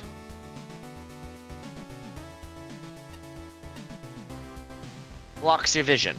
It's a neat little idea, and I like how it synergizes with Numetal, but it's also probably the most underutilized element of the level, only appearing in the one room. Not bad, but a bit disappointing. As far as flaws end up going, the above bits are basically it. The level is just plain fun, and it backs itself up with solid design. It also has a unique ending, with a mini-boss fight against a Telly Swarm, followed by a killer water tank for the boss. I found dodging the 5-way bubble shot is a bit of a mess. Probably the weakest design point since it's so hard to parse. But everything else about it is really fun. I'm honestly kinda glad it's not an RM for once. I adore Robot Masters, but Fortress boss types need more love. They sure do. Again, I am impressed with this one. It's not my absolute favorite, but if the bronze star indicates anything, I can absolutely applaud this place for such awesome work. I'm looking forward to seeing what you do next. You know what's funny? You gave me this mouthful mode water Kirby when you did Lonely, because that was a water level we were playing. I'm just thinking about that now and like, yeah. That was the perfect timing. This also reminds me of the fact that that we did small rewrite touch-ups on our reviews prior to the game's release, and I did have to make a touch-up on just a water level because of irrigation irritation. Of course, Pink went for Bug Style. That's like my favorite style to get early on, because then you can get Bug Stop and go, I do whatever I want now. I had a lot of fun with this stage, to the point where I was almost a bit disappointed when it ended. I honestly wanted more after it was all done, but for what's here, it's really good. The first and most obvious thing to note here are the aesthetics. This is easily one of the most standout levels in the contest. This looks alone, it manages to pull off having a relatively bright color palette without being rough on the eyes. It's also not to mention a few smaller details that add on to the stage's atmosphere, like the tiny wind gusts in the background. It also serves as a nice bit of foreshadowing to the actual wind current gimmick of the level. Topped off with the rather neat dithering effect when you go underwater, all of this makes for one of the most memorable looking entries in the whole contest. There's my stick again. I swear, it's only with this game, it's just very slightly enough to trigger that. As for the stage design itself, I thought it was really well put together in nearly all of the segments. Here felt like they had a good balance and synergy with the enemies and gimmicks. Speaking of enemies, the water geyser in particular is a pretty simple but really fun one that gets expecting. I was especially interested to see that enemy projectiles interacted with them at one point. Really hoping that this would get expanded upon as the level progressed. Sadly, it only really shows up for one room, which feels like a bit of a wasted potential. Beyond that, the only other part that felt a little off to me was the water room. For as much as I enjoyed the visual effects here, I couldn't help but feel the enemy setups were weaker, more basic in this segment as opposed to the rest of the stages, more well thought out enemy placement. Yo, Blue Ocean, how's it going? You're in the top 10. So you can kind of imagine how the top 10 is going. It's going extremely well. That aside, I actually don't have much else to complain about here. All the other rooms were a blast to go through. Especially the final lead up to the boss. The little gauntlet of tellies is one of the few examples of enemy spam in these entries, and games in general for that matter, that actually gets the concept right, even with the tellies built-in counter projectile. For when you kill them, you still have the advantage on account of their inherent squishiness, but we're shared. Along with actually being able to anticipate their naturally escalating waves. Lastly, there's the end boss himself. He's got a fun design, a good range of attacks, and the battle doesn't overstay its welcome either. The only thing I'm not too keen on is his random spread attack after he does with his initial burst of bubbles. Given they seem to fly off in whatever direction they want and cover a majority of the screen, it's a little hard to tell what way to move avoid it. However, that's just one minor gripe with an otherwise very solid boss fight. Topping off an equally solid level, overall excellent work on this one. Yo! Boix Gaming at this hour? Good Mega Man level. I know it's the top 10. It's crazy, right? Oh, we found them. They were here. How's it going, Boix? Yo, go check out Boix. Boix is so cool. Boix, what kind of gaming were you doing today?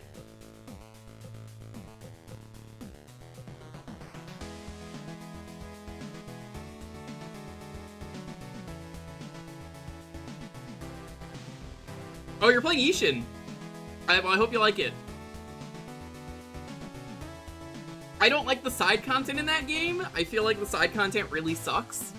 But I love the main story and the combat. That's my opinion, at least. I thought it was really good other than that. Do you really hate how every side content in that game is the same in the sense of... Alright, so anyway, Kiryu has to talk to someone... And then they have a bond that shows up, and you have to leave the area and come back multiple times, and it's really annoying, because that's kind of what made me really dislike the side content. But otherwise, I think the game is great. Simple yet sweet level design. Also a very pretty stage in general. Cheery music to boot, definitely winning me over via aesthetics alone. The water spout gimmick is certainly a fun gimmick, quite intuitive, and was implemented nicely into the level design. Having octopus battery to time your jump into the spouts is especially a very clever design. The boss fight is really cool too, where you need to propel yourself high to shoot it. Still waiting for 4? It'll happen when it happens. At this point, it's not going to happen until after. Probably October. I was supposed to do Phoenix Wright, but then with the schedule the way it has been, I don't have time to do that before October, and I always dedicate every day of October that I can to movie games, so likely not gonna happen until at least after that.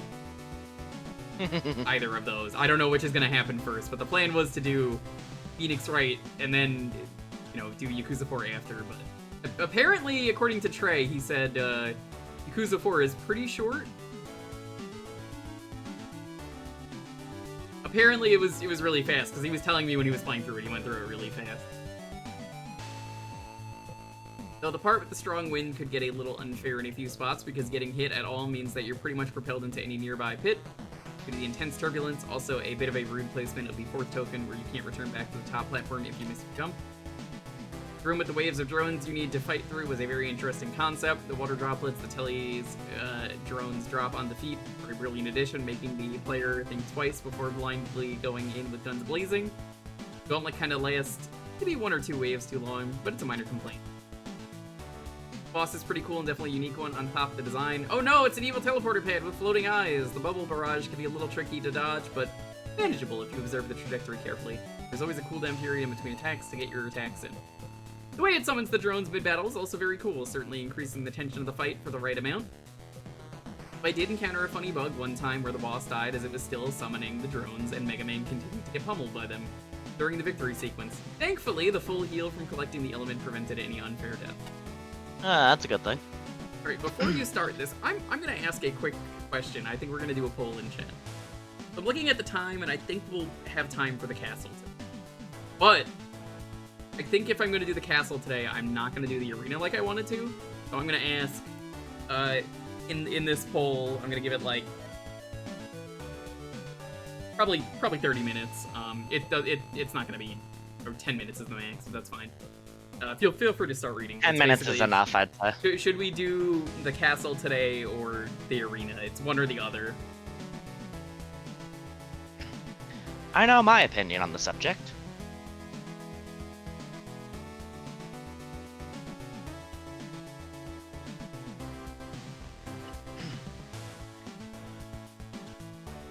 No, Vanarchy, you judge's choice unlocks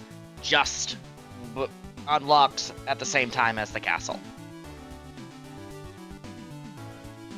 You're probably not getting both of them, so Both of them seems unlikely, yes. yeah, I don't think they're both gonna happen. So if we do judge's choice, I'm letting you know now we're probably not gonna do castle.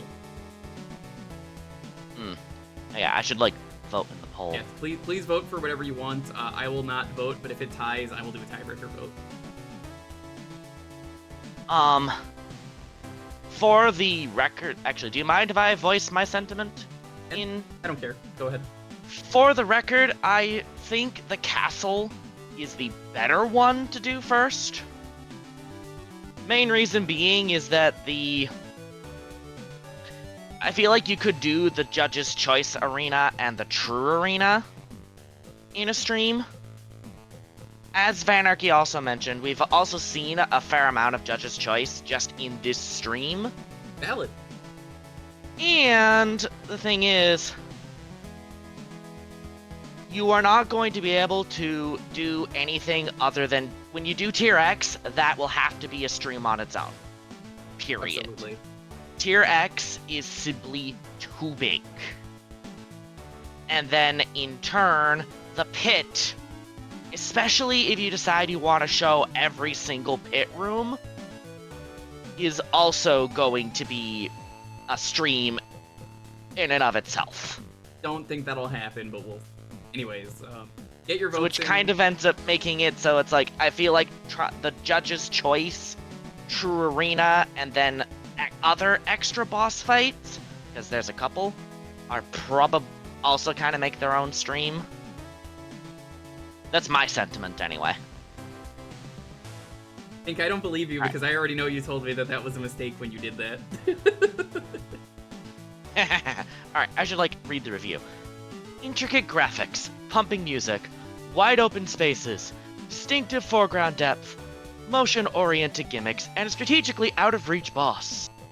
If I didn't know better, I'd say you're looking for the Make a Good Sonic level contest, which is down the hall. Hey, But these someone elements also got work Sonic very vibes. well. But these elements work very well for Mega Man and give this level a lot of character. My complaints are few and minor. Shielded enemies are a smidge too prevalent and easy to snipe with Laser Trident. Every token challenge does something that bugs me, like the last token being reachable without weapons, but escapable only with weapons. You have to refight the second mini-boss if you die and fall off the checkpoint platform. I'm sad we got this contest's ubiquitous boss music instead of something that fits better with the main level. I'm assuming that's what the word is. Main theme. I'm sorry, but you've let A me lot of- down. I can't believe you've done this. Oh well. A lot of things impress me. Attention to visual detail, for one.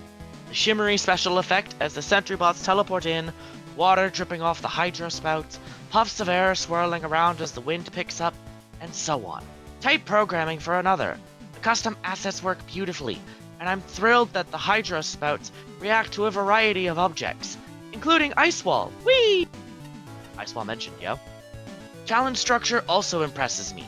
Each section knows exactly what it wants to accomplish, and the arc of the whole level is a steady progression from relaxed to pulse pounding in exactly the right number of screens. Breaking up the action at all the right times are a mini-boss fight, an indoor area with a delicious and thematically relevant obfuscation gimmick, and a second mini-boss fight that builds on the first one and kind of lends some practice for the big boss. I also like that the middle checkpoints are followed by low-stress hydrospout challenges, which guarantee that players get all the practice they need. This is a fun, finely crafted level. Nicely done. Wanna point There out- has been a lot of down-the-hall quips. I know. I was about to say, he's gotten so much mileage out of that joke. Kudos. So much mileage. I can't wait. Next time I see him, I'm gonna be like, I think you're looking for the you're looking for the make a good level contest joke, Flash Man. It's down the hall. It's right there. Stage was a blast to run through. It feels very much like it fit in either Mega Man 9 or 10, and really nails it in terms of teaching and reaching some good solid final challenge rooms. The thing that really makes this level come together is how it's pretty much all momentum, and the stage is paced around the player's constant movement. The water geysers in particular make for some satisfying rooms to run through. And as a mostly dev kit level, I felt you made good use out of the stock assets here. Highlight was using that irritating flower, Hanabirin as a one-off challenge. It's not especially clever or anything, but it just works. It's aesthetically gorgeous, super cute tile set, and honestly, it's clear a lot of attention to detail was paid here. From particle effects to parallax scrolling, and even maintaining a fairly consistent enemy palette.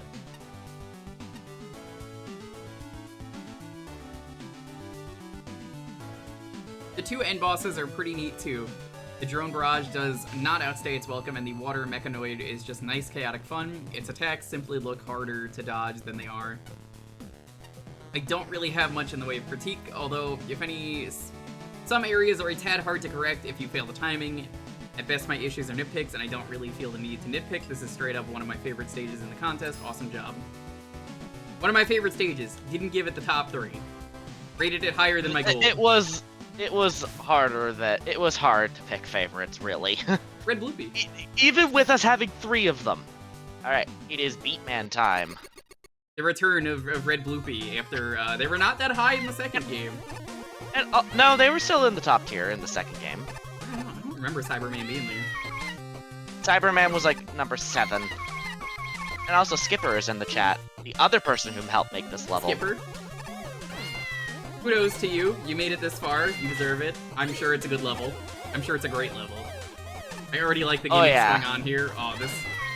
Again, feels like a Mega Man level. Like, feels like everyone. I said that about Glass Man too, but like, I remember I played the second place one at the time, and I was like, it's pretty good. And then I was like, what'd the first place get? And then I was like, yeah, this deserved to win. Yeah, Beatman was a very easy silver favorite for me. Just like Mafia was an easy... Just like Mafia ended up being an easy gold. Particularly since this is my highest score in the contest.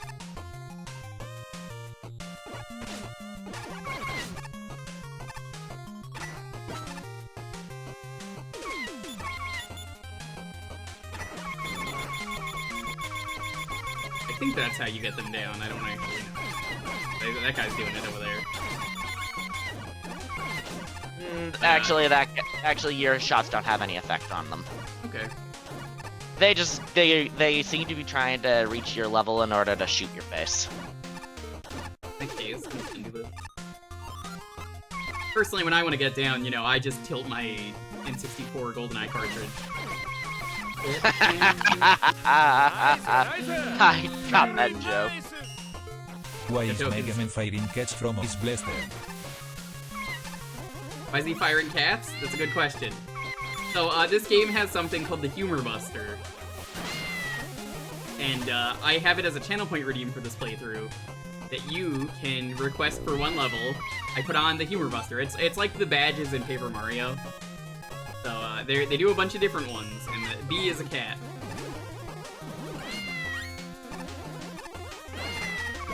Also, hi, I'm in the game, Vince. How you doing? Thanks so much for the sub, buddy. You missed Dr. Wily Fortnite dancing earlier.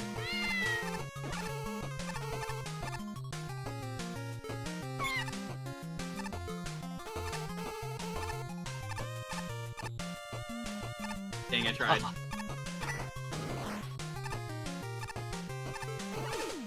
I gotta say, I've always said vegetables aren't good for you, and this level is only proof for it. They're trying to kill me, and not only that, but like, have you seen how hard they are? They're like metal.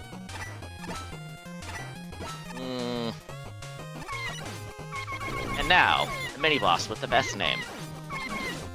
Which I believe is Mr. Janice I Gerard got crushed! Volkanowski. Aw, that's my own fault. Cabaton cute.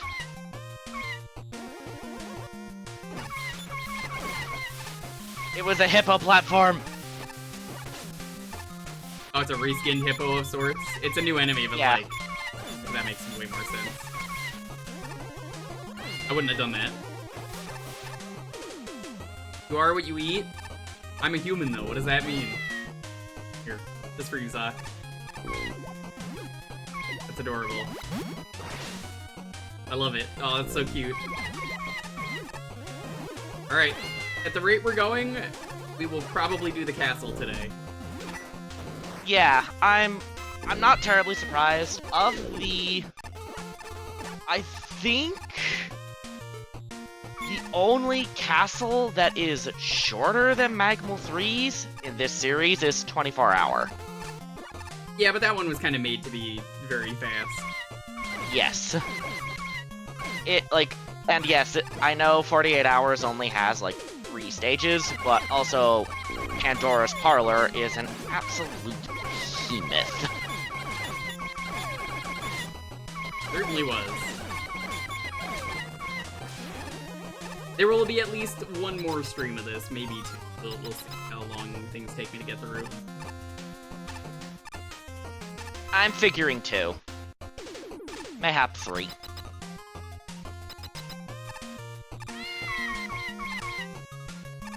I dance. Mighty Thighs.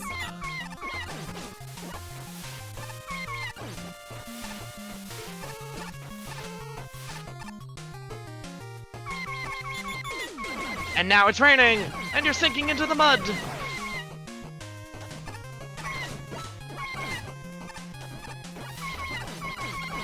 Yeah, this absolutely deserved silver. Aw. I could see it deserving gold too. If you're wondering why I said aw, if you had managed to successfully kill the gnome first, you would have gotten to discover that if those guys, are tilling metal floor, nothing happens. That's funny.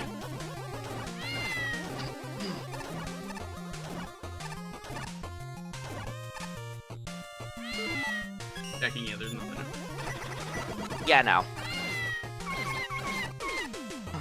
There are no tokens. This is a straight Mega Man level. Hey, stop throwing Rotten Tomatoes at me. I don't even use that website. I found the cheese spot. That's lovely, G-Spot. Skipper, if you talk to Red Bloopy, let them know I love this level.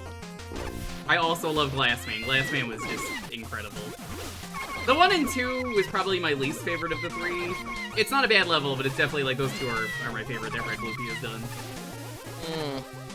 Bloopy does good stuff. Yeah, incredible.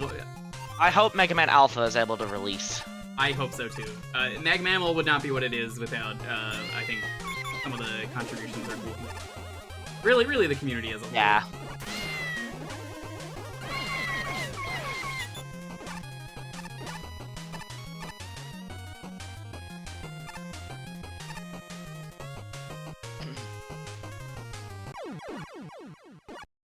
Whoops. I'm that wrong. Yeah, Red Bloopy is the Glass Man guy. I couldn't think of a better first place entry for Mega Man 1. Not just because, it deserved to win, but like also it's like, you did it. You made a good Mega Man level. Like It's a Mega Man level. You could have told me that was made by Capcom and I would have...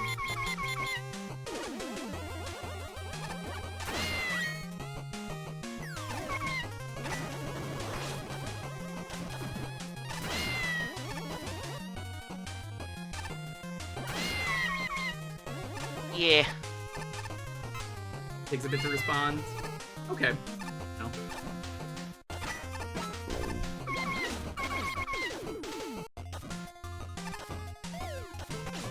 Almost fell into the... That was close.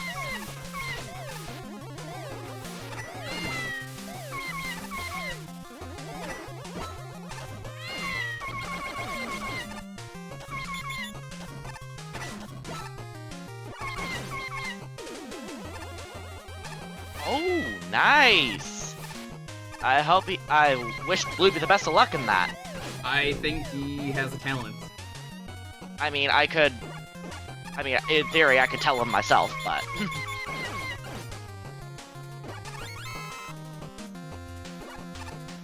But honestly, I am bad at keeping up with people with if I'm using emails for it. Instant kill spike's my only weakness. I was just really well. It's like, oh no. I knew I was gonna hit it. Was it this one? Oh, this sent me back far. Indeed. I definitely maybe would have given this level a little bit better checkpointing, but it's still fine. Well, admittedly, I believe you have enough, like, weapon-related tools to... Cheese it, yeah, that's what I was gonna do. Yeah, to recover. I've already done it before, so I'm like, I don't mind.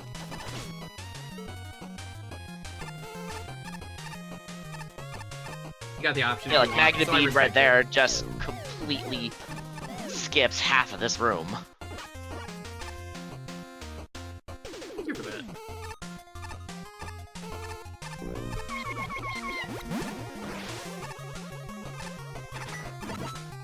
I should probably grab those frogs, actually. The other frogs were in the...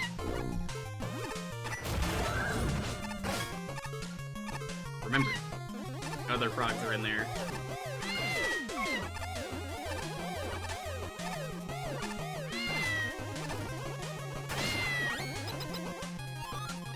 You did it! Magna Beam breaks everything. It really does. I didn't even care for it in Mega Man 1. It was so wasted.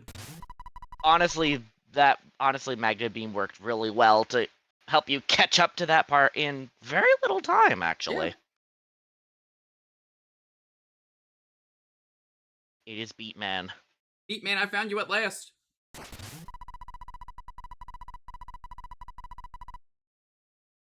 I think he's French? That's Polish. That's Polish, huh? I think I remember hearing Red Blue people And Polish. yes, Bloopy is Polish. Someone mentioned that to me during Magma 1.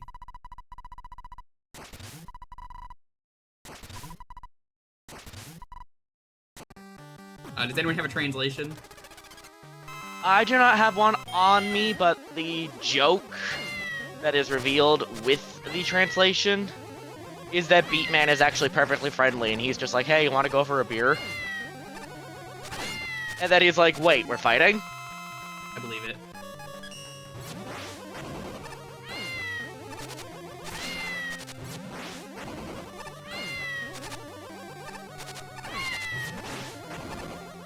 I love how he's beat as in, to quote a funny, video game. Beat you up! That's a Killing Zone.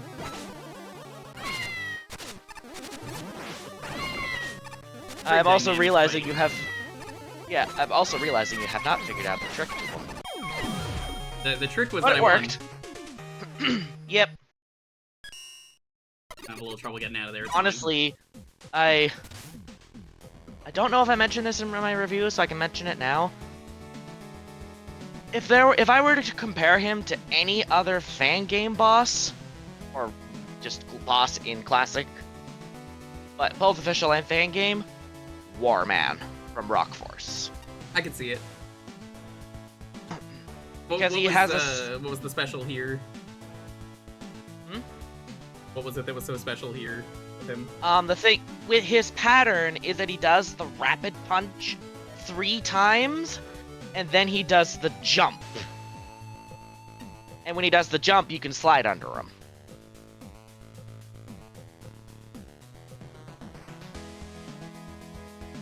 So you just you jump over his punch a few times, and then you can slide under him. And then he starts adding the beat tiller. I believe. And then when he hits half health, the bomb. I believe I gave that a 99. Yeah. It deserves it. Beatman is very, very good. Again, it is the only level in the contest that I've scored a 90 or higher. Which is funny, actually. Everyone talks about Shin's scores being so harsh. And yet, I'm sitting here and it's just like... It's like that meme of the person at the party, and I'm just like... They don't know I They gave don't this know level bad score. No, it's they don't know I'm the one who with the lowest high scores. Oh boy! These are some graphics, yo! Seriously though, Beatman stage is beautiful, and it gets some extra props for things like weather as a progress indicator. There are still a few visual issues. It wasn't clear that the Stork's stalk wasn't solid, because yeah, you could just walk through that. The platform crushes you, but the stalk is not solid. And the ladders can be hard to see against the walls. Otherwise, it's a strong aesthetic for a solid level, and I really enjoyed this. Not to mention a creative level. You'd think by now...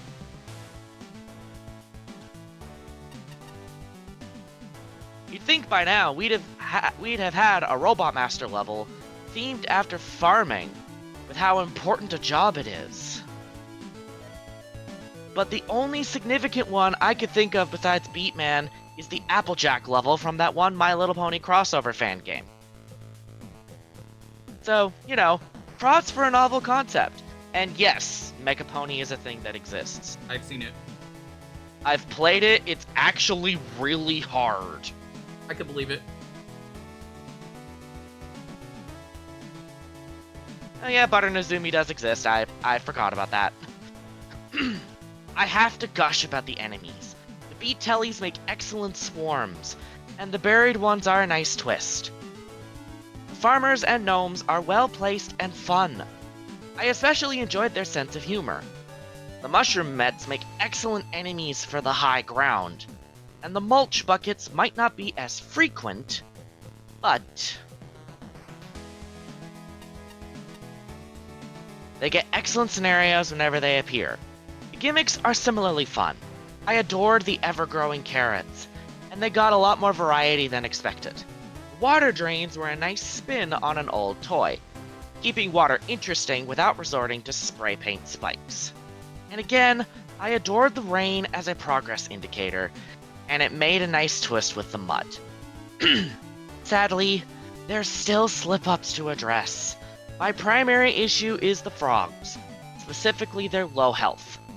I keep a charge handy at all times, so for the longest time, I just thought they were jumpy enemies with a croaking noise.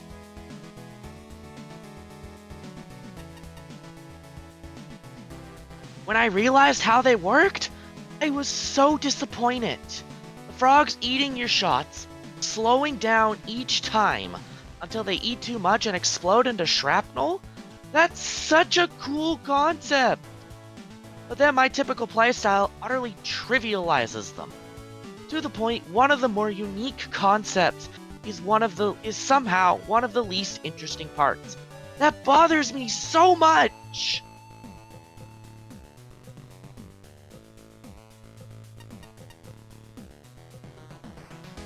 The other big issue is the level's length. By my count, this is a raw 40 screens, already almost twice as long as the average Robot Master stage. But then the level's pace is a good deal slower than normal, with a lot of challenges that require waiting. And once you get to the later sections, there can be a long period of time between checkpoints. I have a lot of patience for slow levels if they hold my interest, and if my score and silver star are any indication, this succeeded. But if I'm not an outlier, I'll be surprised. Still, this is a lovely level, and it's well supported by the bosses. Historic was an entertaining foe, visual issues aside, and I liked the attempt to do a little more with the frogs. Beatman himself was the highlight of the level. His concept has a hilarious pun, and I adored the boxing theming in his room. I also found his fight really entertaining. His concept is unique, the battle's fun to learn, and it has a solid difficulty curve. I especially appreciated that he held off the veggie wave until after you've had a chance to learn him a little.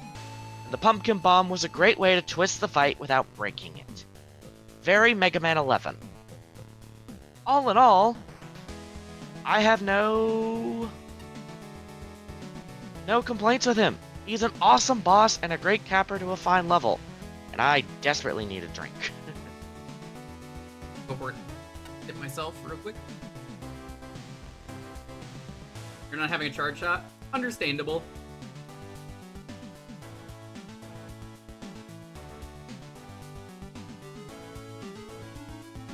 Skipper, you two do fantastic work. I cannot stress this enough. You guys are so talented. Like, putting my fist up and, like, shaking it, I'm like, hell yeah, gamers. I'm not sure if I can even put into words how happy this level made me the first time I played through it. Not only is it incredibly creative with its theming, it's easily one of the most well-made Robot Master stages I've played in a long time. Really only a few minor faults here and there that I can think of, and one being that it's very easy to miss out on the frog's secondary ability to spit out his own projectiles since they go down completely with a single charge shot. Bit of a shame since it's a pretty charming enemy in both design and functionality. Another fault comes from the room with the two white radish platforms and a knee tank in the upper right. The time it required to jump on the radishes to reach the ladder seems really tight for being so early in the level.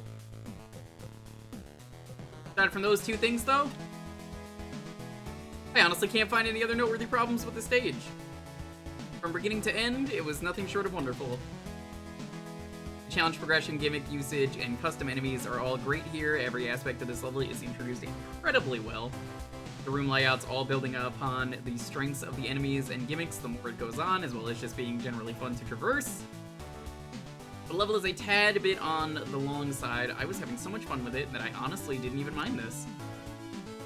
It's very clear that a lot of time and care went into all of this, especially with the little details.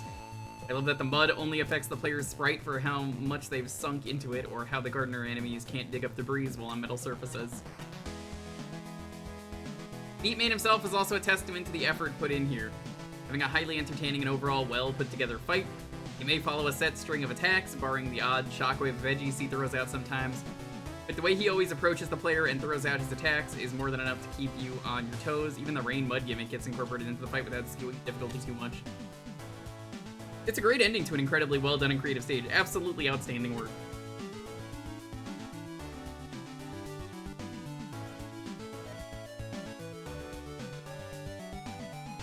I'm gonna beat you. This is quite a superb stage indeed. The theming, custom enemies, and gimmicks, the difficulty curve are all executed well here. Down to the attention to detail, like how Mega Man's sprite becomes more covered up in mud if he stays in it for an extended period. I like that. I adore the farmer enemies, just their whole method of attacking and digging up random vegetables off the ground is quite silly. The carrot pillars are also pretty creative, how the stage incorporated them so that you need to manipulate their heights in order to advance the pavilion. Although the stage doesn't shy away from kicking off its difficulty to its full potential with the custom elements, it's still entirely fair and doable with Buster only as well, though the random vegetable trajectories from the farmer guys get a little unpredictable sometimes. Beatman himself is a very charming design, and his fight isn't that bad either. He seems intimidating coming up close to punch you. That's the most predictable pattern you could lock him into, as the rapid punches can be dodged consistently with the right timing, and he will always do the slam attack every 3 punches. Oh, just like that one fight from Rock Force. Surprising, Yeah. Very learnable boss overall. Yeah, Warman, the one I mentioned. That's why I had to bring it up. If charm and character were the only driving factors in my opinion of a level, Beatman would be a contender for first place. Professional quality aesthetics ensure the atmosphere is the best it can possibly be. I adore the creativity and attention to detail in the theming. A slew of garden-related enemies and gimmicks, a truly innovative boss, muddy ground with both practical and cosmetic effects, and wonderful asset interactions and sight gags. The inflatable frogs and wiggly Toadman statues are amazing. Elevate the heck out of this level. However, certain gameplay aspects are equally important to me. On a first playthrough, I had some trouble figuring out the intended solutions to several problems, and I found myself wishing for more frequent checkpoints. I think this was largely a function of the level exploring the possibilities of these assets without focusing enough on shaping them into cohesive arcs. Little oddities, such as inconsistently invincible decorative carrots, didn't help. I do appreciate the intentionality of the individual challenges, even if there are parts I personally don't enjoy, e.g. getting knocked off a ladder by a cheap shot from a mushroom. Step booster represent. Sections such as the final water puzzle, the rainy screen immediately before it, and the indoor screen with a wide jump in the middle come across as over-designed. They expect too much of the player, particularly a Buster purist. Me and you, Buster purist in the background, and I'm just kind of sitting here having Buster only. I've Buster only that level so many times, and I'm just like, bro. And are visually distracting in some way. That said, I would rather have over-designed than under-designed, and it's not like all the challenges are unpleasant. Jumping between robotic root vegetables in order to grab a ladder, or get around a spike is clever. Running across a row of enemies who proceed to swarm you is fun. And the fight with Beatman is Eatable. satisfyingly complex and surprisingly fair once you understand the pattern.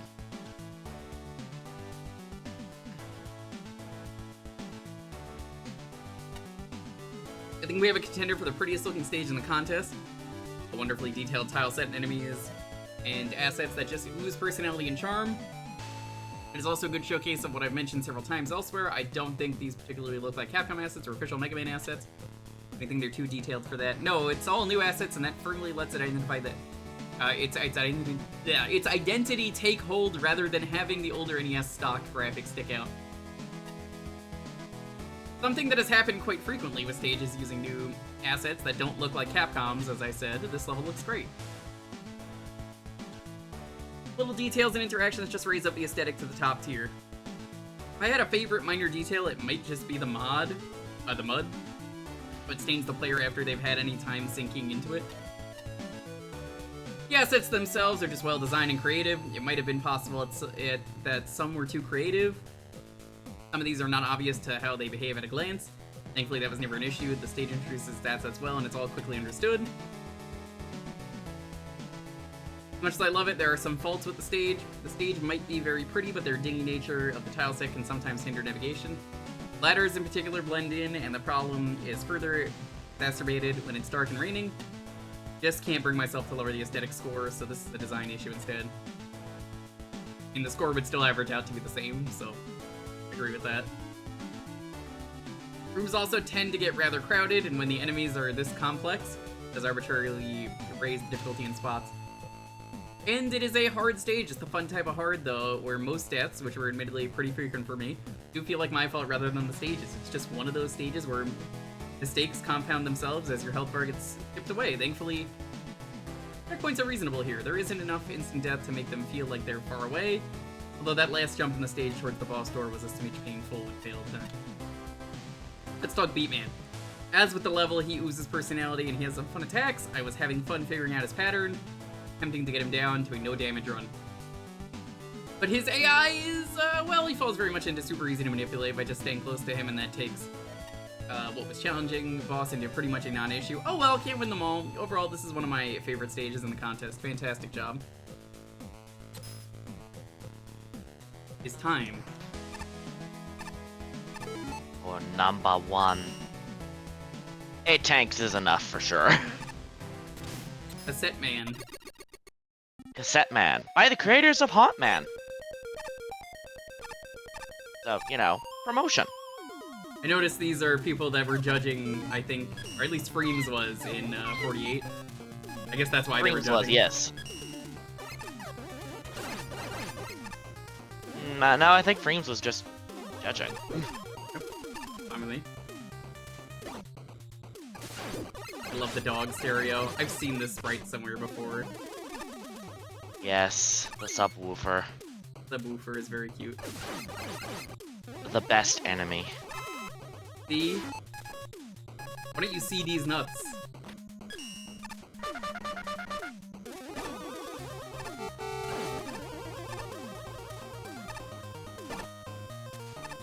So cool. Unfortunate charge shot timing. Just a smidge. No tokens. Yeah, no. Irrigation Irritation is the last contest stage with tokens.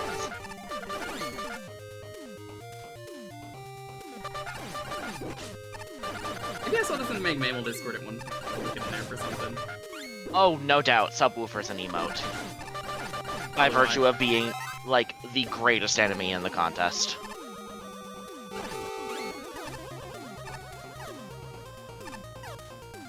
Nice landing! I know hitboxes, I wanna point that out. I just know hitboxes very well.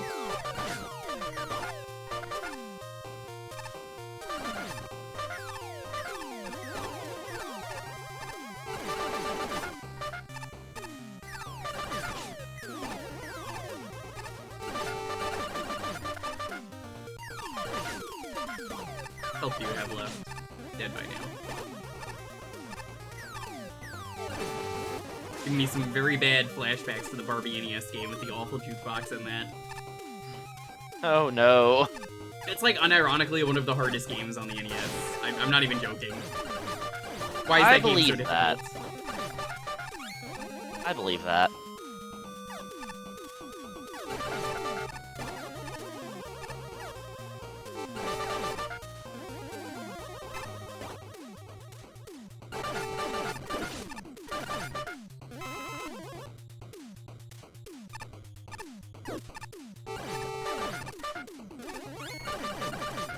Well, luckily, all of us judges are... I believe all of us judges are old enough fogies to recognize a cassette. Oh god, even the music speeds up. Bonk.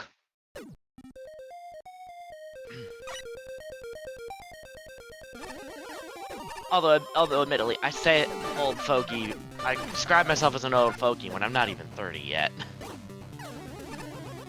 It'll happen to you! I say in the most Abe Simpson voice. Yep. It'll happen to you! Good point, Zop. Wait, I don't want to hear it. Hi, Slappy, how's it going? Dumped. Slappy, if your meat gets old, you have to throw it away. That's rotting at that point. You don't want rotten meat. Mm. Oh god damn it, the exact same thing happened. That's unfortunate. Not if you spice and jerk it. Please do not jerk your meat. Straight up, jorking it in the club. And by it, well, you know. I mean, my peanuts. Sigh. My cassette man. I don't know why that became a meme, but I just love how those are real lyrics to a song. Bye. Bye, Subwoofer.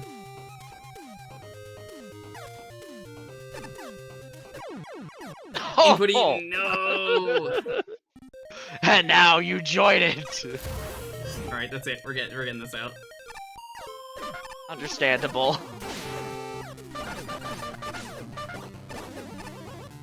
Like Paul Rubens? Well, that wasn't at a club, that was at a movie theater. But also, it turned out with Paul Rubens, nobody actually cared because it was an adult theater anyway, so like... It's just a little weird that they called him out for it. Like, yeah, what did you expect? And then everyone kind of forgot about it because honestly, it was a big nothing burger.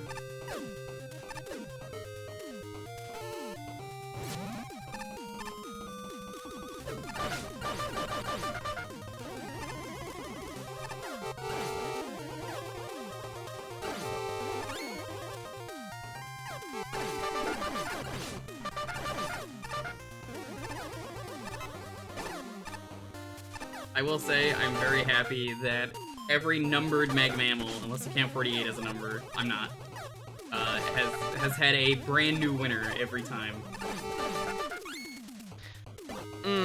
Indeed. 48 is like a spin-off, is the only reason I'm like, I would kind of say it doesn't really count the same way.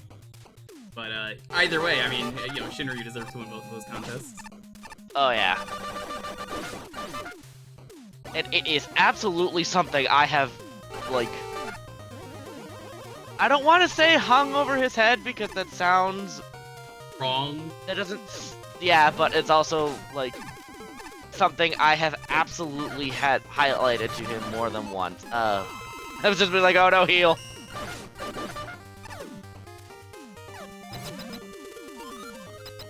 Particularly if there's been instances where he's been, like, starting to doubt his own abilities, and then I'm just like, bro, you won twice. Some might try to say winning once is a fluke, but, twice? Nah. Nah, you're wrong. Agreed. L plus ratio, plus you're wrong about what you said, plus you have very good levels, plus actually good level design, plus you made 2 good Mega Man levels, they only asked for 1. Rewinding, that's not fair. You're getting blasted by them lasers. We gotta eat things in the interest of time. Getting the Yeah, fair. done. And also, fun fact, both Cassette Man and Beat Man were actually, loner robots, so to speak. Other folks had created them first, and then the levels were made by different people, which is fun. No, Lundea, Shin won 2 different contests. Yeah, he won 2, and then he won 48 Hour. Yep. We're not Okay. supposed to do the snowman incident. I think they would catch on nowadays. Even if it was pretty You fun. certainly try to. Alright, what was that noise? Yeah, 1 second.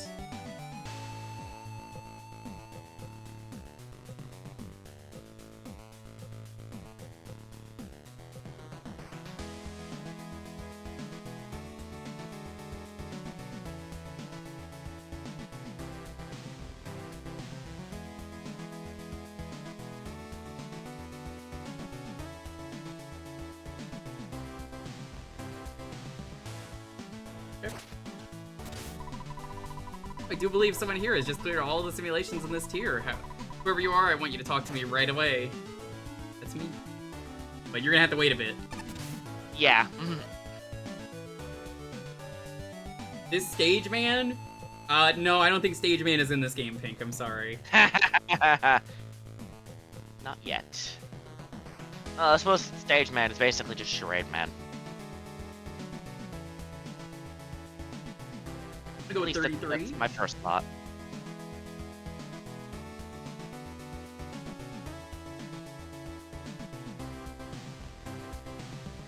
But no, you know what? I'm gonna give it a 3.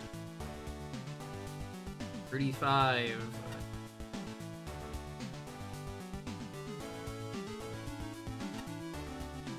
Creativity, 15. The aesthetic was kind of lacking for me, 12. I definitely did not run into any glitches. What is that final score? I guess Beatman was my favorite. 95! 95. Yep, Beatman is my favorite, which means... let me see something. Is there a way to do this by number? No, it doesn't. Also, I find it funny how I do find it funny here where it's like I'm the only judge who didn't give the level a 90. And yet also if you actually compare it to the rest of my scores, you find out it's still my second highest rated. Yeah. Superb. Simply superb. Is Beat Cassette Man my Man gold is- pick? Yeah, probably. Cassette Man is one of the more finely crafted stages I've seen in a while. Enough so that I've come back to it when I need a break. The level design is strong, the concepts are fun and distinct, and it's all wrapped up in an entertaining package. It's not everything I was looking for, but it comes pretty freaking close. At a glance, the gimmicks are just moving platforms, which, been done, but they're moving platforms with a twist. They added cassette player buttons, breathing new life into a lot of familiar concepts, and it was cute how they changed the music. The enemies are also great. The subwoofer and fast forward, which I later learned the fast forward is actually named Need for Speed. That is clever. Also, I'd like to point out my least favorite level. Will not surprise anyone here. Take a guess what it was. It was X6. Because of course it was. Fair. That was the only one that got Admittedly- single digits. Admittedly, my least favorite is not X6 meme, but I'm not saying out loud what mine is. So, the enemy is a subwoofer and the fast forward were personal favorites. Either for being adorably creative, or just...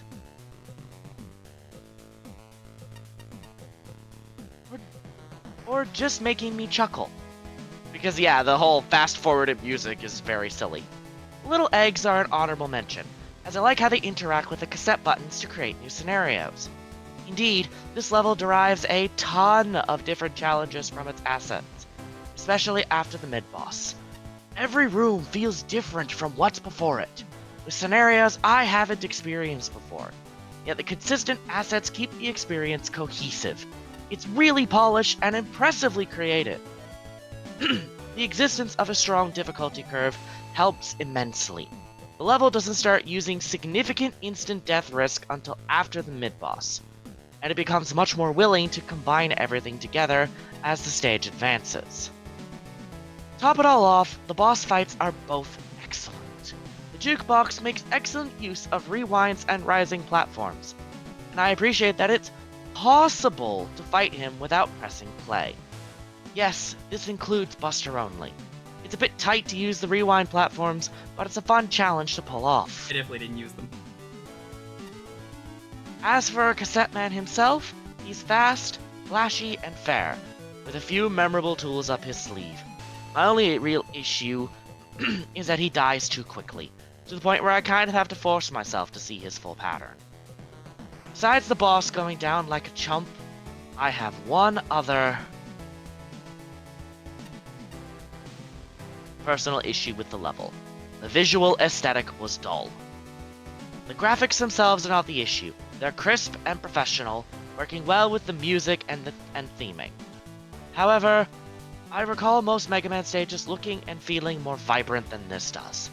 I've actually gotten pretty heckin' bored watching back my own recordings of the place, which is a bit of a demerit. Music can also get a little grating, to the point I've had to turn my sound down at least once.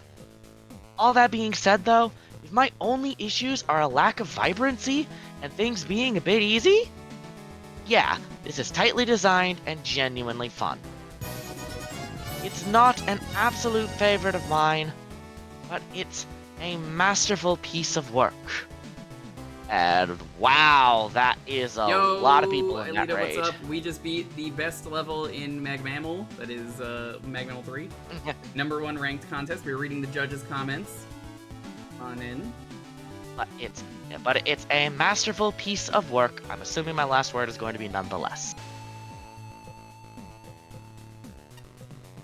Regardless. Oh, regardless. I was close. I don't a little know what was going less. on, but welcome. I hope the Gracious. contest went well. But you guys were racing. A little less loquacious than I thought I was going to be. I'm a bot. Ain't a bot.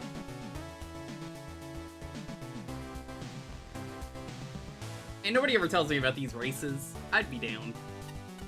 For the longest time, I honestly couldn't decide how to write my opening statement for this one. After some careful consideration, I think the best way to convey my stage would be in the most straightforward way possible. I love this. Virtually everything about the stage is wonderful. Which, by the way, I guess I should say hello to everyone. So yeah, we are about to go do the castle. We just have to finish reading the judge comments. Hi, Deef. Hey, Seesaw. Hey, Cinder. Hey, Ilita. Hey, what's up? Rainding. No, good to see you. Full of Advance. Welcome on in. Jolteron. Molasses. Captain Joe. Shadow Hal. Fly. Go Limit. Nico. The presentation here is absolutely on point, both in the visual department and especially the sound. Having the music change depending on what speed setting is currently active is just amazing, and it really adds to the overall charm of the level. Speaking of the main gimmick, even though it's more or less just a stop, left, right switch for conveyor belts and platforms, it's applied in a really well done and very stylish way. It keeps things from getting stale. All the enemy placements complement the room layouts and take into account the conveyor belts and platforms along with what speed they're going. You could easily tell there was a lot of thought put into it. If I had any one gripe with this level, it's that while there was a clear difficulty curve, the level itself remained mostly on the easy side. This somewhat culminated with Cassette Man himself. He's a great looking boss, though again, is quite easily and doesn't seem to dish out much damage. Outside of his gigantic half-room filling laser, which has a rather long telegraph to it. Captain Joe, thank you for the gift sub to Aelita. Even with the somewhat low difficulty, however, I can't say it negatively impacted my time with this level all that much. When all's said and done, this was easily my favorite stage in the whole contest. Absolutely outstanding work here. And as one final side note, if we had a Best Custom Enemy award of any kind, I'd hands down give it to the subwoofers from this level. Seriously, those things are more adorable than they have any right to be. If you want to make a plushie figurine or an actual subwoofer out of them, I'd pay good money for it. I think they might have even been in 48 Hour at one point. Maybe that's how I know them. Like, wee. Like, this is an incredibly well-crafted stage. This is, dare I say, the definitive good Mega Man level. We have found it here, folks. Corniness aside, to put it simply, this is brilliant. The main gimmick is simple and sweet. You control the state at which these platforms move via the cassette player buttons. It flows very well with the platforming challenges for its versatility, while also bringing a fresh idea to the table. The fact that stage went the extra mile of changing the music dynamically according to the playback state, especially the fact that it is a Robot Master stage about cassettes, I'm absolutely in love with the attention to detail like that. Love the fact these little walking enemies are able to interact with the environment too, changing the playback state on the fly and keeping the player on their toes while riding on one of the platforms. Also, Subwoofer is a national treasure. I adore its mighty woofiness. The record player mini-boss is a fun little distraction. Its visual design and attacks also blend very well with Mega Man boss design. Utilizing part of the main gimmick, the raising and falling platforms controlled by switches in order to be able to reach its weak spot, simply it works pretty well. The fact that mini-boss is throwing those same walking enemies who toggle the platform states is such a funny detail, and a great telegraph to tell apart from the record projectiles. Only real downside of that level I could think of is that checkpoints are a bit sparse, but the stage length isn't too much of a hassle, plus the level doesn't get incredibly difficult to manage either. That man is an adorable man. His animations are also charming with how he's changing tapes in between attacks, implying that he stores his battle data in different tapes. It gives so much character to this character. All in all, it's also a great fight itself with fun attacks to learn and avoid, though perhaps he could stay a little lower in the air during the big laser. Funny comment on the bit lower in the air during the big laser attack. Patchy's costume has a lower buster offset. Oh. Compared to other costumes, which is low enough that it actually makes Cassette Man harder because you can't hit him with charge shots when he's doing the laser. It's a weird thing to add to your sprite, but whatever. It's a weird thing with the costumes. Yeah, the whole buster offset thing. Probably the weirdest thing in the costumes as a whole. Anyway. I cracked up when I realized the dog-themed speaker enemy was a subwoofer. That's the kind of fun-loving, exceedingly clever design that sets this apart as one of the best levels in the contest. Everything I want out of an authentic Capcom-style Mega Man level is right here. Atmosphere, learning curve, challenge progression. All the intangibles are expertly handled. It's the color combinations and eye-catching foreground details. It's the gradual introduction of new elements and enemy-assisted gimmick demonstrations.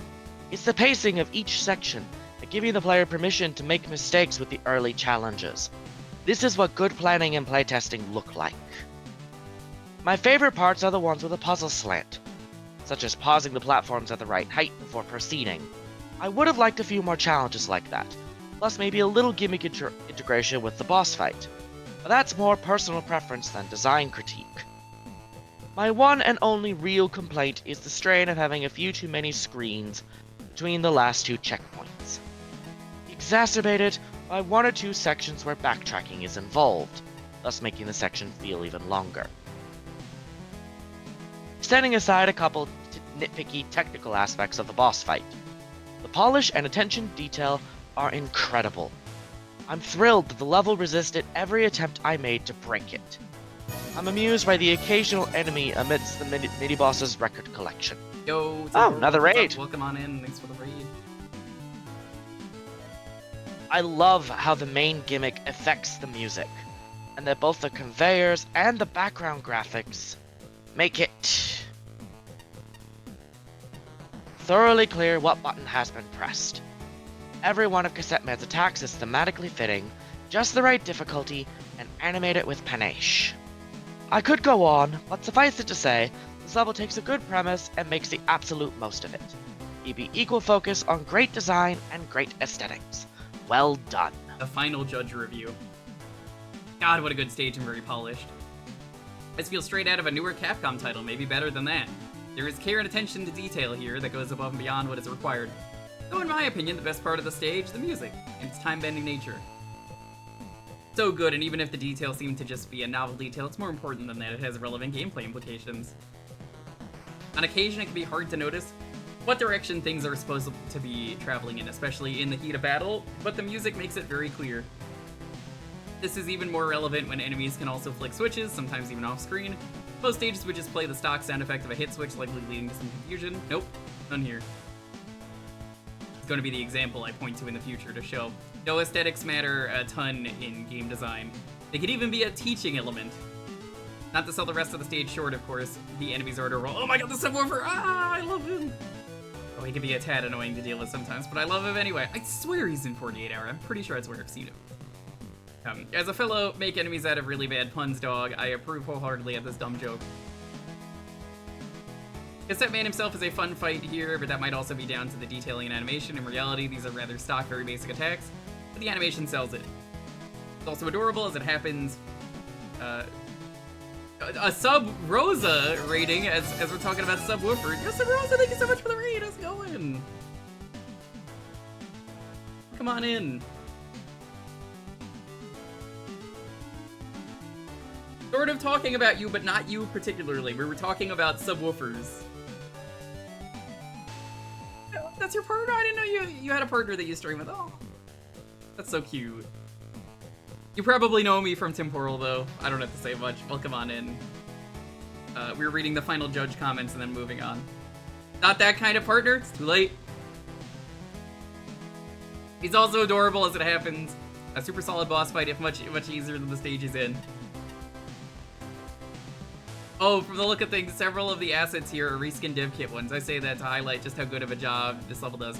You really see them as such due to my familiarity with the kit. These gel so well with the stage that they just seem all that more natural here. As I keep saying, the stage is so super polished. If I had a critique, this felt like it could be to do with just one additional checkpoint towards the end of the stage. And death starts creeping up as you progress. It never gets egregious, but it's almost always combined with a lot of very tough to deal with enemies. It's a very hard level outside of an easy boss. It is definitely on the upper end of the spectrum for that, as my health bar quickly drained. A lot of very tense moments approaching that boss door. Level is also one of my favorites. Every time I've said this in the comments of a stage, the stage was legitimately in the running to get picked among the top 3 of all those stages, though I'd say this was the closest to making it into said top 3. In the end, I prefer Spectrum Science just that bit more, but man, this is such a good Mega Man stage. What if streaming with siblings? I should do that with my sister at some point. That's your brother? Oh. Ah, Jewker, you're the one who cleared all those tier simulations just now, aren't you? Oh yeah, that was me who finished them all. Perfect. Aww. The goal is, we're gonna blitzkrieg the castle.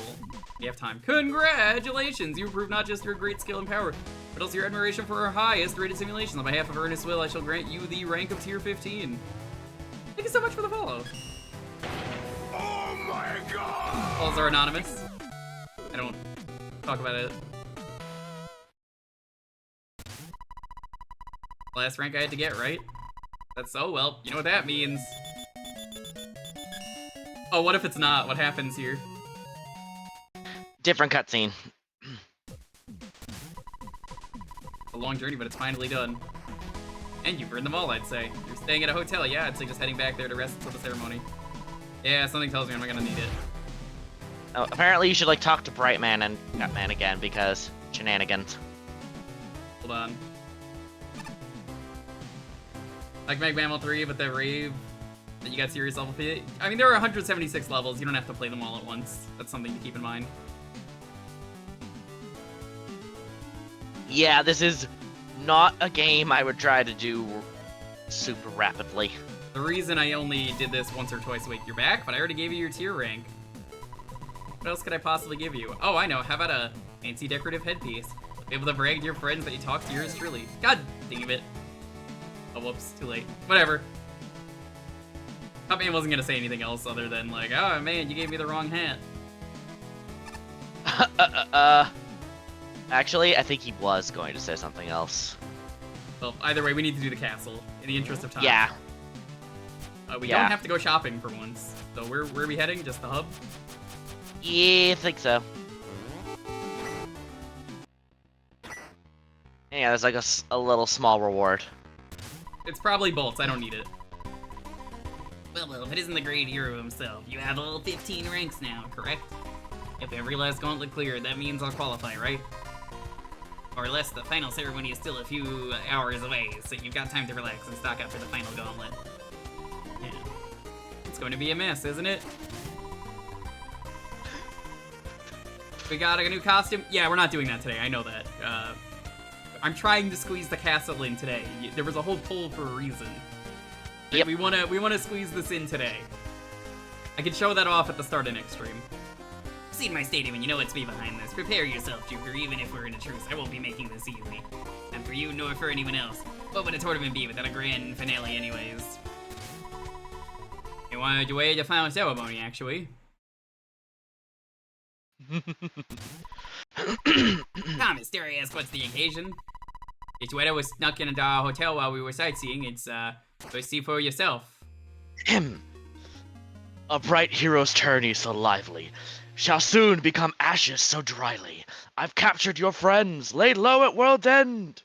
Lest you come, they'll die quite royally. Sincerely, Dr. Reginald Regal. Did he seriously send us his poetry? Yes, he it's did, a yes. limerick.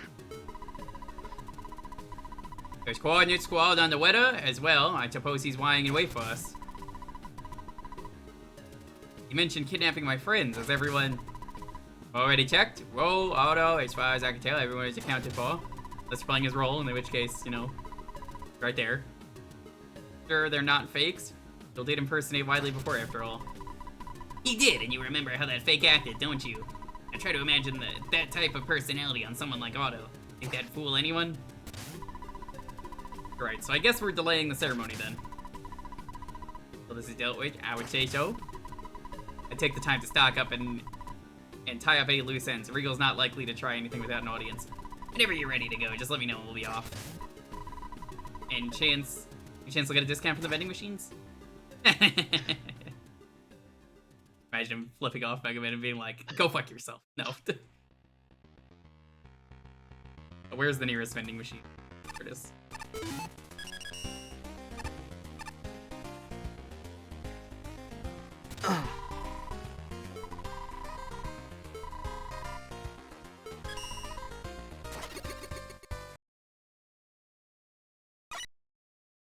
It begins. This is the first level, Chaos Assault. Regal. Ah, so you have finally arrived. We were beginning to get bored of waiting. You're my friends. You said you kidnapped. The evil question to ask, of course. I'll show you.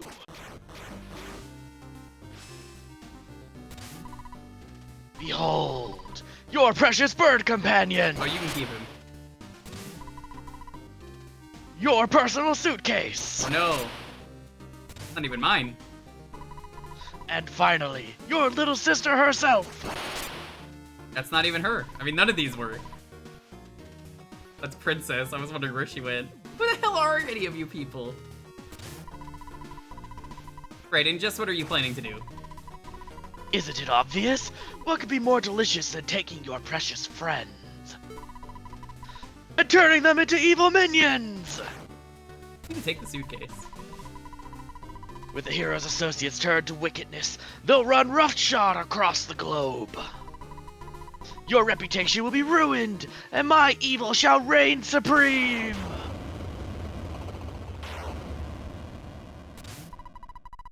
I'm just going to let you do that, you know.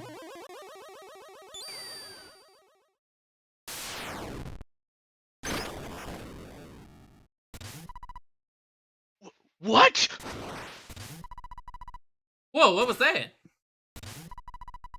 I've had enough of this tomfoolery. It's high time that we team up and smash this fool into the dirt.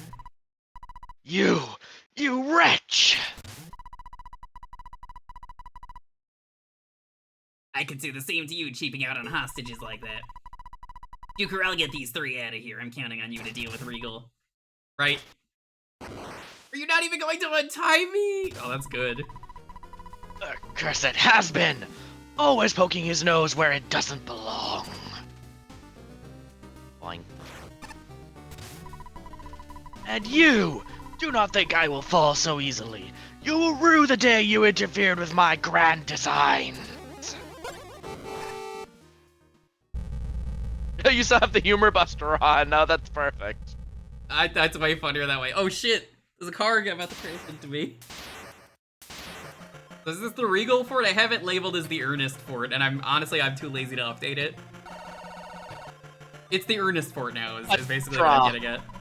Unbelievable! He doesn't have an original bone in his body! But, Ernest, you already got those robots to safety? Of course I did! I have a jet, you know, I'm not one to dawdle. While I was at it, I also had time to get a scan of that thing.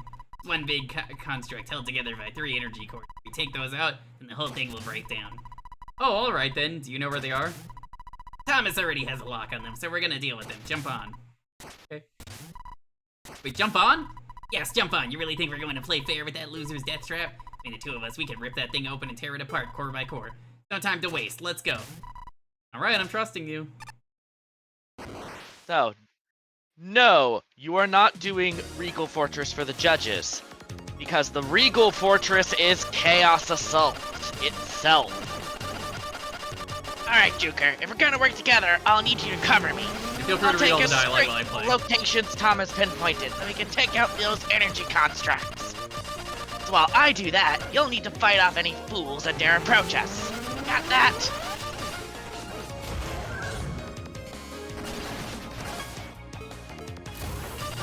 I had a feeling.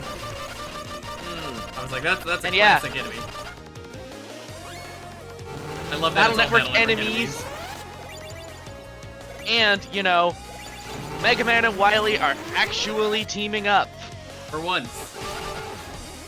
Wait, this is Wily? Spoilers. Bah!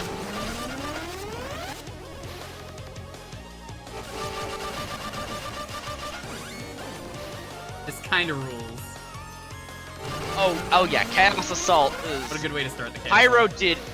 Pyro did amazing in setting this up. Yeah, my only regret doing the castle late tonight is I don't know if all the judges can be around for this, but they can always check out the VOD. Yes. And also, like, just personally, I had the Wily Jet concept helping you out here for such a long time, and I am so glad to see it realized like this. Hell yeah. It is. It's like, it's still hype. This makes me very happy as a Battle Network fan that, yeah, you guys showed so much love to Battle Network. At a time where when this was being made, Capcom definitely didn't, so... That has changed before this came out, but, nowadays, you know.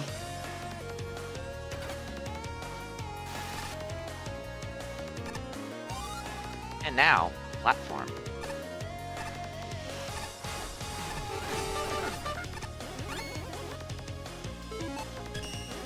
double checking this one.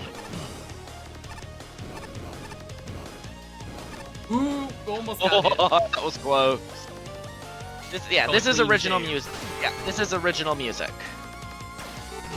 Very good music. Oh yeah, Mel did an amazing job. Is it M9M now? I don't remember what name I'm supposed to be using. Just real quick. All the Battle Network enemies translate so well here. Speaking of This Battle guy Network too. enemies, Forget which game you're from. Battle Network 5. I was thinking you were one of the Liberation Mission enemies. Yeah, it's one of the Liberation Mission enemies. That's one core.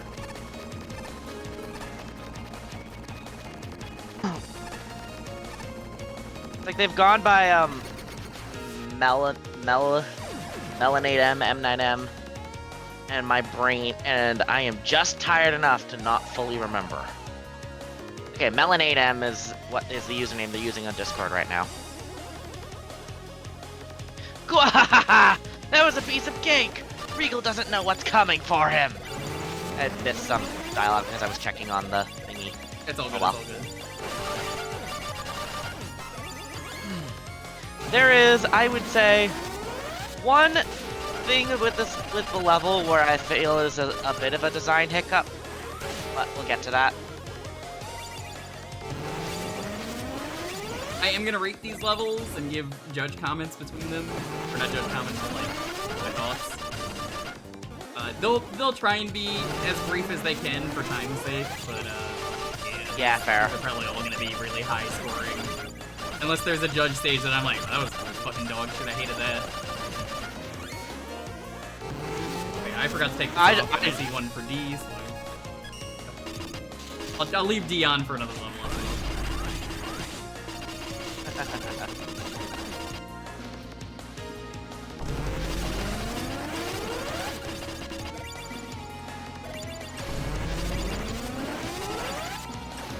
Oh, by the way, that's the falling rocks on the conveyor belts. That's a nod to the drill comp from Battle Network 5. Figured as much. Kinda hate how you can't turn around. Yeah, And the guess plane what? shouldn't, but like, yeah, Guess what? that's your one design Jump. thing. Press the jump button.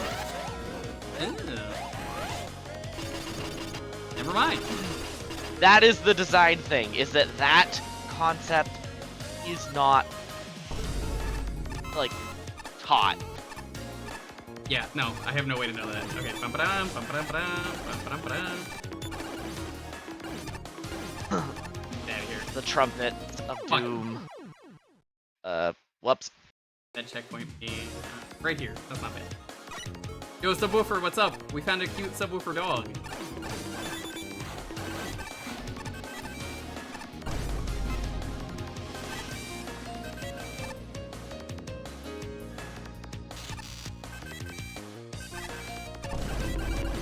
I can for you entirely. I had a feeling these would show up though, because like it was like a shoe-in. Oh yeah.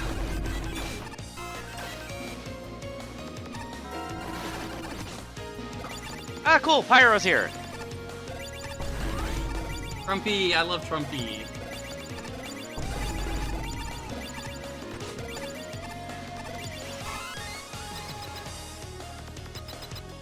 And now, the Tin Hawk. It's this bird, yeah.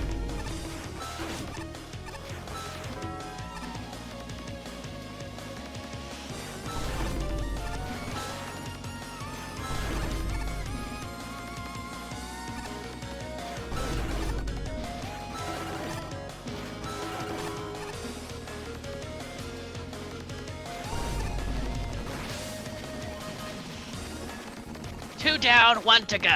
Ha! I almost feel bad for how much of a pushover this is. Are we really about to take down the whole fortress this quickly? Wow, maybe Dr. Wily is right.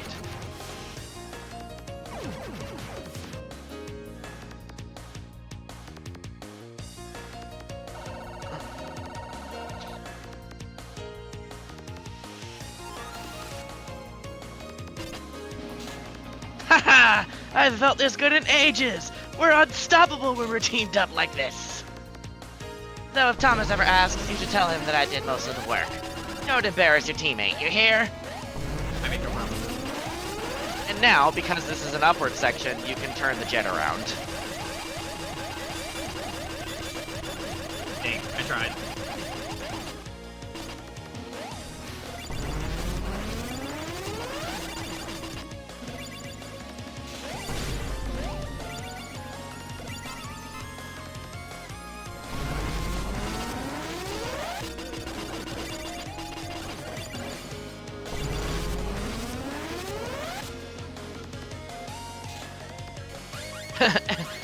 And yes, Mooch.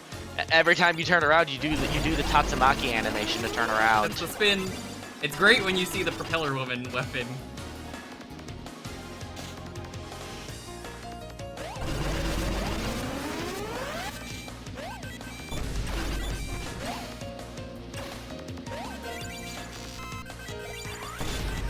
Oh no, that is. It's like Trumpy, no. It does sound very Sonic Mania-y. Happy 10th birthday to Sonic Mania, by the way. Like, didn't it just turn 10 recently? I think so. Kind of unfortunate they're not making another Sonic Mania, because, like, the game was so good, and then they were like, alright, so we know that game is really good, so we're gonna give it to another studio to make a 2D Sonic game. And, yeah.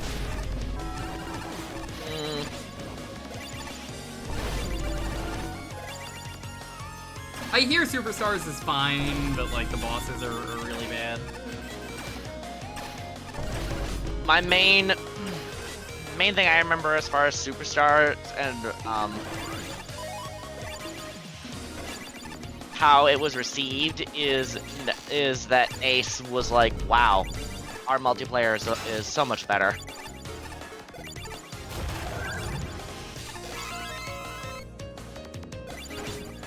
Good enough. Ah, no. You even put the paralysis in. Of course. That's so clever. Love it. That just yells thanks for himself. Oh, I love the multiplayer. It's very janky in the best way.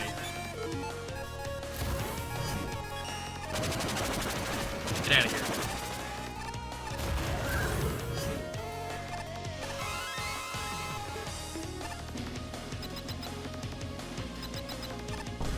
Hey, it's the other guy. Yep, that's all of the Liberation Mission viruses. They are Regal's Fortress bosses. Last one. And that's that. You see, no lunatic upstart's as smart as me. Yeah, no, Regal is not the fortress. The fortress is gone.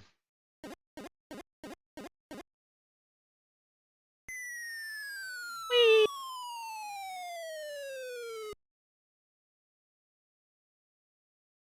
Plunk. All right, 33, 25, 15, 15, 10.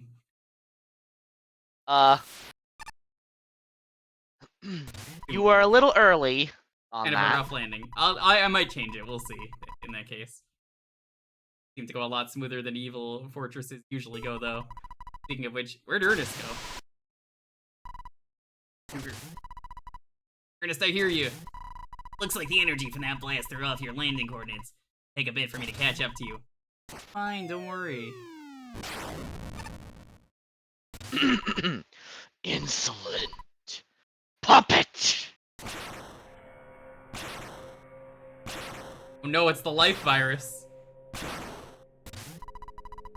I had been under the belief that heroes, such as yourself, were obligated to play by the rules of the game. Lies! All of it! You are no less of a hypocrite than the rest of this evil, forsaken world. Now, you will suffer!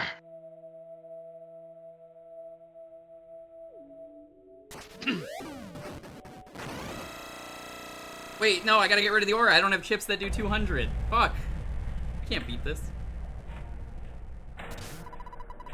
You can flee if you so wish, but know this, Jewker! Whether by the hands of my life's work, or by the dark dimensions incarnate, all you hold dear will be consumed by the glory of evil! That stands for every villain is lemons, by the way. And now, the Regal Machine. Which is based on the life virus because if memory serves, it is the... Yeah, these are the life one- virus things. I forget what they're called. Yeah. The viruses right Scuttles. there. Scuttles, yeah. You could And if- raise if the memory- scuttle bug if you're, you know, a Mario gamer. If It only takes 12 memory hours. Yeah, if memory serves me well, that life virus is like one of, if not the easiest of the Battle Network final bosses because of the whole upgrade you get. And you might have noticed that Regal can only do 1 point of damage with all of his attacks. Meant to be a joke on purpose. Yeah. His life virus is extremely well defended. It actually doesn't have a proper weakness. But also, It's game accurate. yeah.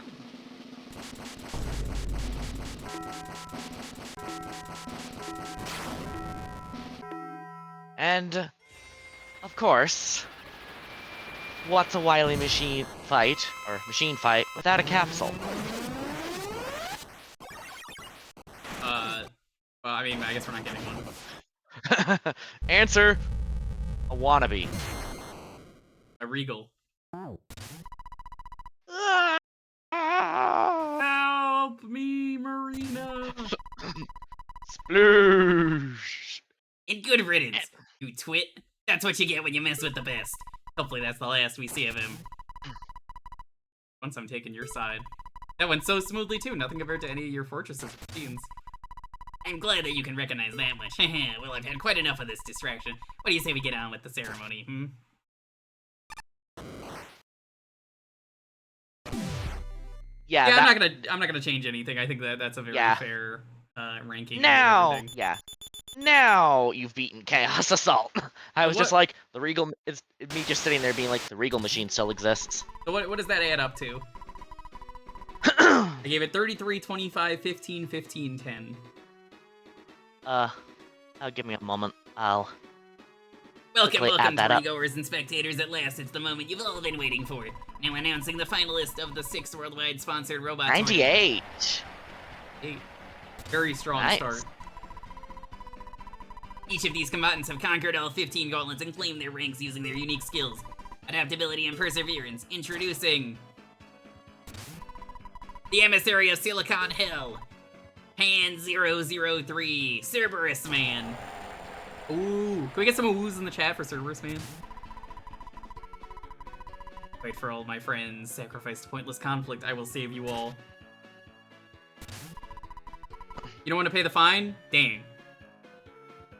The Well, industrial- fine is for woo, not awoo. The industrial salt of the earth. Ton 532. I assume that it's supposed to be she weighs a ton. Orange I guess. Woman. Boston. What? Our special guest, Jewker. There's my room. I love that it's filled with all the plushies. Did you want me to say something? Nope. This goblin thing. Well, Keller be impressed. Hey, I deserve to be here! Is that actually what he says? A little more than that, but that's the gist of it. Oh. Eco Unit W3. Element Man.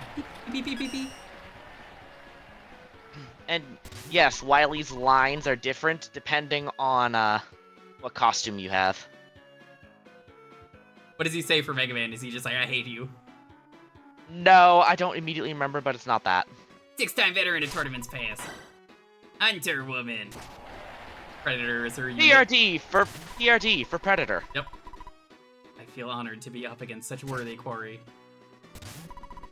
The haughty self-proclaimed strongest. Or no? Oh, base. Oh, sorry.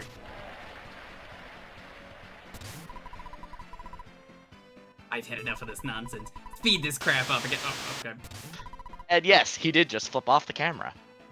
And finally, the 7-time Battle Chaser champion of the world, SRU 1.21 gigawatts. Presto. Nobody cares. The rave has stopped. Huh? What? I'm winning? Again? Presto. Hard man at the background. Go Presto. Alright, this is a poll I'm gonna run. Doesn't matter.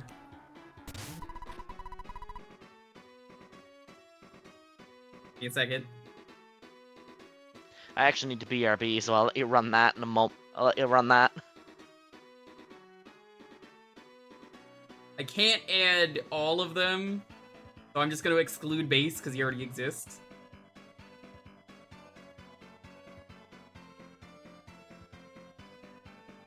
Here, chat, you could vote on your favorite.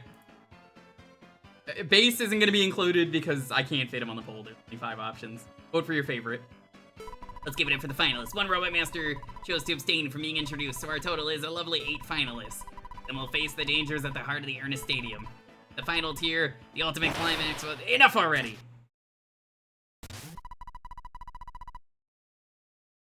Excuse me, is there a problem here, Base? My patience is running thin, old man. When exactly are we going to get on with the show here? I'm not sure what you mean. This is quite the show already, isn't it? Don't give me that attitude. You're the one who roped me into this ridiculous plot. Fine, I have to do everything as you say usually. Ladies and gentlemen, one of our lovely finalists here is a cheater, a hack fraud. What? Watch these robots conquer the same trials for myself. Each is worthy of being a final challenge. Really now, you're implying a very serious violation of the contest rules. What is your claim? My claim, for the love of... whatever. Jewker, he has a load of illegitimate rank. Well, yeah, that's true. I only got one of them, technically, costume-wise. What?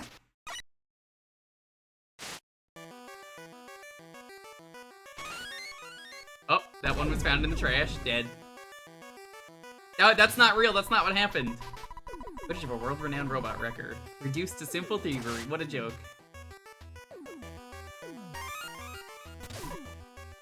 Silly.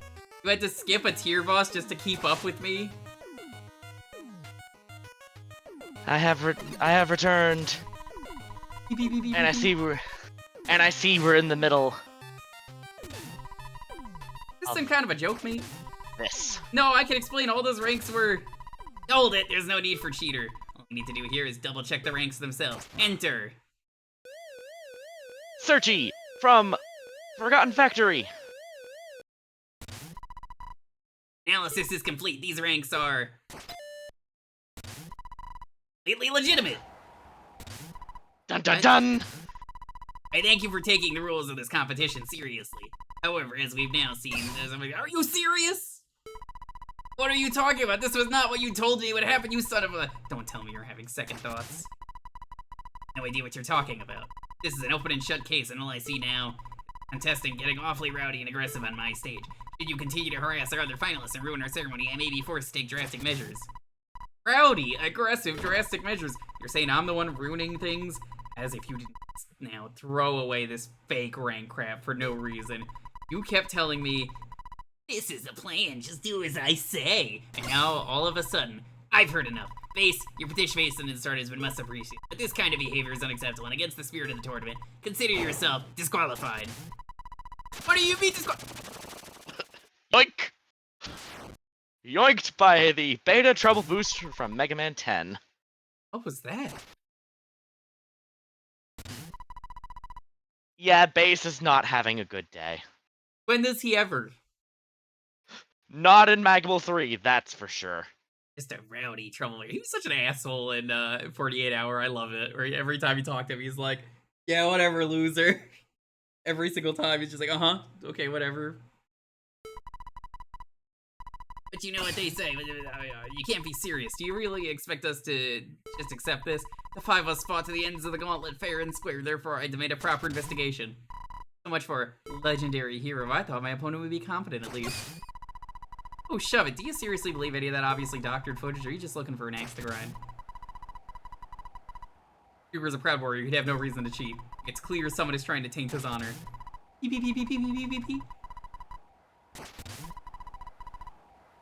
Please, everyone, calm yourself and stop pointing at me, Mr. Wingdings. Whoa. Uncalled for. And yes, the fact that the rivals are evenly split between not liking you, and Wingdings is intentional. So what does Element Man think of you in this scene?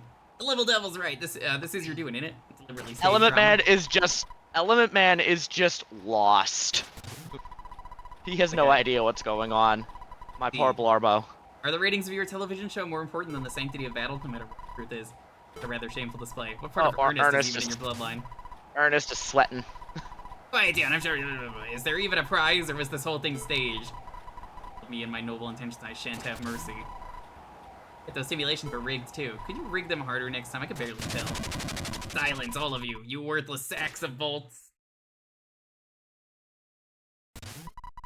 What the hell with it. So you all wish to make a villain out of me, eh? I'd say leave that to the experts. And what better expert in villainy? What? That was Wily? What the? I didn't see that coming. Wily hype! And the legendary Dr. Wily. Did anyone see that coming? I'm currently just bopping and dancing to the music right now. That's right, ladies and gentlemen. Once again, my wonderful genius has led the whole world astray. But that doesn't make this contest any less real. The stakes have only become diabolically high. After all, ripping people away from their deserved prize is more of my rival's thing. Finalists of the tournament, Shade it light. prize awaits you in the Ernest Stadium. Should I say the Wily Stadium, my latest and greatest fortress. I'm still gonna call this the Wily Fortress on the notes, or the Ernest Fortress, but yeah. Radabuck, find 5 energy elements and you'll qualify for the final gauntlet. Wily, I knew I shouldn't have let my guard Ace down. is This still might be alive. your strangest plan yet, though. Everyone get away, I'll handle this.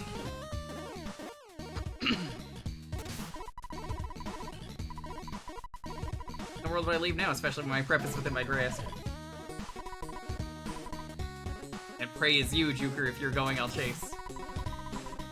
Saying the prize legit, screw it up and through worse. Oh, an actual death race. My agents never let me join one of those. Birds with one stone. Crush Wily, crush Jewker, provide for thousands of... Hilarious. For playing the hero, eh, Jewker? Well, really want to see this through? Fine, it'll be your ambitions against mine. I'll fight for what I've always fought for. Everlasting peace. Beep, beep, beep, beep, beep. Element Man is so lost. He fucking hates me. It's okay, a lot of people on the internet do. See you all at the final gauntlet. So, If you survive. Also, a fun note. That's cute. I love that detail. I like how all of them are like. What launches everyone into the fortress is actually like related to the characters to boot. Or the fortress, the Wily Stadium.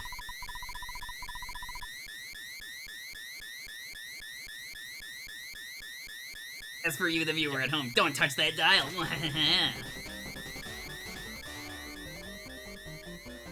Ladies and gentlemen, and all others, the Wily Stadium begins. Ornstein, With plushies. statue of Wizard Swinner.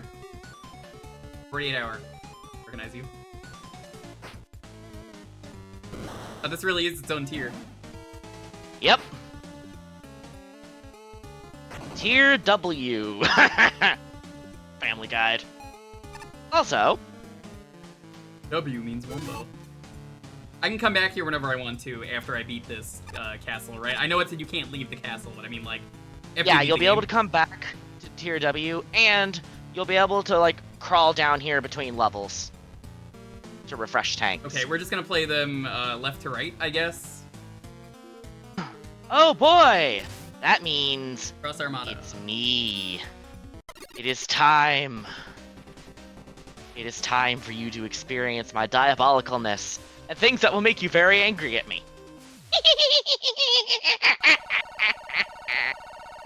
Yes, Mega Man 10. Or not? That's the best gag in the series, the official series, where it's like, there he goes. Oh, the fan enemies. So. Clever. So, I hope people aren't tired of Battle Network.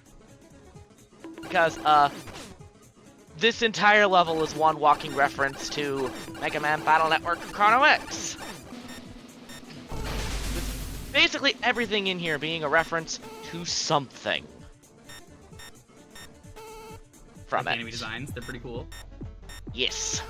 Music is pretty neat. Oh yeah, Cathode did a great job making this song. Mega Man Battle Network Chrono X is a Battle Network fan game. It's not out yet. No. It will It's been in probably still production be for a a long bit. time. But I would likely play it on stream at some point down the line. I am surprised you're worrying about killing the devils. Gotta. Why I do see you a devil, gotta? I gotta get rid of them. They had it coming. Ah, fair enough. I'm mostly just commenting on it because they have absurd hit points and then blow up in a deadly cloud. So it's kind of like... It's just more. It's a matter of principle. Forge Woman, not surprising. Yeah, I'm not surprised. The second I saw this thing, I was like, oh no. But I only saw two. This? The Melody Response Amp. Melody Response Cannon, but it's always trying to kill you. Gross. You made something I don't like even worse. Congrats, that's impressive. Yeah, every time you commented on hating Melody Response Cannon, I've laughed because it's just like, Excuse I me? know what's What? coming. I guess I just keep going. I thought it was gonna keep flying up. And now, the Cross Armada actually begins. Oh, those are fish. They're literally fishy. Can you hit them? Yes. There we go. I never understood why they were meant to be fish. Does it really look like it? But I'm like, yep, they're called fishy.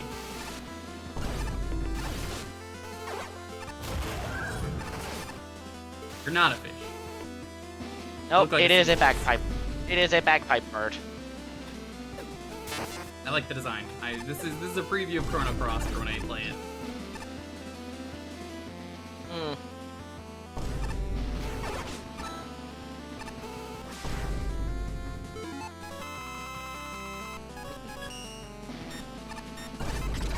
Could be bagpipes and seahorses.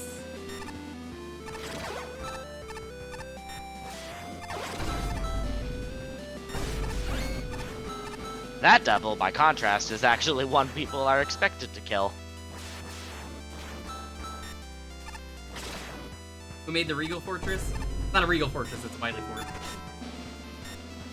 Unless you meant the, thing from earlier. Stage was Pyro.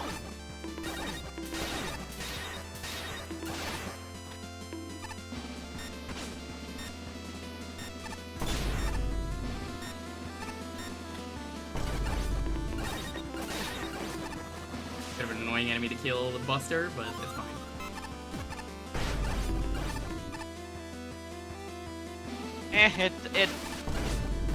The Cloak Reaper dies fairly quickly if you handle well. It's just barely a struggle to kill it on a first cycle, Buster only. Oh, you can do it on the first cycle? That's impressive. No, it's just barely not possible. Oh. But like you could get it to the point where one hit in the second cycle will kill it. But also, it's not like it doesn't have weaknesses. Technically speaking, everything does. Right, left, right.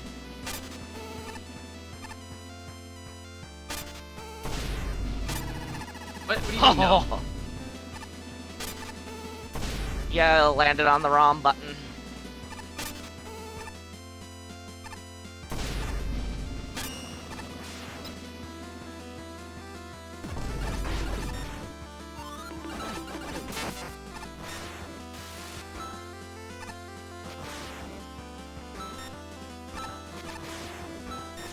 Nice! Mean. The movement I on have this seen level's very so good. many people, I have seen a lot of people F up that one spot there. The movement is just incredible on this level. Oh yeah, this section in particular is designed so that if you play like I do and maintain a charge shot, a lot of those enemies, like bagpipes that you were eating hits from, die in one charge shot. So. I'm gonna. What is this guy weak to? We've already fought him with a Buster. He's an electric enemy in a Battle Network themed level. Makes sense. Killer it is. I haven't shown this weapon off anyway, so better cassette man.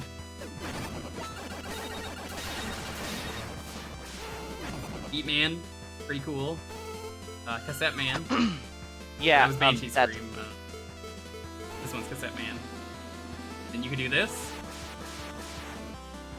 Pretty neat. You did not show off all of Cassette Man.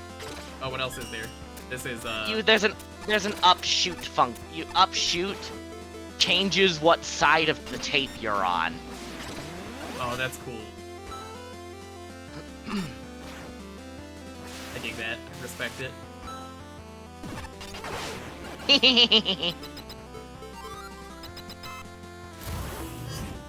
I am laughing because you missed a thing. It wasn't a token. What was it? There was a Yasichi hiding in the logo. That's all good. I don't need it.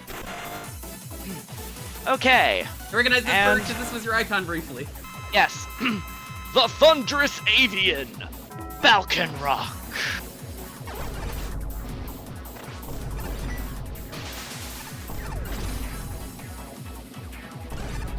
Yeah, very sick boss. I understand why you had this temporarily as a profile.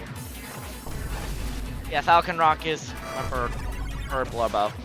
And as far as I care, is the closest thing there is to a classic counterpart of Raven from Chrono X.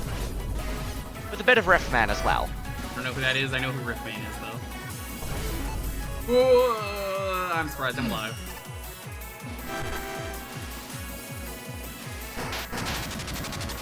I have seen many things. So, me continuing to have two-phase boss fights. And also, I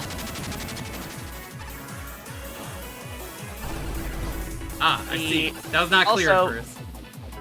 yeah, that was originally even worse when it wasn't invincible. And also, yes, that timer is real.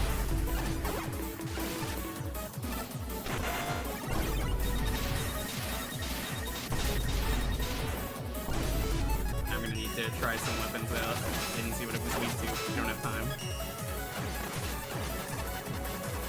Yeah, you got it close there. I was like, I don't have time. I gotta guess. Fun fact, Fun when fight. Falcon Rock activates the second phase, you get low gravity, so specifically so you can hit it whenever. That was on purpose, both because physics and it's like, I'm adding a timer to you now, so... 33, 25 again. I'm gonna give that... Wasn't the most creative level. It's a 10 for me. Aesthetic, probably a 12. 10, as far as I know. What is that?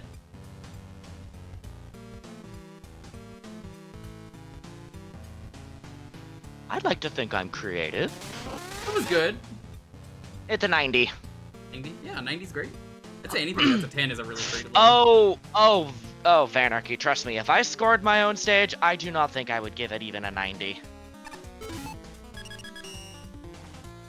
Like I said, we're just gonna go left to right. One at a time. The Bronze Yard.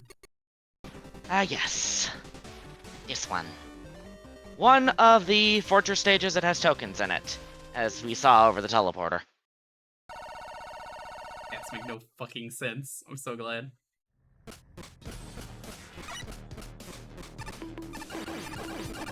Yeah, I am gonna keep all of the sound thingies on. Oh, there's 30.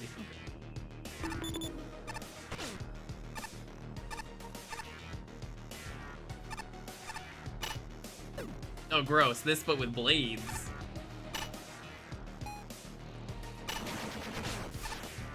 Yeah.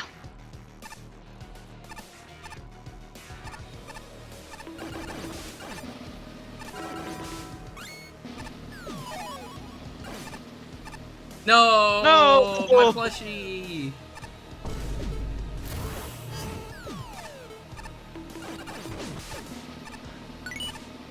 That was the saddest thing I've ever seen happen on a stream. Hmm.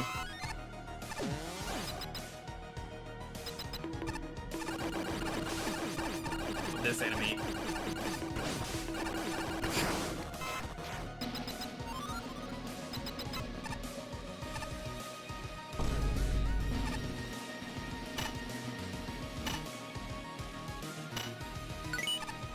Easy.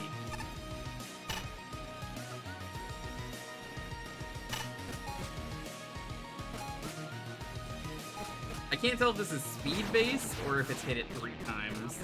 Speed based.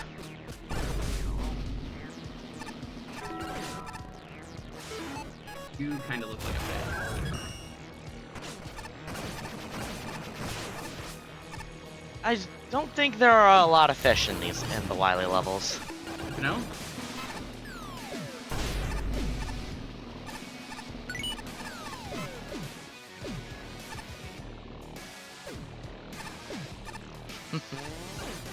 That one jump you just did has killed me multiple times, so I'm pleased to see you. I know how the Mega Man jump works. It's very consistent.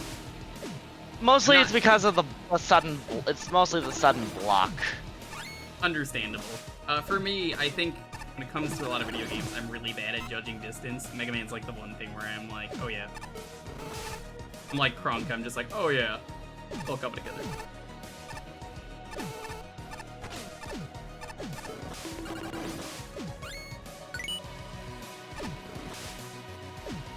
Hindsight, probably should have just set Magna Beam up from the ladder. Oh well. Probably. Nice that we don't have to read any more judge comments. This definitely makes this a lot more reasonable to do tonight. Oh yeah. Much as I like As the I judge had said. comments, they definitely take a lot of time for. Oh yeah. There's a reason why when we talked about it briefly, I was fairly confident we could squeeze this in. Mhm.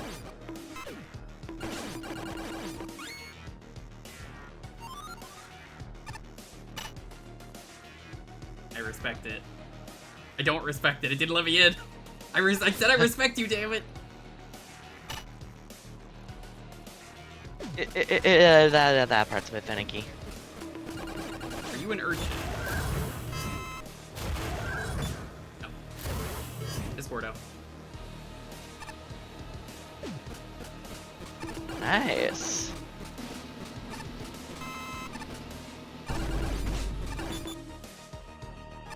Very easy tokens.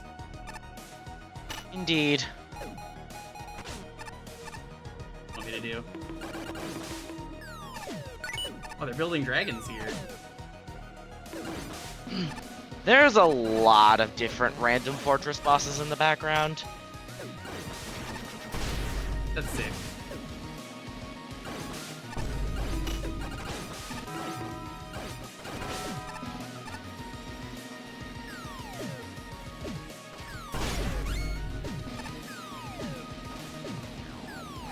Get out of here. Oh, I knew what its arc That was was, tight. so I was like, I can risk it for the biscuit. This level's fun to breeze through. Hmm.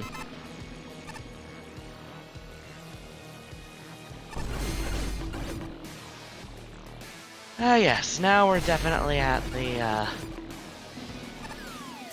we've definitely hit the changeover spot at this point. So, yep.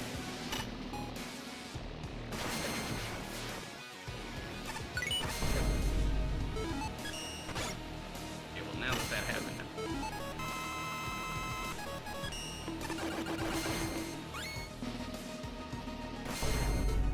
Yo! Did you put an ice wall spot here? Oh man, look at that.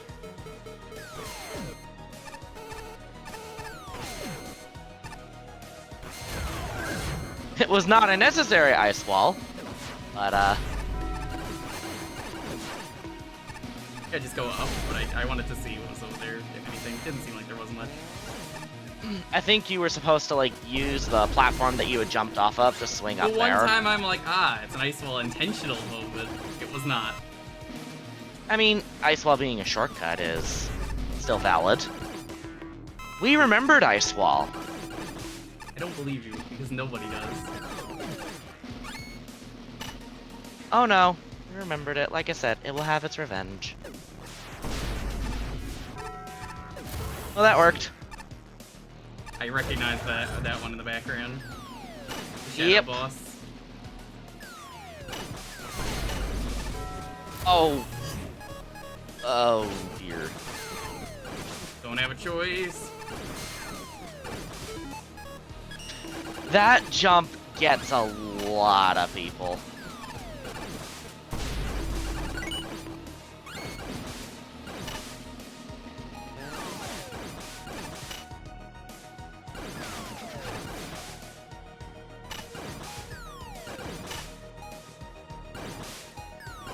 What do you mean? Oh my god. I didn't mean to do that, but we're gonna get hit either way, so. Yeah. I tried to back out, but I was like, nope. I think the blocks have like different thresholds for what'll smash them and what won't. All right. The Sakugan, it really? The spiraling driver, Tengen Top Hammer. And if anyone's wondering, the titles I'm applying to these bosses are just made up. I'm doing a bit where I'm recognize the treasure gassing music. these up. I'm gassing these up. Actually, I think this music was Sparkster made by Treasure? It could have been, because some of the Konami devs worked there before they moved. So, But like I know the music is from one of the Rocket Knight. it is the first Rocket Knight, but I think that was a Treasure game. Like again, they weren't called Treasure. It's a, well, you see, I just know this because like if you look at some of the games they worked on, it's very obvious.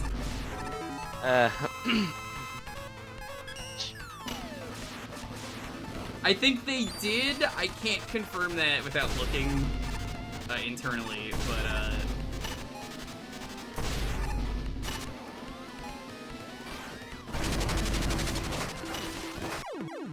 that was cool.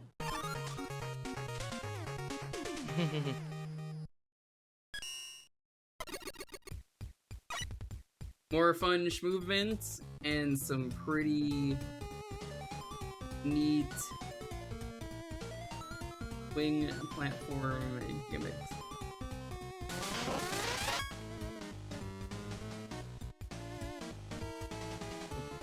$28, $21, and $15, $10. What we got? 84. And I'll admit, of the 5 judge levels, even just speaking gameplay-wise, Bronze Yard is my least favorite of the 5. I believe it. Even before they came, yeah. Like, there's some wiggly arm stuff in that game that I'm thinking of, which is why I'm I think they worked on it. Because like that gimmick is finicky It was, yeah. and can get used in some Oh, fairly that's- annoying ways.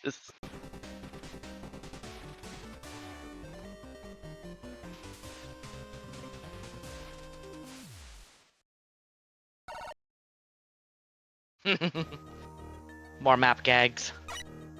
I didn't even see where this one went. It went small. That's where it went. Oh, this is why you were saying that earlier. That's why it's like Giant Land mentioned on Flashman's review, no less. And now you're in his level. Where, yes, Giant Land mentioned.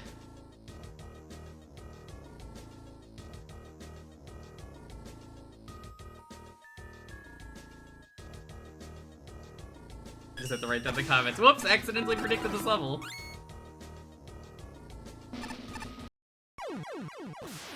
That was unfortunate.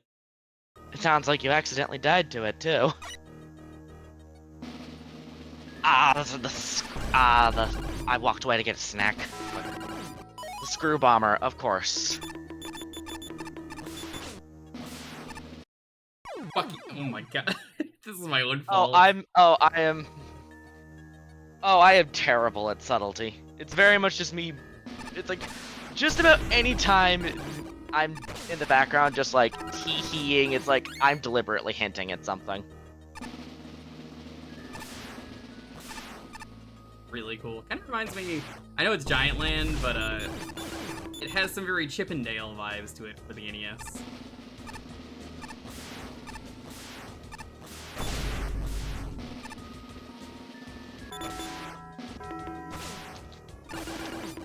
I think the way you say that just reminds me of the, what was that episode of Billy and Mandy? I'm gonna need to get the bigger boot.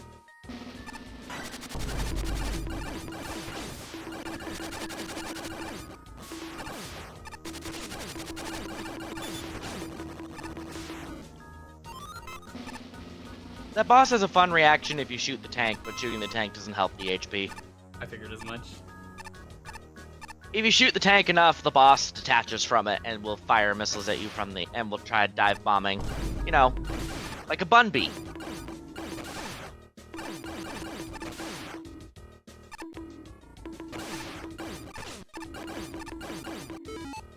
Nothing over there. Well, secret-wise.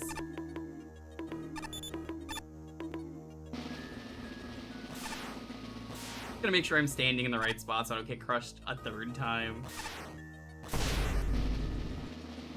Understandable.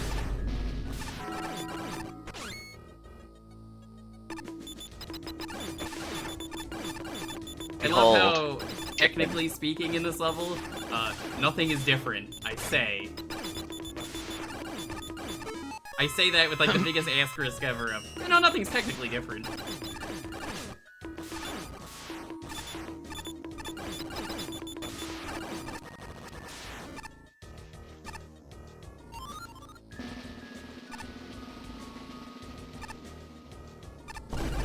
Man, this hippo. What were you from? I forget which game that is. That was Mega Man 5 for the Game Boy.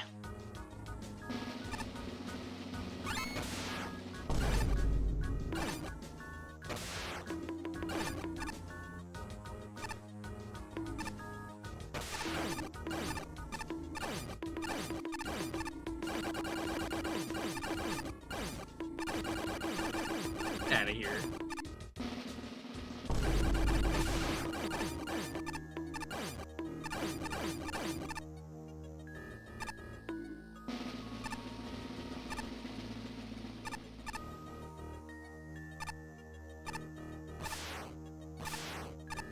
Oh, this is so cool. That part is quite fiddly. On the plus side, you get to witness chicken butt. Even if not completely.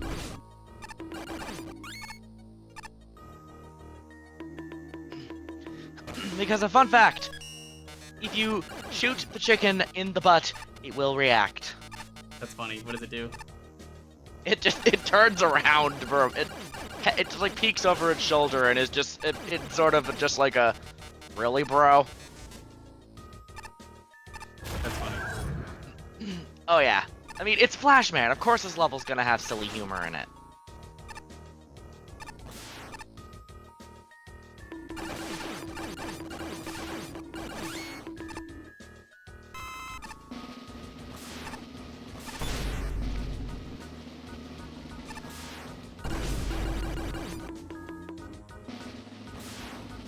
It's kind of like how I'm the judge who loves Battle Network, so basically everything I've done for this game is Battle Network. That's Eddie.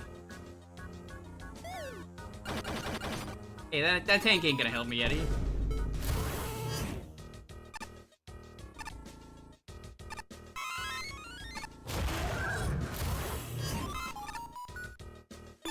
Oh, there is actually a real one in there.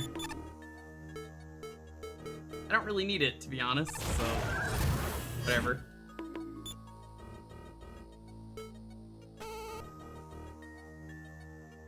Not gonna take any chances. Wise.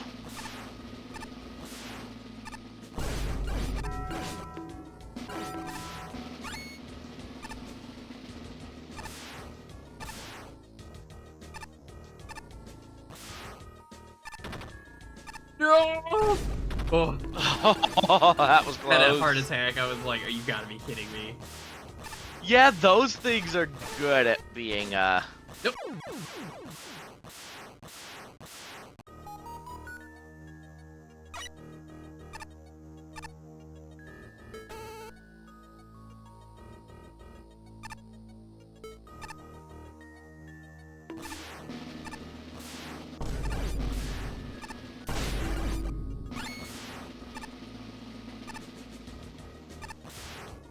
Oh, there is one really funky and neat aspect of this level that unfortunately is not on display due to custom costumes. What is that? The giant power-ups that fall. Oh fuck! Why did I do that? You probably should have just used the guts hover. I know. Like I mean, consider Flashman is the one who also talked about making sure weapons don't break the levels. He's not gonna make it easy. Bruh.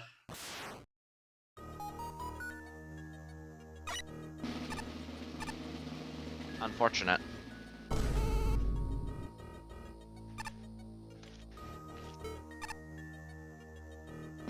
But the Yasichi blocks that are falling, Yeah. if you're using one of the game's official costumes, those are instead giant one-ups. Ow. Ow, indeed. Because of how the object is programmed, it's I'm just getting very unlucky with the timing all of a sudden. Fine. Tornado blow. How do I break this? you don't break it.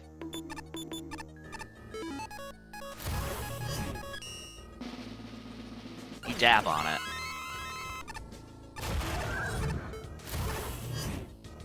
Yo, Oh, Leon, raid. what's up? Welcome to the castle. You found the good levels. They're here. Thank you so much. How you doing, friend?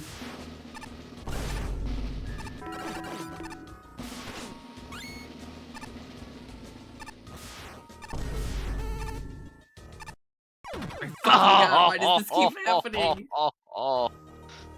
Flashman, you clever bastard.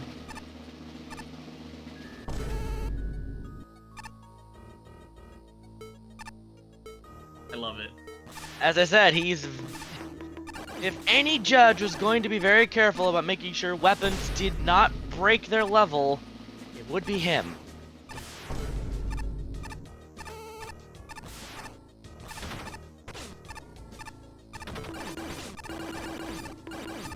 I will admit, I just didn't worry. I just didn't worry about it on it myself.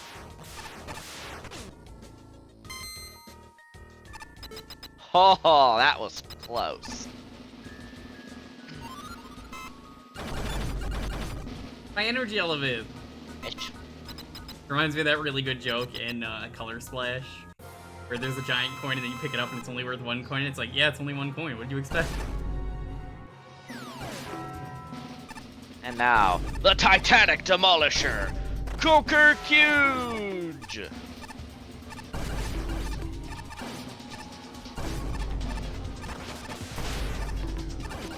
There is sort of a timer in this fight. Sort of, I say.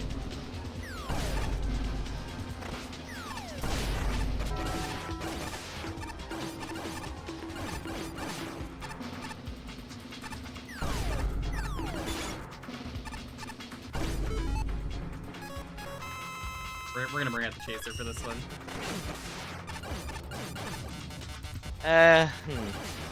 It's good at destroying them.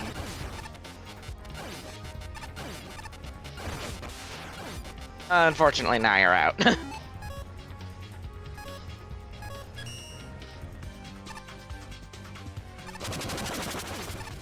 No.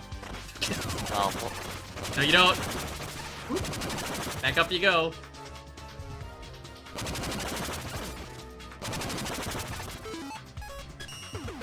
Get hydrated. oh no, hydration.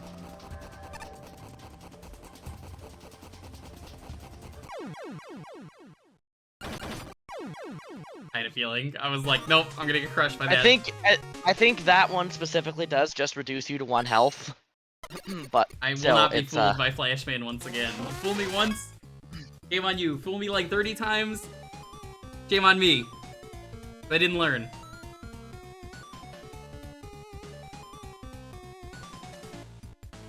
And yeah, Flashman's level is fun.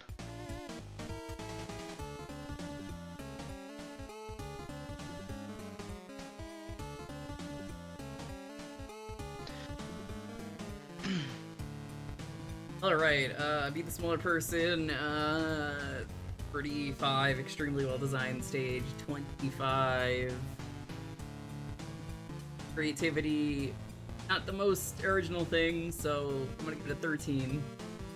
Still fantastic at the way it executes. Aesthetic, 15. 10, what is that? 98. I will admit, Flashman's judge stage would be like my second favorite in this tier. Very good. For the record, my own is like 4th. The level with the Met pun. I guess this explains that one thing you said a few streams back with Patchy. Which one was that again? I don't even remember, but I remember you saying something about a Met. True. That is something I would do.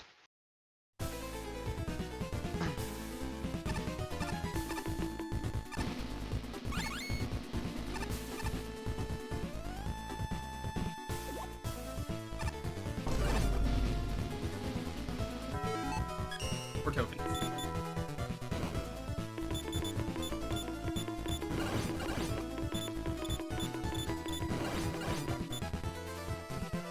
Huh, Lushy, nice.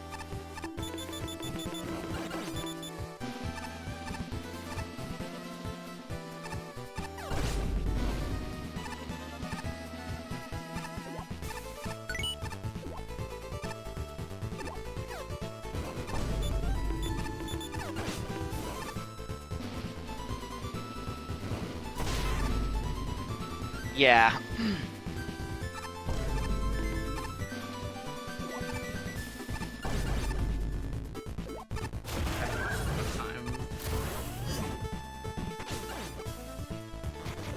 Right, doesn't work on myths. Not gonna work on I was anything. just gonna say.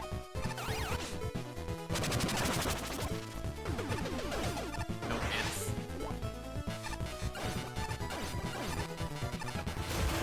That Seemed like you kind of had reduced works. health. Yeah, that giant Met actually is like different. I mean, for one, it's spitting platforms at you. Is there a difference between the blue and the yellow? Yes. The blue ones follow you. The yellow ones do their own thing.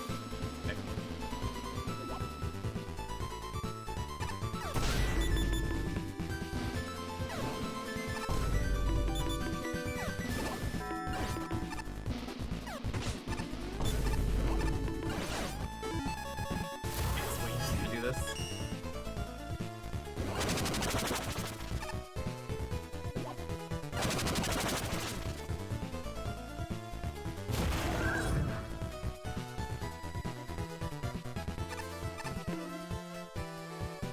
Nope. You I can don't slide. Okay, I was Yeah. Yeah, you just slide. like, It's the only solution that works, considering.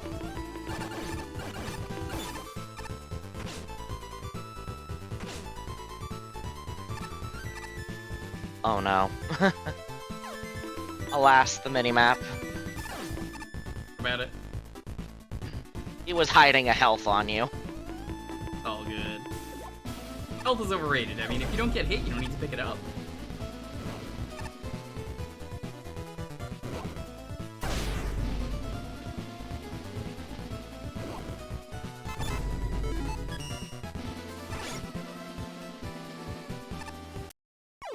Also, if you do that, you don't need to.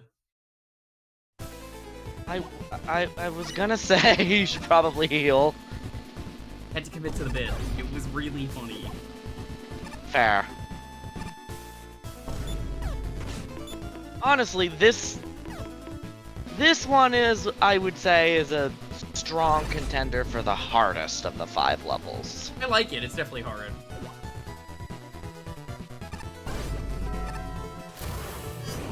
Also, fun fact, while they are not actually Gotta be the fucking kidding same, me. What's up? the Met platforms here are actually based on the log guys from Flamboyant Castle.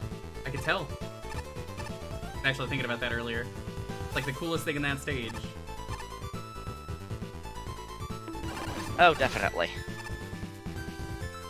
But they're not literally the same because we weren't actually... We tried to avoid using entry assets.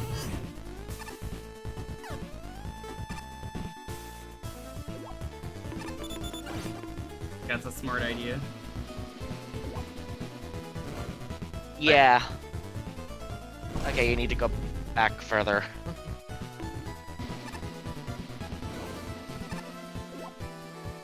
Huh? Come on.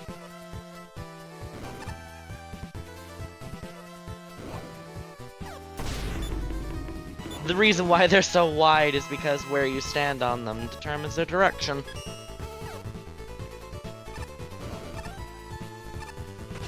Understandable, honestly.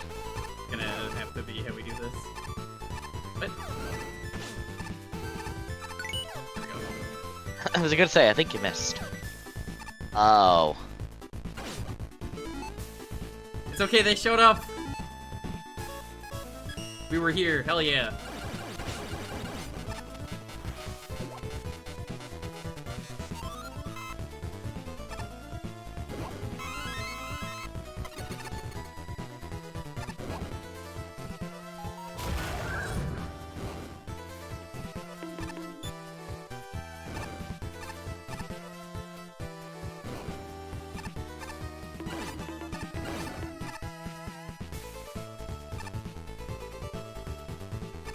I soft locked myself. You have not. You can exit. You can exit from the bottom and retry.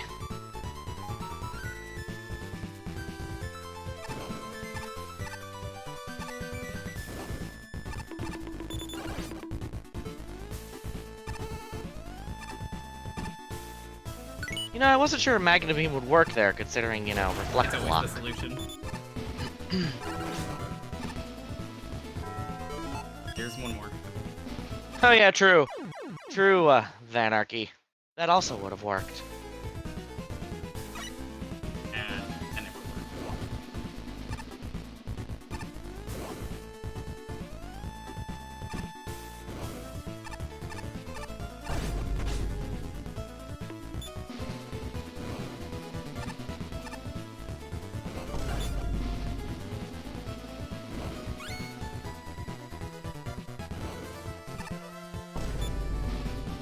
You're getting crushed, idiot.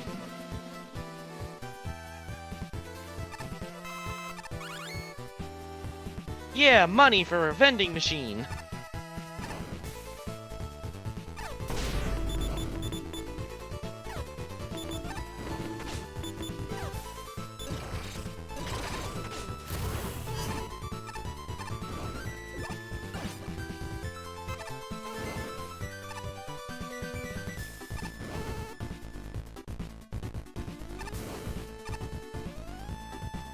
Like they're spinning.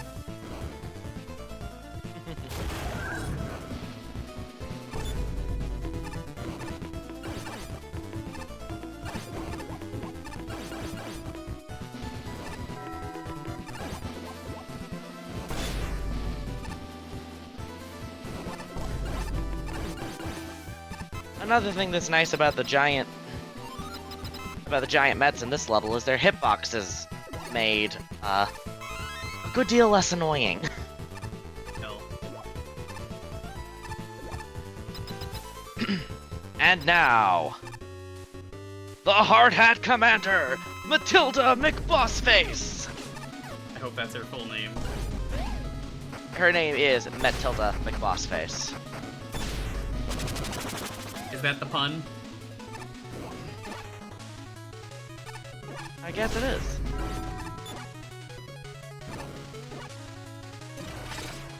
Yeah, let's get you down there fast. Oh, this is cute. There was a better weapon to get her down there. It worked.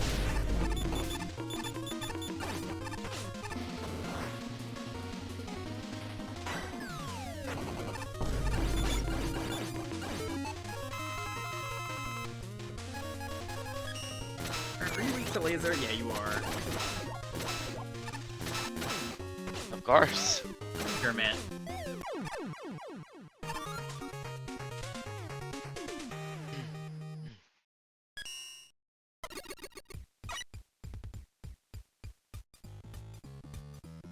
And yeah, Matilda is like one of the most. Is probably. It's like it is a tough say whether Matilda or is the most popular of the Fortress bosses. I can't imagine why. 31, 22,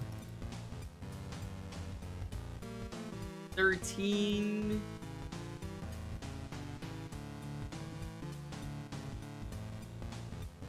In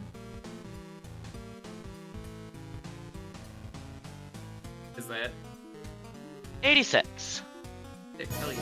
Go Pulp, what's up? We're in the castle. Pulp. Don't watch. Gotta leave the stream immediately.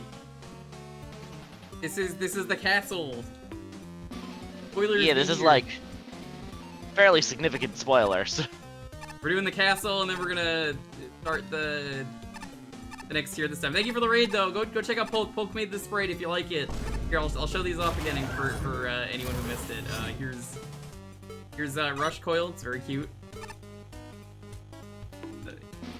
Here's the Dab Buster. Rush Jet. Bike. I love the hooray jump is so good. Yay. Rush Bike is great fun. Yay! Great. My personal favorite. Where is it? This one.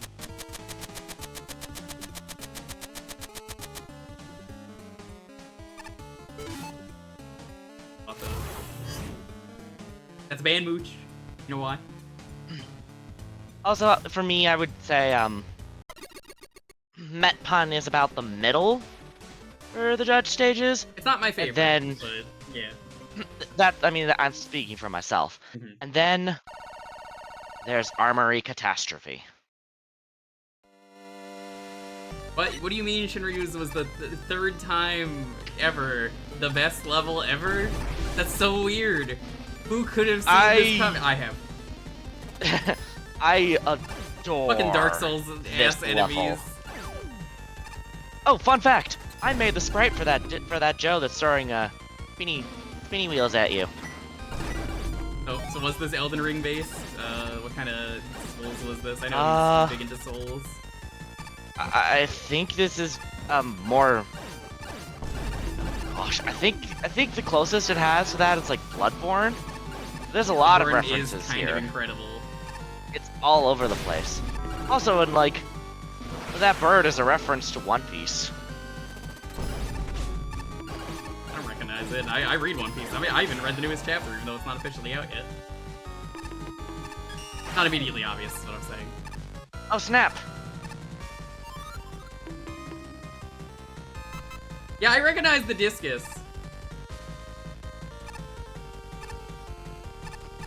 I just assumed that was like an Elden Ring style. Mjolnir? No, I'm not worthy to be switched by it. It is Tamp, but hammer.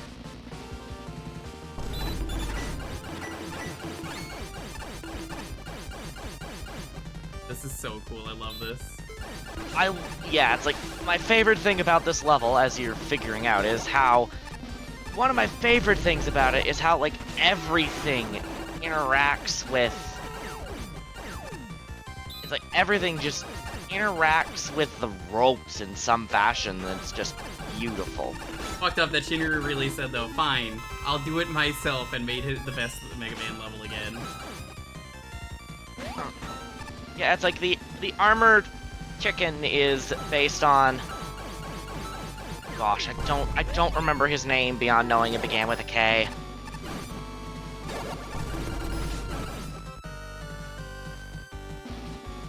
Maybe I would not know.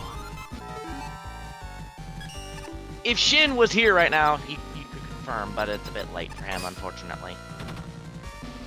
But oh my god, it's Shinryu. Who would have guessed? From the hit game Final Fantasy V. Dragon Ride Armor!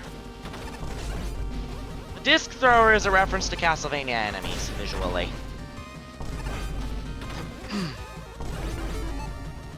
Also, also this dragon is the other best part of the level.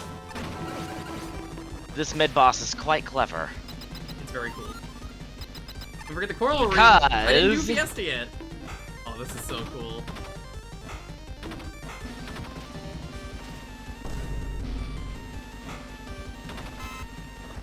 That's why I was like, how does it work? Yeah, everything that you saw the mid boss do, Ah, that's cool. your armor can also do.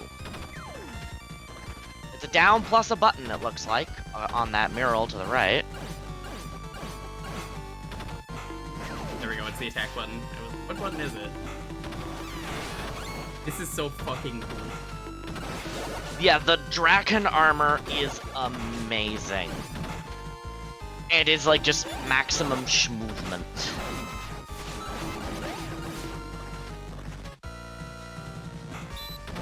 Not an entry, and also it's a ride armor. Ride armors were legal. Yeah, Ride this armors is were a judge contest level, so like... And even then, it would have been legal because we ruled Identity Man stuff as legal.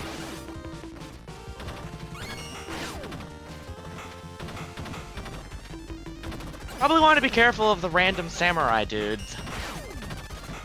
Nah, I'm gonna go fast. I'm real nah, I'd win energy right here, but it's true. The rules for us judges in the Wily Castle levels is make it good. Yeah, they have time. They can take as long as they need Make to. it good and still make it a good Mega Man level. Also, like, we have more beta testing and active collaboration.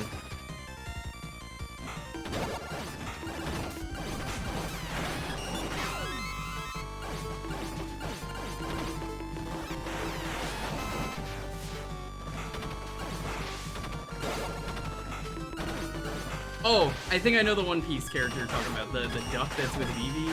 Haru? Is that his name? Okay, hold on. The little duck horse thing. Dragon versus dragon! King! Oh, King. That's the character's name. From Wano. I know who that is. Yeah, they were a samurai pterodactyl. Yeah, it's a reference to King. And now, for the boss! Hey, that's The a Wily machine. You're not allowed revived to use remnant. that. Get out of here.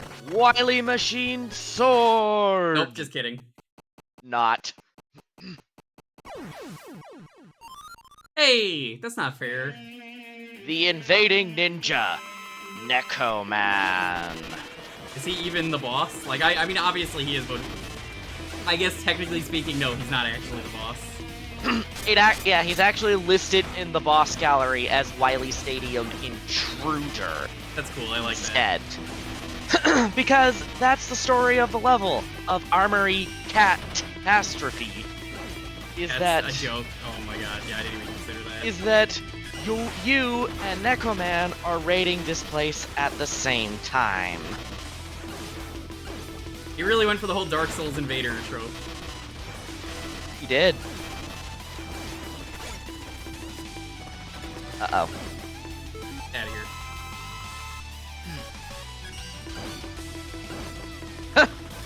No. Get out of here.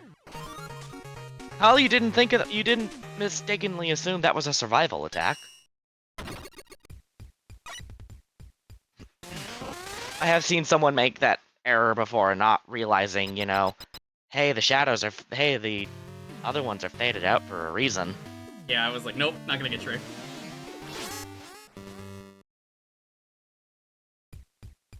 Where'd Prodi Rico? did an amazing job with that dope as heck teleporter. All I'm gonna write for this is just Shinryu came in and really just said, fine. I'll do it myself. Yeah, it's like that's my favorite of the judge levels, period.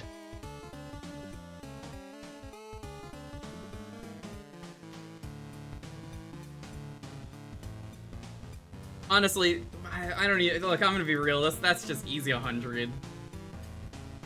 fair. That's like, honestly, the way everything interacts is so good. 15, and just, oh my god, that was so good. I don't know how Shinryu does it every time. Shinryu, please make your own game. If you're watching the VOD for this, please make your own game. I will play it. I will test it if you want me to, please.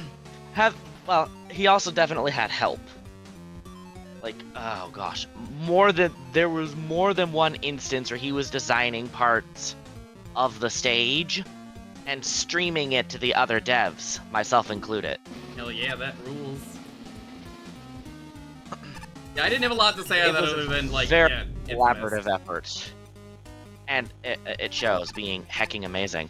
Also, Red Bloopy made the tile set for that stage. Nice. The two winners collaborating. Considering. Yep. Oh, I was holding down. Whoops. You're bad. I was gonna say, Freems doesn't count because the contest is technically still going on, as far as I'm concerned with this game. So, nothing against Freems. It's just. And now. Contest is already going on, so like, can't really. It's time. It's time for the end. It's time for the greatest show of all time. Because that's literally the level name. All right, folks. Oh, you wanna do this? Yeah, you can do it.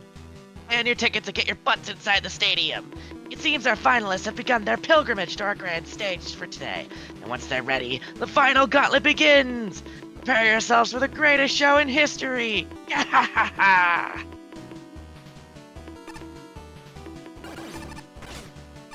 Love that they're all tourney themed. Alright, where are the locker enemies? I recognize this background. You don't use this unless you're using lockers. Really? There's just none? Okay. There are I none. mean, the locker is an asset, so... the heart of the stadium. I better hurry up. I haven't seen any of the other finalists on the way. I'd have already qualified. Scanning. Oh, Probably that's help with some satisfying. dialogue, just so that we can just so that you're not reading all the lines. Yeah, you don't know how bad it was for the other Magmanals. I read every judge review, Boom. and oh my god, it was terrible. Finally, I found you! Ah! Face, what are you doing here? Sorry, but I don't have time for this. I need to get to the final gauntlet.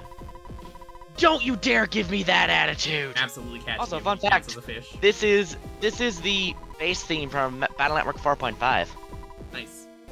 After the old man ditched me and tossed me in here, I went through a lot of hoops to catch up to you. I've had enough humiliation for today. I don't care what he wants out of me for his ridiculous soap opera. Defeating you is what I want, and it's what I'm gonna do right here, right now. But you're talking about what happened at the award ceremony, aren't you? What was up with that anyways? Were you guys really trying to get me disqualified? That was the plan, until that old fart backed out at the last second. He wanted to use those faulty ranks to embarrass you live on stage, but he turned it on me instead. The nerve! All of that work trashing those gauntlets was for nothing, a complete waste of time.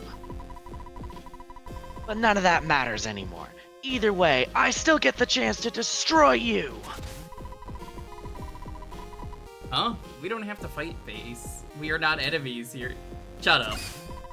Oh no, he Oh, does will say- you shut up about that? You're not enemies! After this mess, after all of this, there's no way I'm ever letting you beat me this time. Not this time! And now, for the best base fight in all of fangaming. Oh, that parry. I am only partially biased on that subject. I'm real, I made this energy. I made this. Okay. Made this? I made this.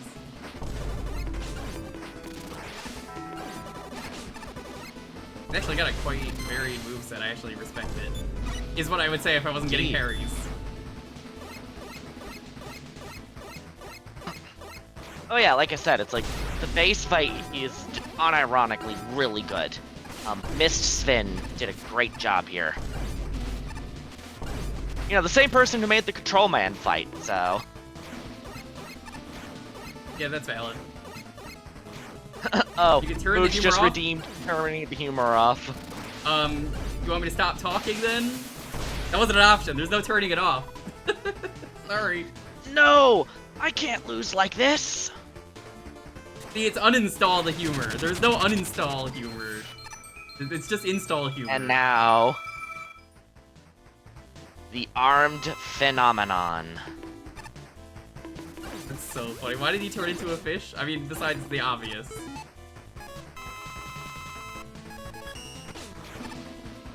I assumed it was the final phase, but, a second. Oh, drat. Good instinct, those are catchable. I assume they're just, reskins. Oh, okay. Yeah? They actually, because they have a different function, they do outright count as a separate fish. And yes, Can you Face catch is the a first fish. phase as well, or no? You have to catch the second phase, but you get both phases. Gah! No! I was supposed to... That's enough. You can't fight anymore, so just give it up. You obnoxious little... Ugh. Fine, fine! Today's not my day. I guess you win this time. That was Delta, Zeos. But remember this, I've gone too easy on you lately. You hear? I'll never give up trying to pound you into the ground. Incidentally, Zeos, the Rockman strategy track that they used is the soundtrack that Bass used in that game. But at the same time... I'm the strongest one with the super tournament says, but at the same time, how pathetic would it be if you, the one I'm supposed to beat, lose out on a title I deserve to take from you? Could you imagine me becoming the strongest for beating some loser welded to a tricycle? Or some purple goblin?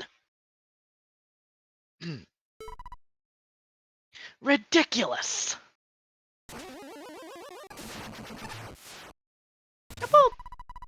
Well, what did you do? I opened the way, idiot! That teleporter's good as done now, so you'll need to take the long way around. So get out of here, and make that geezer regret ever putting on this tournament in the first place. And don't forget, we will fight again!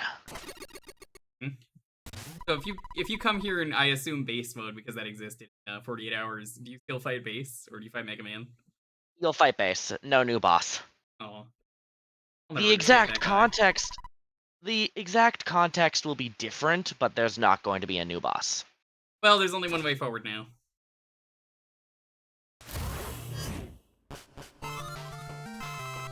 The actual level. Our first finalist has made it to the battlegrounds.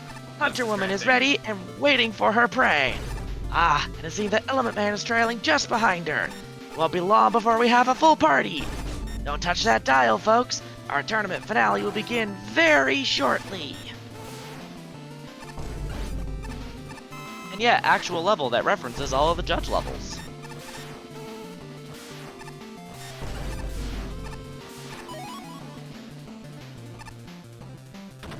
Not only have each of our finalists proven their strength by completing my gauntlet, each of them have grown even stronger via our tournament staff's generous gifts. All of our finalists have been provided with a fragment of contest weapon data to spice our finale up. So our finalists shall be fighting like they never have before. Get your popcorn ready!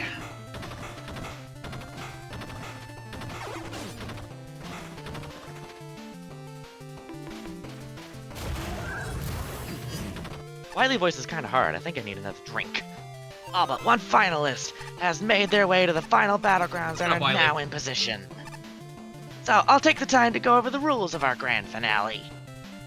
The last one standing wins! Mwahaha!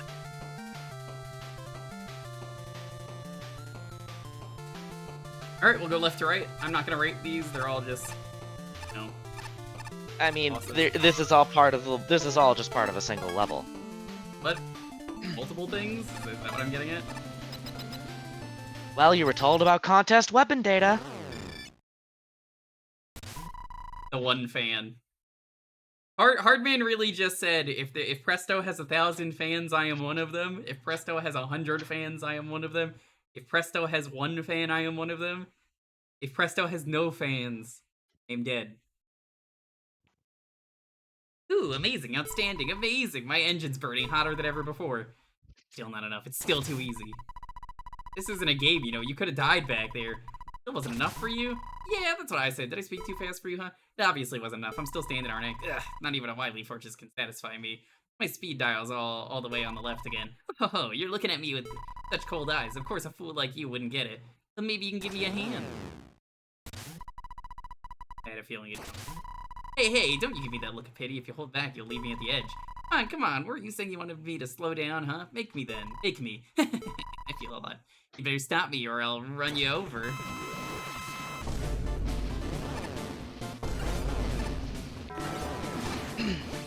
It is speed. Oh, she has her own weapons. Oh, that's so clever. They. Okay, good. Good to know.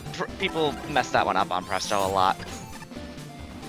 I don't think the rival pronouns are listed anywhere at the moment in game, so Yeah. Yeah, that's why you got those 4 mugshots earlier. that is such It's a a little design. it's a little obfuscated, but it's there to show what these characters use. I like how believe you Presto really has- put the best of the best into this game then for weapons. Yeah. The devils, I forget what the hats were, and I forget. The Devil Core, Token Woman, Pipe Man is another one, and then Fracture, the green Gemini man who shot rainbow bullets.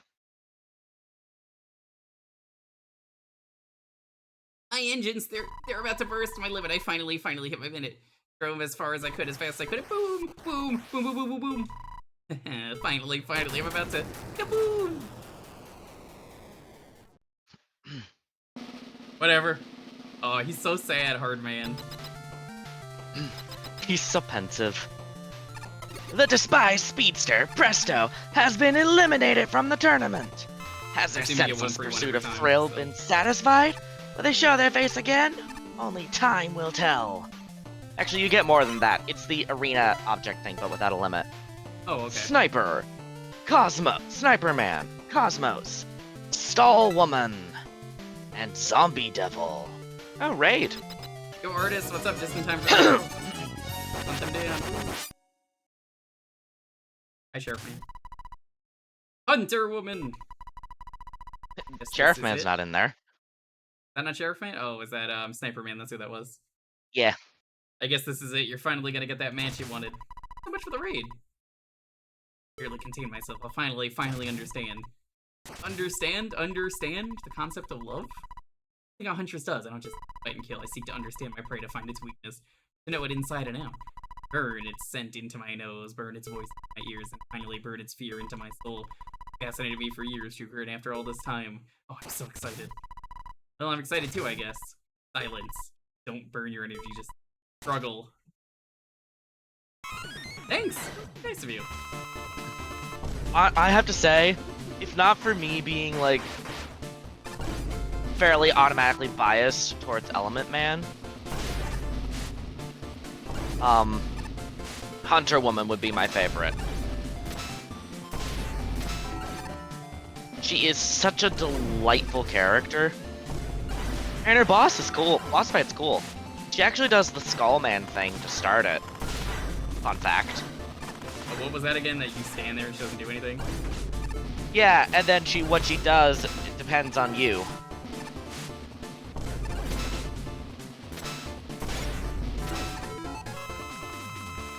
And also, she has a few, like,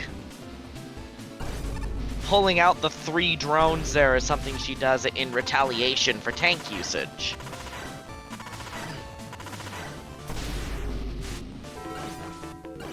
She has very clever AI. I'm slightly out of my reach. Hey, you're not allowed to do that. What the hell? You're... That's what Stallwoman's drones do. Provide healing. That was an exhilarating hunt. Finally able to face you two. At the end of it all, I'm So unsatisfying, huh? Don't get it, I don't get it, I don't get it. Strength come from? Your reflexes are poor, you lack the savage mindset of a warrior. If I saw it up close, I'd finally understand, yet I don't. I'm a failure of a hunter. Oh, calm down, listen, didn't say I'm really a fighter in the first place, you know? I just keep getting caught in situations where I have to. But I don't think I have any real passion for fighting. It's just every time I fight, I think of what I'll have if I lose. That pit in my stomach keeps me going. You have a stomach? Is that helpful? Without passion? No, that's not true. I felt your passion. I felt it in our duel. Like your eyes were looking straight into past me, at what came after.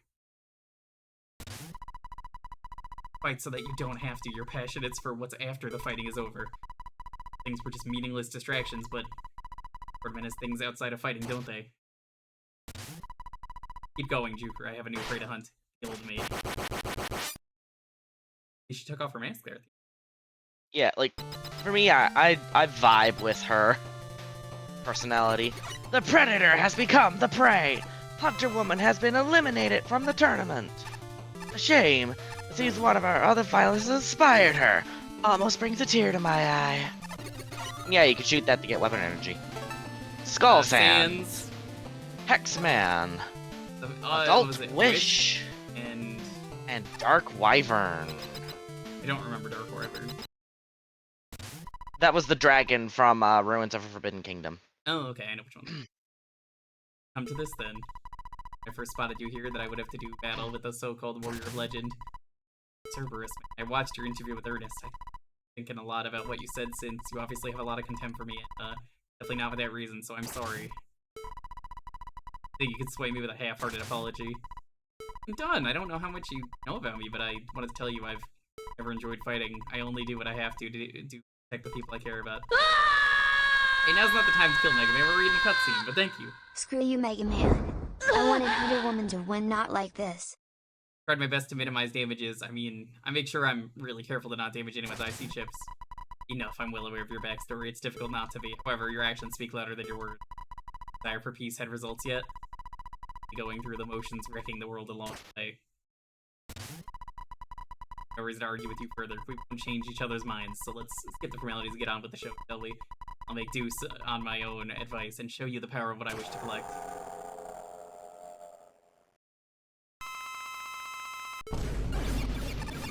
I love that it's all junk robots here.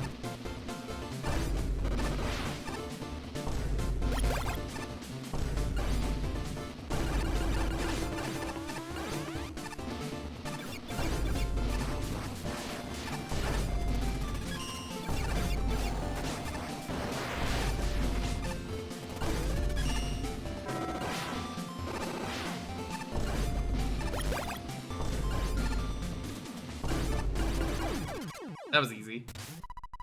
Yeah, Cerberus Man is, Joke. I think is generally considered the easiest of the rivals. I've invested. Well, I gave it my all. I can only hope that I've convinced spectators of my cause. You didn't need to convince me, at least. I thought on it more during our fight, and I understand how you feel. Deep down, we have the same frustration. No matter what we do, there's always someone trying to undo our efforts. We're to let out that frustration our own way. For me, I've had to keep fighting, and for you, put your life building your safe haven. Here, try to compare us. Not what I'm saying, we're not the same. I just wanted to tell you why I can sympathize with your struggles. I want to follow your advice, Cerberus Man. After all of this is over, can we meet up again? I have a lot of friends and families that I think can help. I want to boost your cause in any way I can. It's the least I can do to make it up to you, I think. Much as I'm unable to let go of my contempt, I have to say, I suppose that's exactly what I wanted to accomplish, isn't it? Very well, Jewker. Perhaps I will take you up on your offer, but don't think that this makes us friends. You have a long way to go until I could consider that. Till then.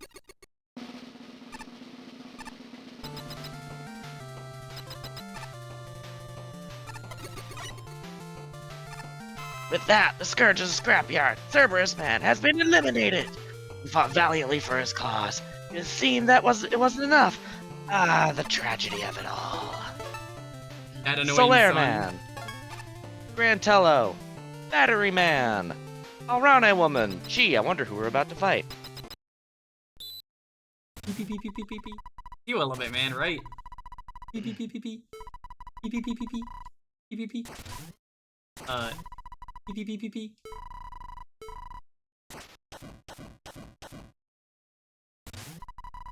I see you're in a lot of pain, right? I'm sure you've waited this whole tournament for someone to listen to you.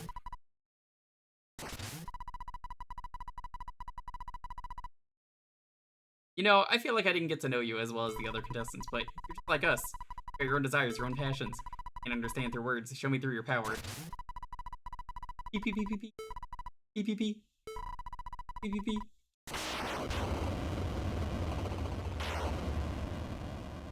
He's saying stuff. Yeah, let's go, Element Man. Let your emotions explode. Beep, beep, beep, beep, beep. It has a translation, but I mean, if you really want to read some of them out on Tuesday, you're more than welcome. But we can do that during the X tier levels.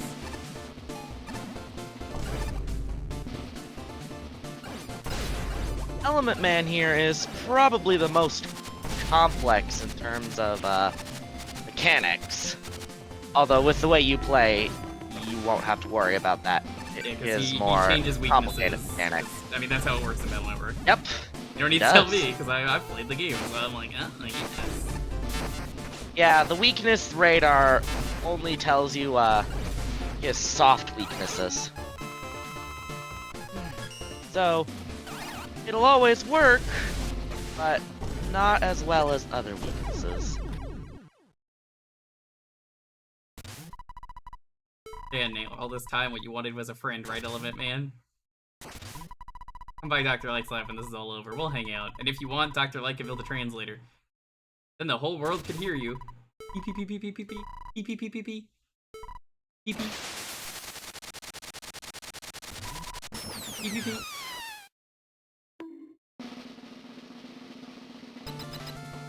Being in there for every Battle Network 6 folder? Yeah. That's it! The Dark Horse Brother Robot Element Man has been eliminated from the tournament. He got much further than I expected, but fell just short of the victory. Oh well, next! A Tall Man, Ornstein and Smo, Girder Man, and Beamstack.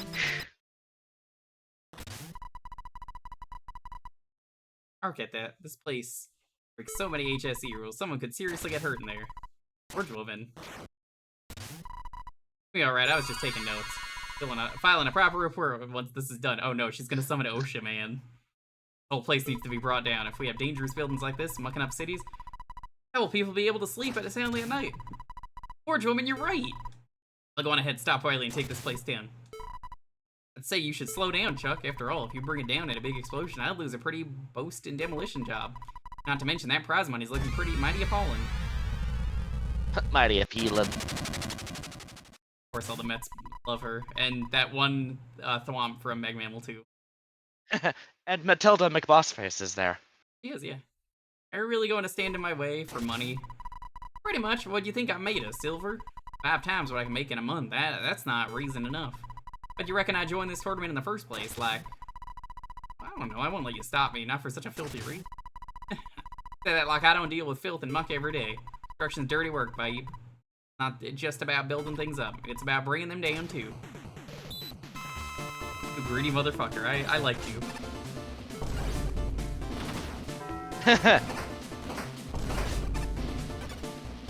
Congratulations, that's honestly kind of the point with her. Like, they've got, the whole setup of her having this literal aura of virtue. The point of it is Mega Man sees her as this icon, and she's like, no. I love how it basically amounts to that one Spider-Man panel of, but it's like you can cure cancer with this, and Forge Woman's like, no thanks, I don't want to cure cancer, I just want to turn people into dinosaurs. Pack a real tough punch, Bab. Suppose that's why you're the best. I'd say good luck, but I don't think you need it. Hey, you got a face as long as Livery Street. Is it really that bad for a working wench to want some extra quid? Guess what you did wasn't really illegal, but it's very frowned upon. I kind of expected more from you. Wow, so you really weren't joking back at the lobby. First place, didn't analyze a whole job. People are just people. Some of us are hardened and some of us are soft. Give it to me straight. You think I'm a big, bad person? Also, none of us are soft. There's only one hard man. No, not really. I wouldn't call you a role model, though. Sounds about right. I'm just me.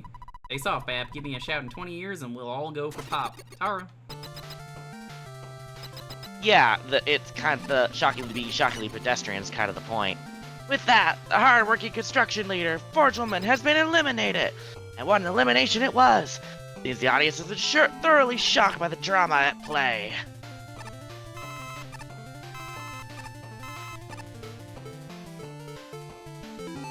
Checking. Admittedly, getting something interesting to write with Forge Woman was difficult because the character concept we started from was, to be blunt, really boring. I can imagine. So adding the whole Mega Man being disappointed in money aspect was helpful. Man, did I go the wrong way? Surprise Proto Man fight. Not so fast, Yeah, you can Jewker. do that. Proto Man, why are you here? Remember the award ceremony? 7 finalists were present, but an 8th chose to abstain. You've beaten 5 of them, plus base for 6. You are the 7th. That means you're the 8th finalist? It's just the 2 of us now. Only one can proceed to the final battle. So this is the same in Proto Man mode, I guess, because that also existed in 48 Hour. That'll be, of course, context for the cutscene will be changed. Yeah. Proto Man, I don't have time for this. I have to get to Wily.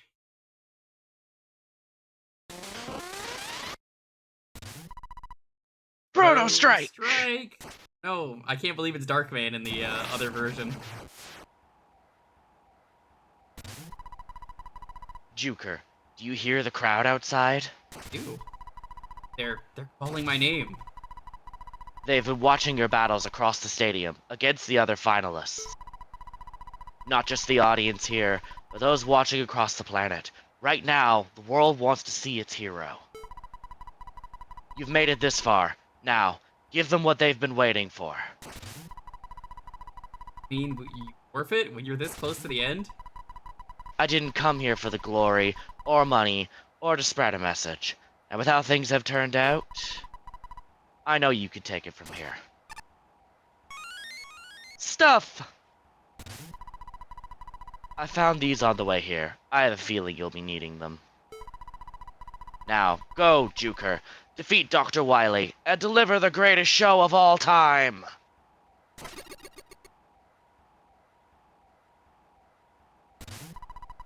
Proto Man, I don't think I'll fully understand him either. Last thing standing. Last man standing. He's right. I can do this. I must. Let's go. It's time. Next room by Scatman's World. Bum, bum, bum, bum, ba-da-da-da-da. Oh, great reuse of the AstroTurf. Oh, love the I've been background. looking Hi, forward to Chun-Li. this part. And I am definitely reading Wily's lines, even if the voice is hard. Because Wily, there you are. I helped write this section. Okay. Ah, Jewker! Good. If anyone was going to come out on top, I was hoping it would be you. So weird when I was only in the contest for one stream. You all might want to leave. Our battles could get bombastic, let's say. Gahaha!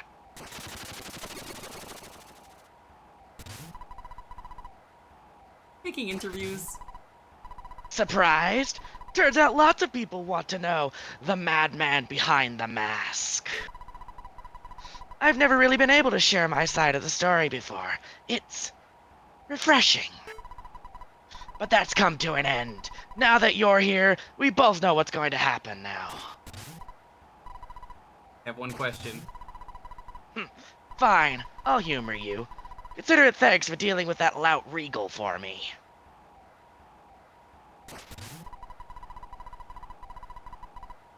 Face told me everything about your plans to humiliate me live on stage. Why did you change your mind?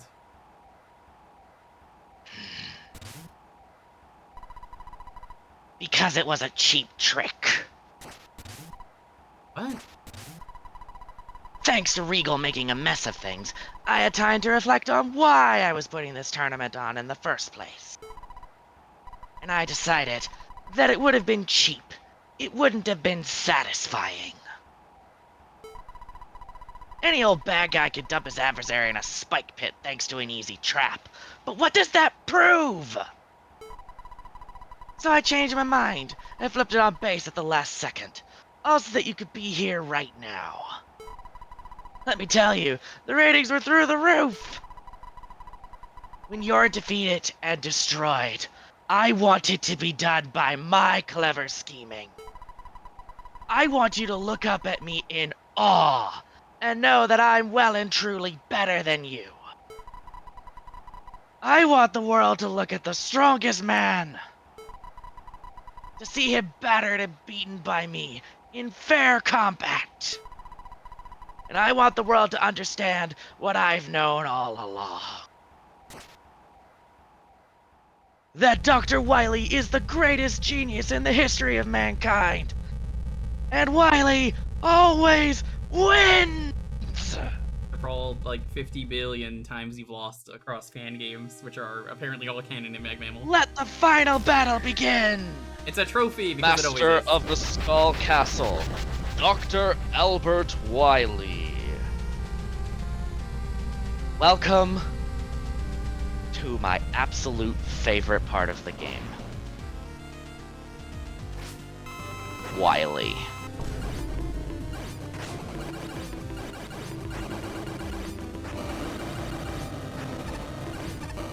Beginning with a literal Fortress Wily machine.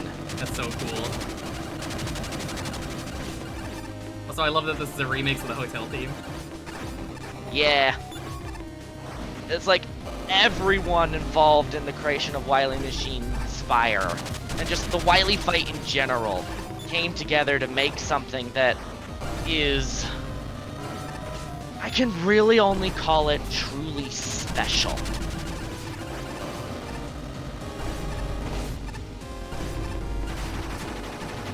Unfortunately, we didn't get to see all of his attacks. The RNG decided to be a little rude. Yeah, he kind of just did the same garbage.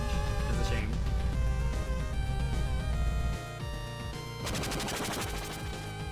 Oh, you fight it Final in tears. test- That's clever. Yep. Adorable! Who is this? Wily plushies of Doom! On a timer? Or does this work? You're in a survival phase right now. Okay, I just want to make But destroying them does, you know, help give you health. They're all different Wily capsules, which is the best part. And yeah, it's like literally it's Wily plushies. Which encapsulates, and now, mini Wily machines. Oh, that awkward Wily one machine. But it's Suzak and Phoenix, but as Wily machines. Clever. Essentially. You're not allowed to do that, what the hell?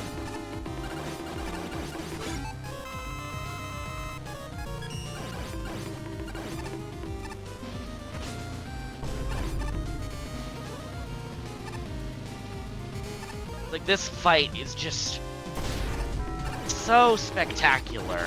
Okay? It's really good. Like, this level's gonna get another 100 from me, because of the... Everything was so well thought out for this. Oh yeah, it's like, it's like the concepts were Scatman and I together, and then Scatman, like, put this all together beautifully, and Jill came up to help with the graphics. And the music you'll was... have to give my regards to Scatman. Yeah, and the music was, and the music team, just in general, came together to create absolute peak. In fact, the song playing right now, All Eyes on You, I believe is the most viewed On YouTube. video on Magmal's channel. Good song. Oh yeah. It sells how it's like... It sells how different Wily Machine's Spire is from the typical Wily Machine. You know how I would Simply describe bec- this boss? Actually, you just realized, you made me realize something. This is the Final Fantasy VI Kefka fight of Mega Man. If you're Well, familiar. the thing... Yes. How I would term it with this one is... The Wily Machines typically are like Wily's last desperate gasp. Not here. This is Wily throwing everything he has at you. This time, he's giving it his all. In front of a massive crowd. He's here to prove himself. And so he's throwing everything at you. Oh, that's so clever. I realize what that is now. I was like, what the fuck is that? That's the map It's arrow. a literal That's fortress a real map. play. Whose idea was that? Flash Man. Of course It it was was. glorious. Of course it was. It wouldn't be anyone else's.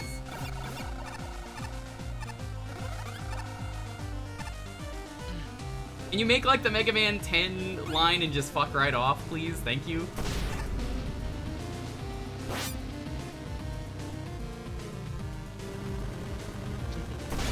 Oh. I'm in this game? Yes. How's it going, Teddy? Custom costumes, yo. We're at the final boss, and then we gotta do the post game. How's your stream? But, Eddie, are you excited to meet the Poo Poo Pee Pee Man tomorrow in Elden Ring? And there we have it. Wily Machine Spire is down.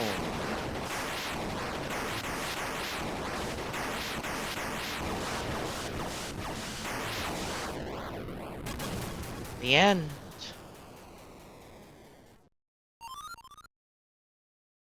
Not.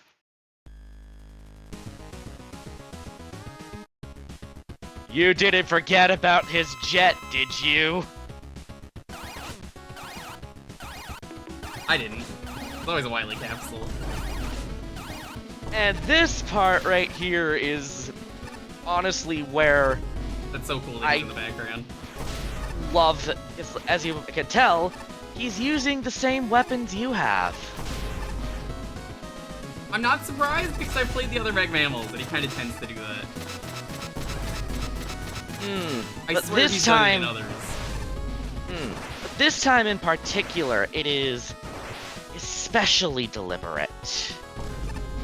Like, this was Scatman's idea, but it works oh so brilliantly with Wily's role in the game, in the story.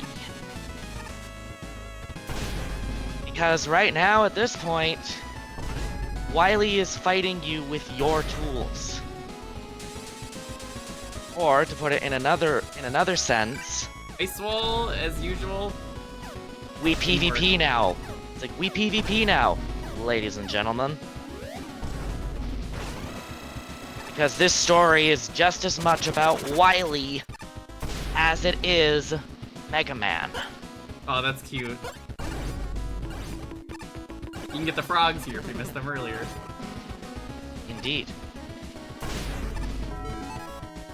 Like, that's how I would... Like, this right here is the point where it's just like... Wily radiating maximum protagonist's rival energy. I can't believe I killed him with the charge Revenge Buster. Honestly, that's how I take him out, too. It works, it's a valid strat. And That's GG. also... yeah, GG. But also... He's still not done. The trash cycle!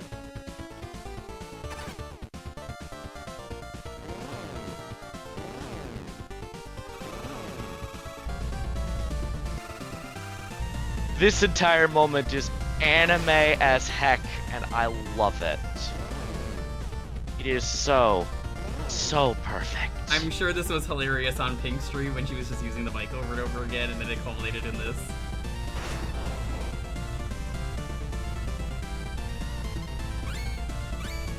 I would not have approved a Sonic Rush mashing sequence, on account of that probably hurting my hands if misapplied. I wouldn't have liked that either. Hashtag uses auto fire.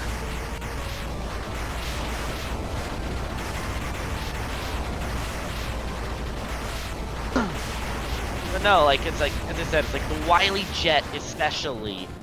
The choice of using what you controlled as a player with the weapons is like, as I said, it's Wily being your fundamental rival. You know?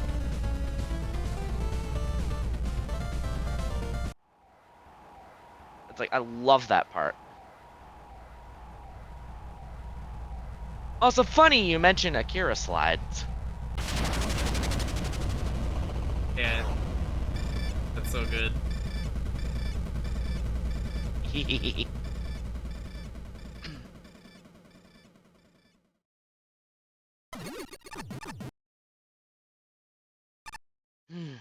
A shame that wasn't playable, but that would not have been fun to have played. And honestly, there was enough going on in the Wily fight. Oh, I love that he blows up the skull with the Kirby sound. That's so good. I could tell this was when this became a meme. Oh, this is very dated, this project, even though it only came out this year. I mean that was recent. The enough. Wily skull explosion. I meant the Kirby sound, but yes. All right. That's it then. I gave it everything I had, and I was still beaten. The world's greatest genius, and I still lost. Hey, wait a minute. Wily, you're not just cheering for me. You're cheering for you too. Huh? That doesn't make any sense. I'm battered, defeated, and I'm the villain here anyways. Ooh, I Or love are getting the you? deep fried Wily combo. My favorite. Gah, I'm used to making my daring escapes by now. Also, Wily, you're not the villain Regal is. You're the antagonist. There's a difference. I don't get it either. Might be hard to believe, but it sounds like you got what you want, Albert. If there was any one part where I would not, where if it were me, I wouldn't do the silly Thomas voice, it would be here, just cause. But I'm biased. Understandable. Thomas, how in blazes did you get all the way here? And what do you mean? Wasn't that difficult to follow Jewker in? After all, it seems you were focused more on entertaining a crowd over impenetrable defenses. Entertain a Honestly, crowd, this you was. did. You get it? Honestly, if this was inspired by Megamind, it was subconscious. But no, this was like me just wanting to do something really cool with Wily, while also making the X series impossible. Of course I entertained the crowd, you bearded blunder! If I didn't want to, why would I have made this tournament? Tell me, Albert, do you think I would have done the same? Would your show called Rival also set up an extravagant tournament? Ha! Of course not! You have no interest other than your own preachy vision for the future. Is this the best Mega Man level?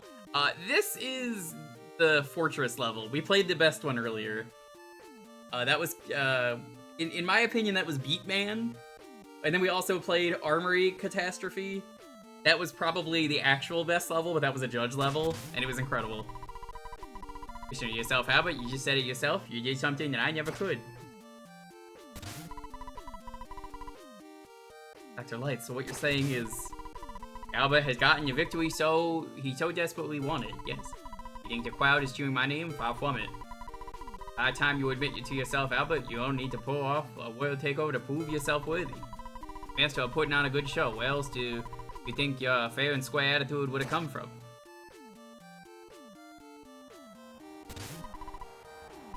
My genius. People finally recognize my genius. Is this what it feels like? To be seen for what you know you're really worth? He's saying this to someone who's tried to take over the world before? Tried to kill me? I try to see the best in people, even after so long, even after they've crossed lines and most others wouldn't. My forgiveness has worked against me in the past, but I truly believe that Albert and I may see eye to eye on this one.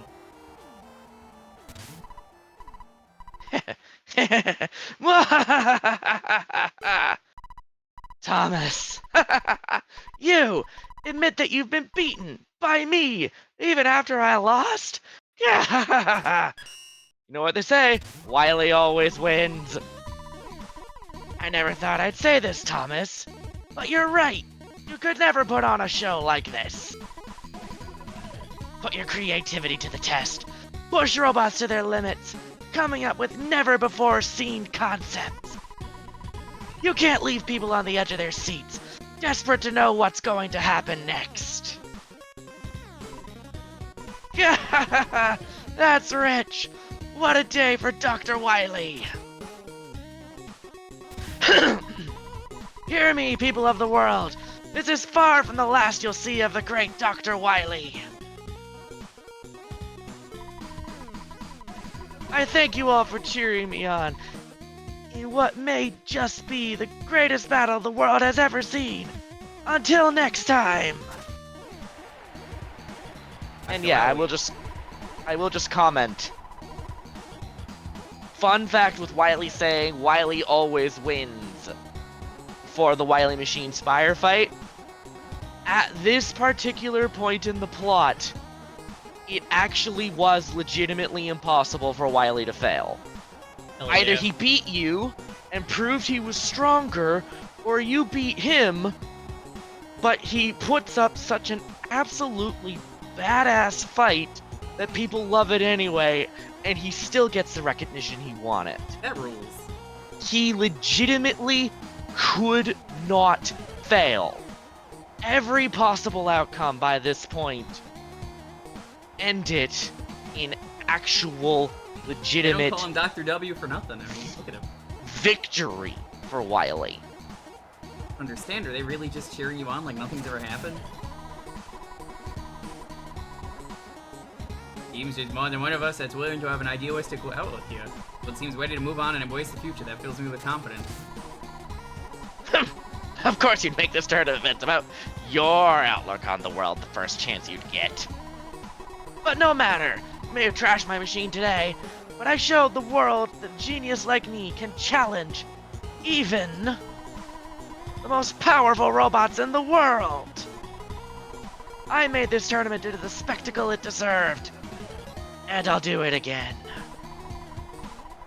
I'll keep the world on the edge of their seats, eager for more. This won't be the last stage we'll fight on, Jewker. Consider that a promise. They have a promise to keep too. Top hold and everlasting peace. We'll keep fighting no matter what you do. From my rival, I expect nothing less.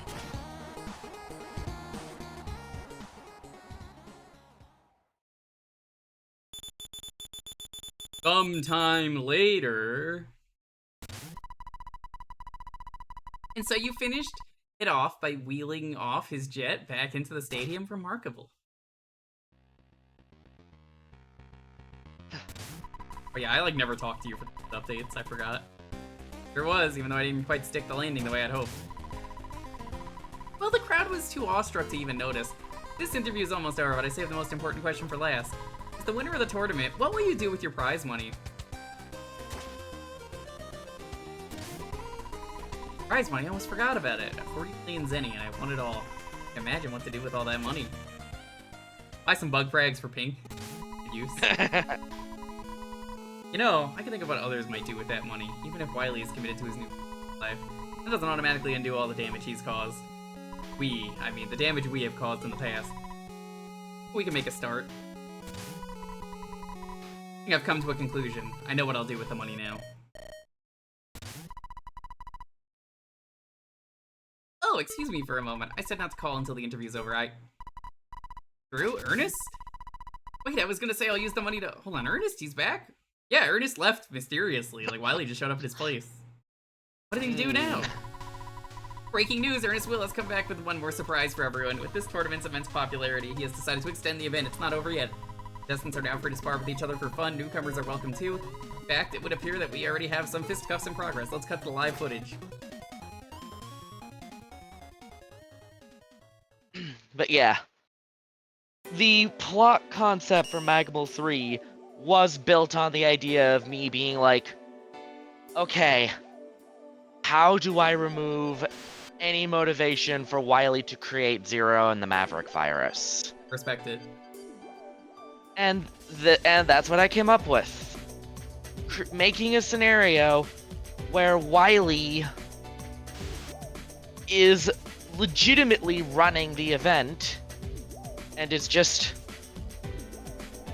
he's awesome enough that everyone's watching it and is just like, yo, but this is cool actually. Yeah, this was great.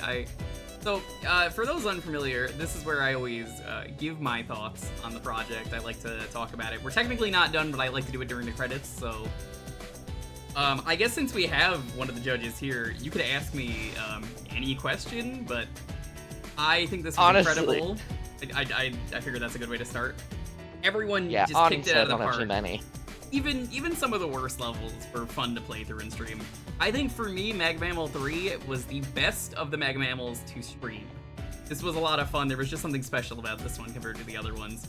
Maybe it was because I was playing it live as it came out. Maybe it was because levels were more fun to stream. I don't know, but this was a lot of fun. I promised I wouldn't skip, and I technically didn't. I went into the portal just for seizure purposes and then went back at my own time. So, yeah. I have still never skipped. This was a lot of fun. We are absolutely going to do the post game, but we have like one more thing we're gonna do to squeeze in because it'll be quick. And yeah, I loved streaming this. Huge shout out to all the judges. Huge shout out to all the programmers. Anyone who made a good Mega Man level. Anyone who made a bad Mega Man level. That's you, the X6 guy. Oh. Oh, fun fact. Brightman literally only shows up in here as a fight. Rip. And literally, and not in the, and like, as in he was newly programmed specifically to throw in this credits sequence. That's cool. So, yeah, if you have any questions, like I said, you want to ask me. It goes for the chat as well. Go ahead. Yeah, it's like, I don't have many questions. Because for me, it's also just like, every time I get to watch the Wily Machine spire, part of me is still just kind of basking in it, honestly. Because it is like, I know I'm biased, but like this was baking for like 6 years, I think. Yeah, I was about to say 6 years. I seem to remember that from when It's I was like, streaming the first game. I'm biased a bit, but I honestly do not think a fan game will top that Wily fight. I can agree. That was a Because really it's good like, way to end the game. it has got so much build up to it. Particularly with Wily, instead of being just main antagonist you deal with at the end, being effectively just as much of the protagonist as Mega Man himself. Yeah. I also really like that this game actually had a plot, because most Mega Man games don't. So, that was cool. I Yeah, respect it's like, it. like I would honestly say Wily is, it's like if Mega Man is the main character, Wily is like literally just behind him on it. Since the entire story is dedicated to basically giving Wily character development. Which, as an aside, it is still one of my best, yes, Deuteragonist. Which, as an aside, one of my favorite memories related to Mega Man 11, the Wily Twitter takeover. Yep. Where it actually turned out that this whole bit about any old adversary can trap you and dump you in a spike pit. What does that prove? Literally, that sentiment is sourced from the Twitter takeover. That's so So it's like I would do Wily that again for 12. Yeah. Like Wily being fundamentally a rival here. So determined to prove himself that he relies on things like always throwing 8 robot masters at you. And ultimately fighting fair is like, it's in character.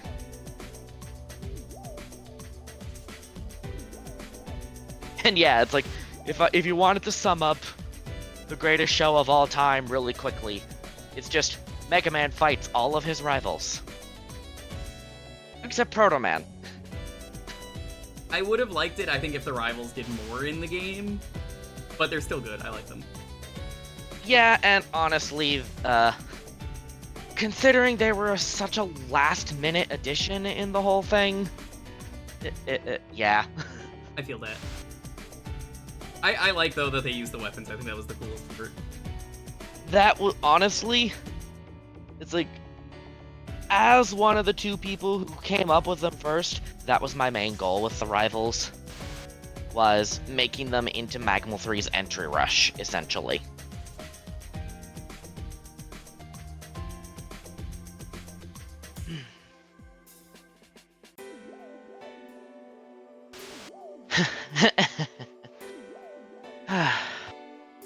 But yeah, just... Yeah, I am, I know there's not gonna be a Magmammal for like at least 10 years probably.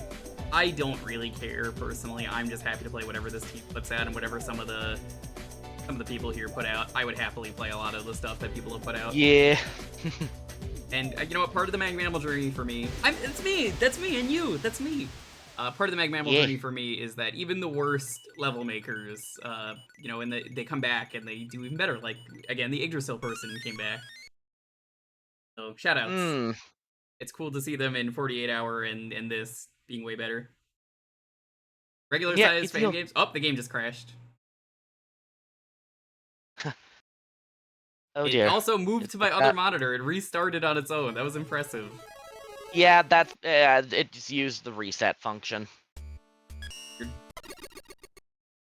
We have something to do real quick.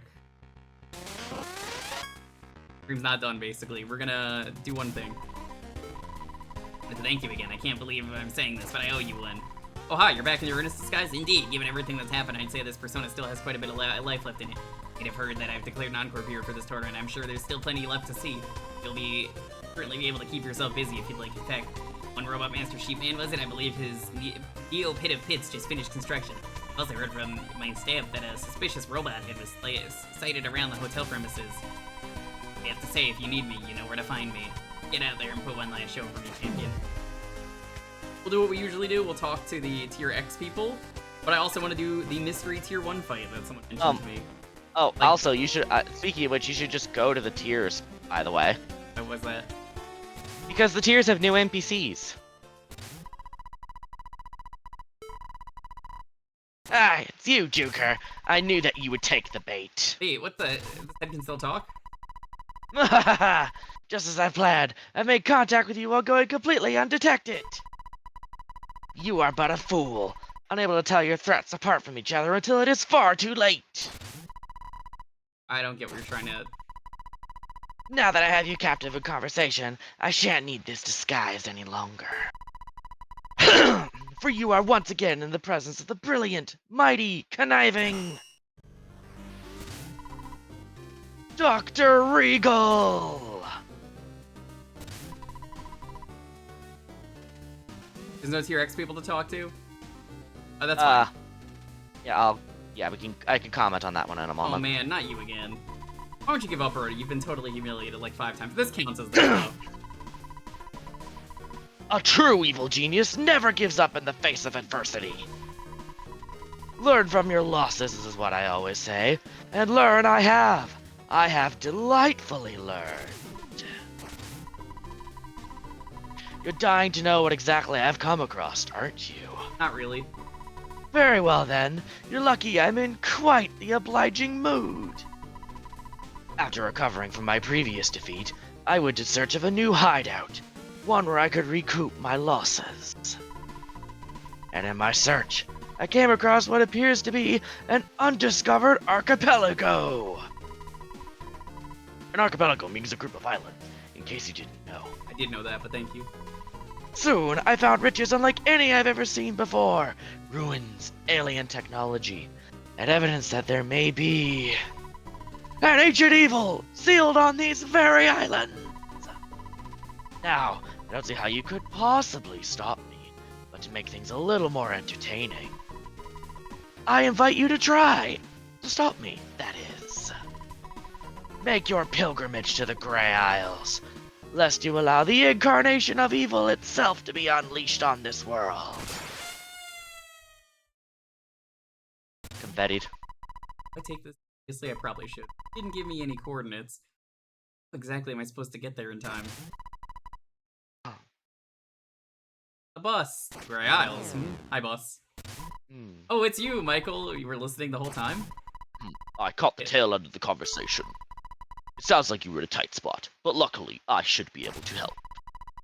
I'm going to give him a very deep voice, just Wait, because do I you can. know where the Gray Isles are? Indeed I do. The information network of public transportation is not to be underestimated. Jewker, hop on. This ride will be a tad bumpy, but I can get you to these mysterious islands in no time flat. I assume I could just warp back here on the brochure whenever. Oh yeah. Ultimate power of the spirits of life and death. Activate! We're just gonna do the one thing in tier 1 because it is late. I'll probably look at the NPCs on my own time.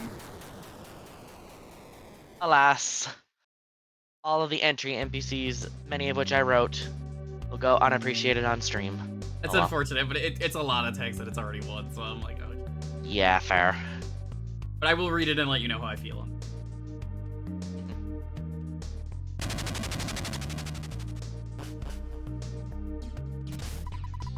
Here we are, the Grey Isles. According to our brochure, these are islands of infinite potential, and the aura here is rather strange indeed. Take caution, Jewker, and good luck in defeating that Dr. Regal. I have no idea of it looking like Blocky was intended. Yeah, there's like one person you could talk to right now. So I believe if you go to tier 1 and you go to the boss room, re-fight the guy in a different way, right? Yeah, Like strawberry milk? like Proto Man actually will have different dialogue now, acknowledging that. Going Joe. If you face him again now, I think you'll be surprised. Okay, go fight him.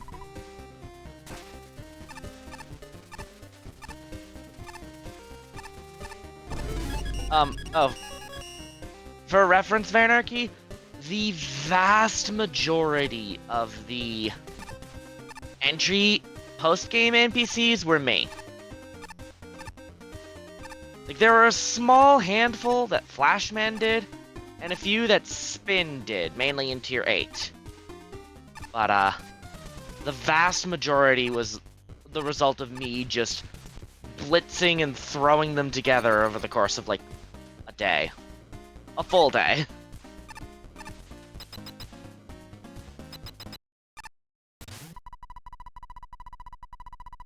Boy, you're back. I found some amazing stuff in here. I can't wait to show you. How are you still here? Didn't you blow up? Somehow I returned, eh? Well, theatrics, nobody really explains, right? Or maybe they do. This is a great chance to find out. Come on, Healthbar, let me hear those sweet details.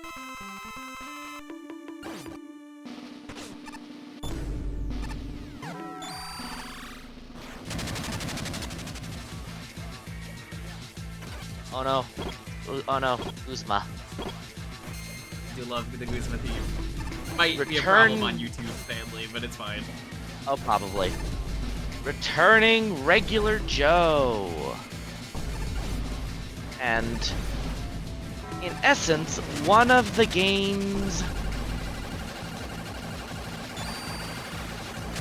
I would say he is one of the game's 4 super bosses?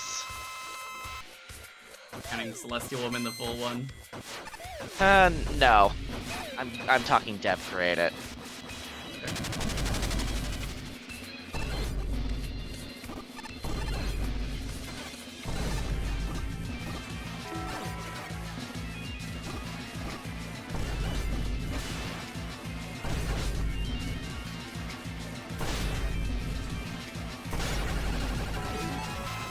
Haha, Revenge Burst.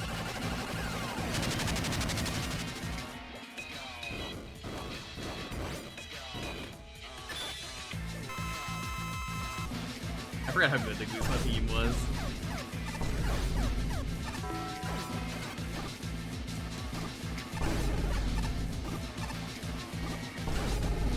God, you delayed just like a Souls bomb.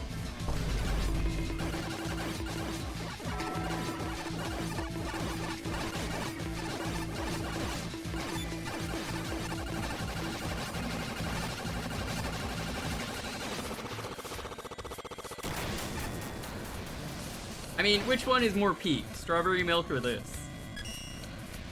Returning Regular Joe. True. Why was milk even considered? And strawberry milk? Was it just a weird in-joke?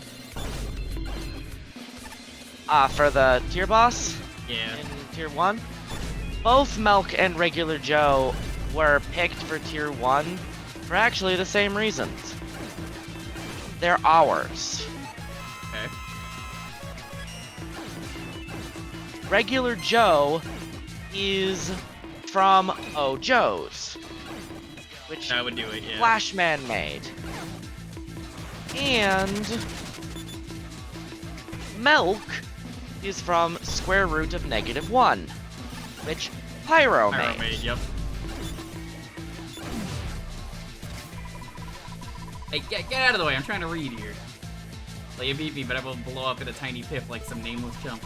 They explode like a boss.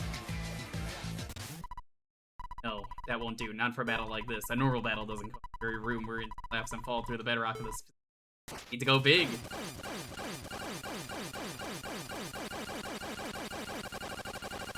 Yeah, we were trying to avoid, that.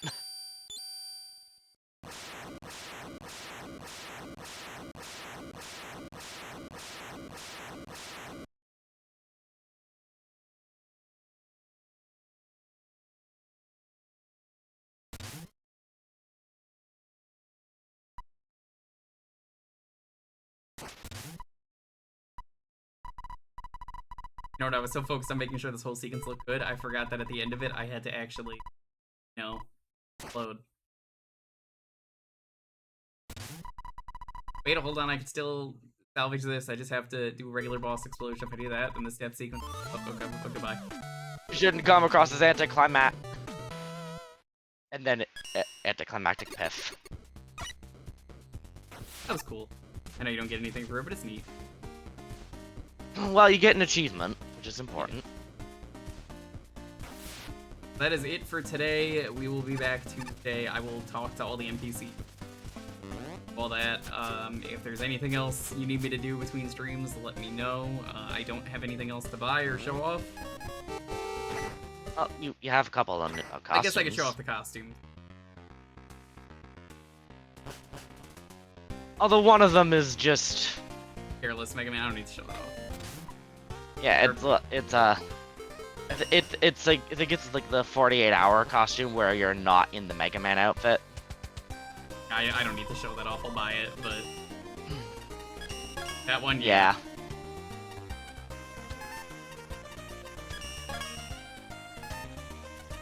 Then there's also Omega and Cassette Man.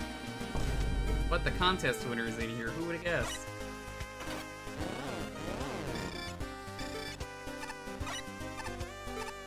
Makes sense, they're all stuck from the stage. There's the subwoofer. We would have figured something out. Pointing this out where those listening on cassette will need to sit down and turn over the tape. In fairness to those, now take a peek. Second before we begin side 2. Thank you. Here's side 2.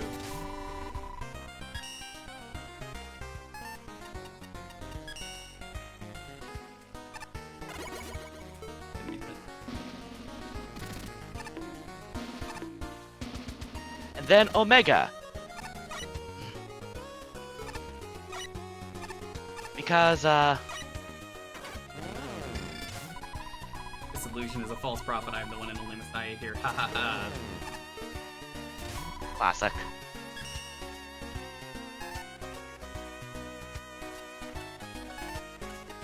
And yes, we definitely have a villain theme. Yeah, the Star Force one, that was planned. We were actually wanted to do one for Cepheus, but that fell through.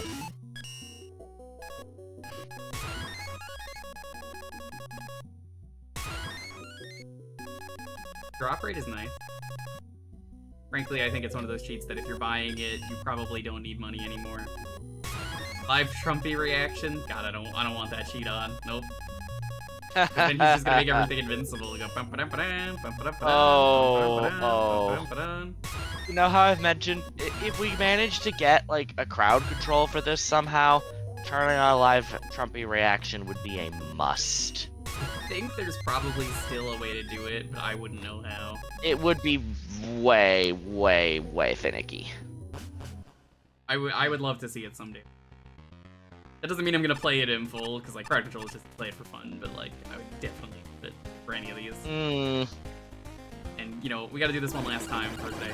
Bro, why are you doing that? Don't worry. The end of Meg Mammal, the main game, dropped like 30 minutes ago. Anyway. Thank you all so much for watching. We'll be back on Tuesday with this. Sunday, I think, is going to be the Mario 64 slide hack thing that Simple Flips did. I think we're checking that out. That should be fun. Tuesday, more of this. Maybe we finish the game. Thursday, Jukebox as usual. Friday, maybe this? I don't know. I guess the raid message has to be, we played a good Mega Man level.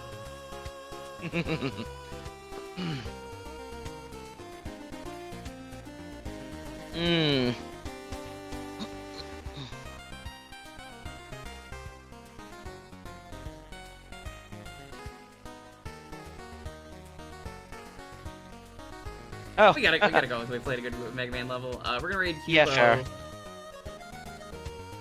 Which level was it? You should have been at the stream. You're gonna miss it.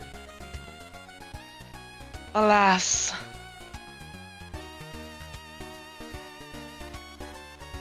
Although honestly, I think this time around it actually was just all of them.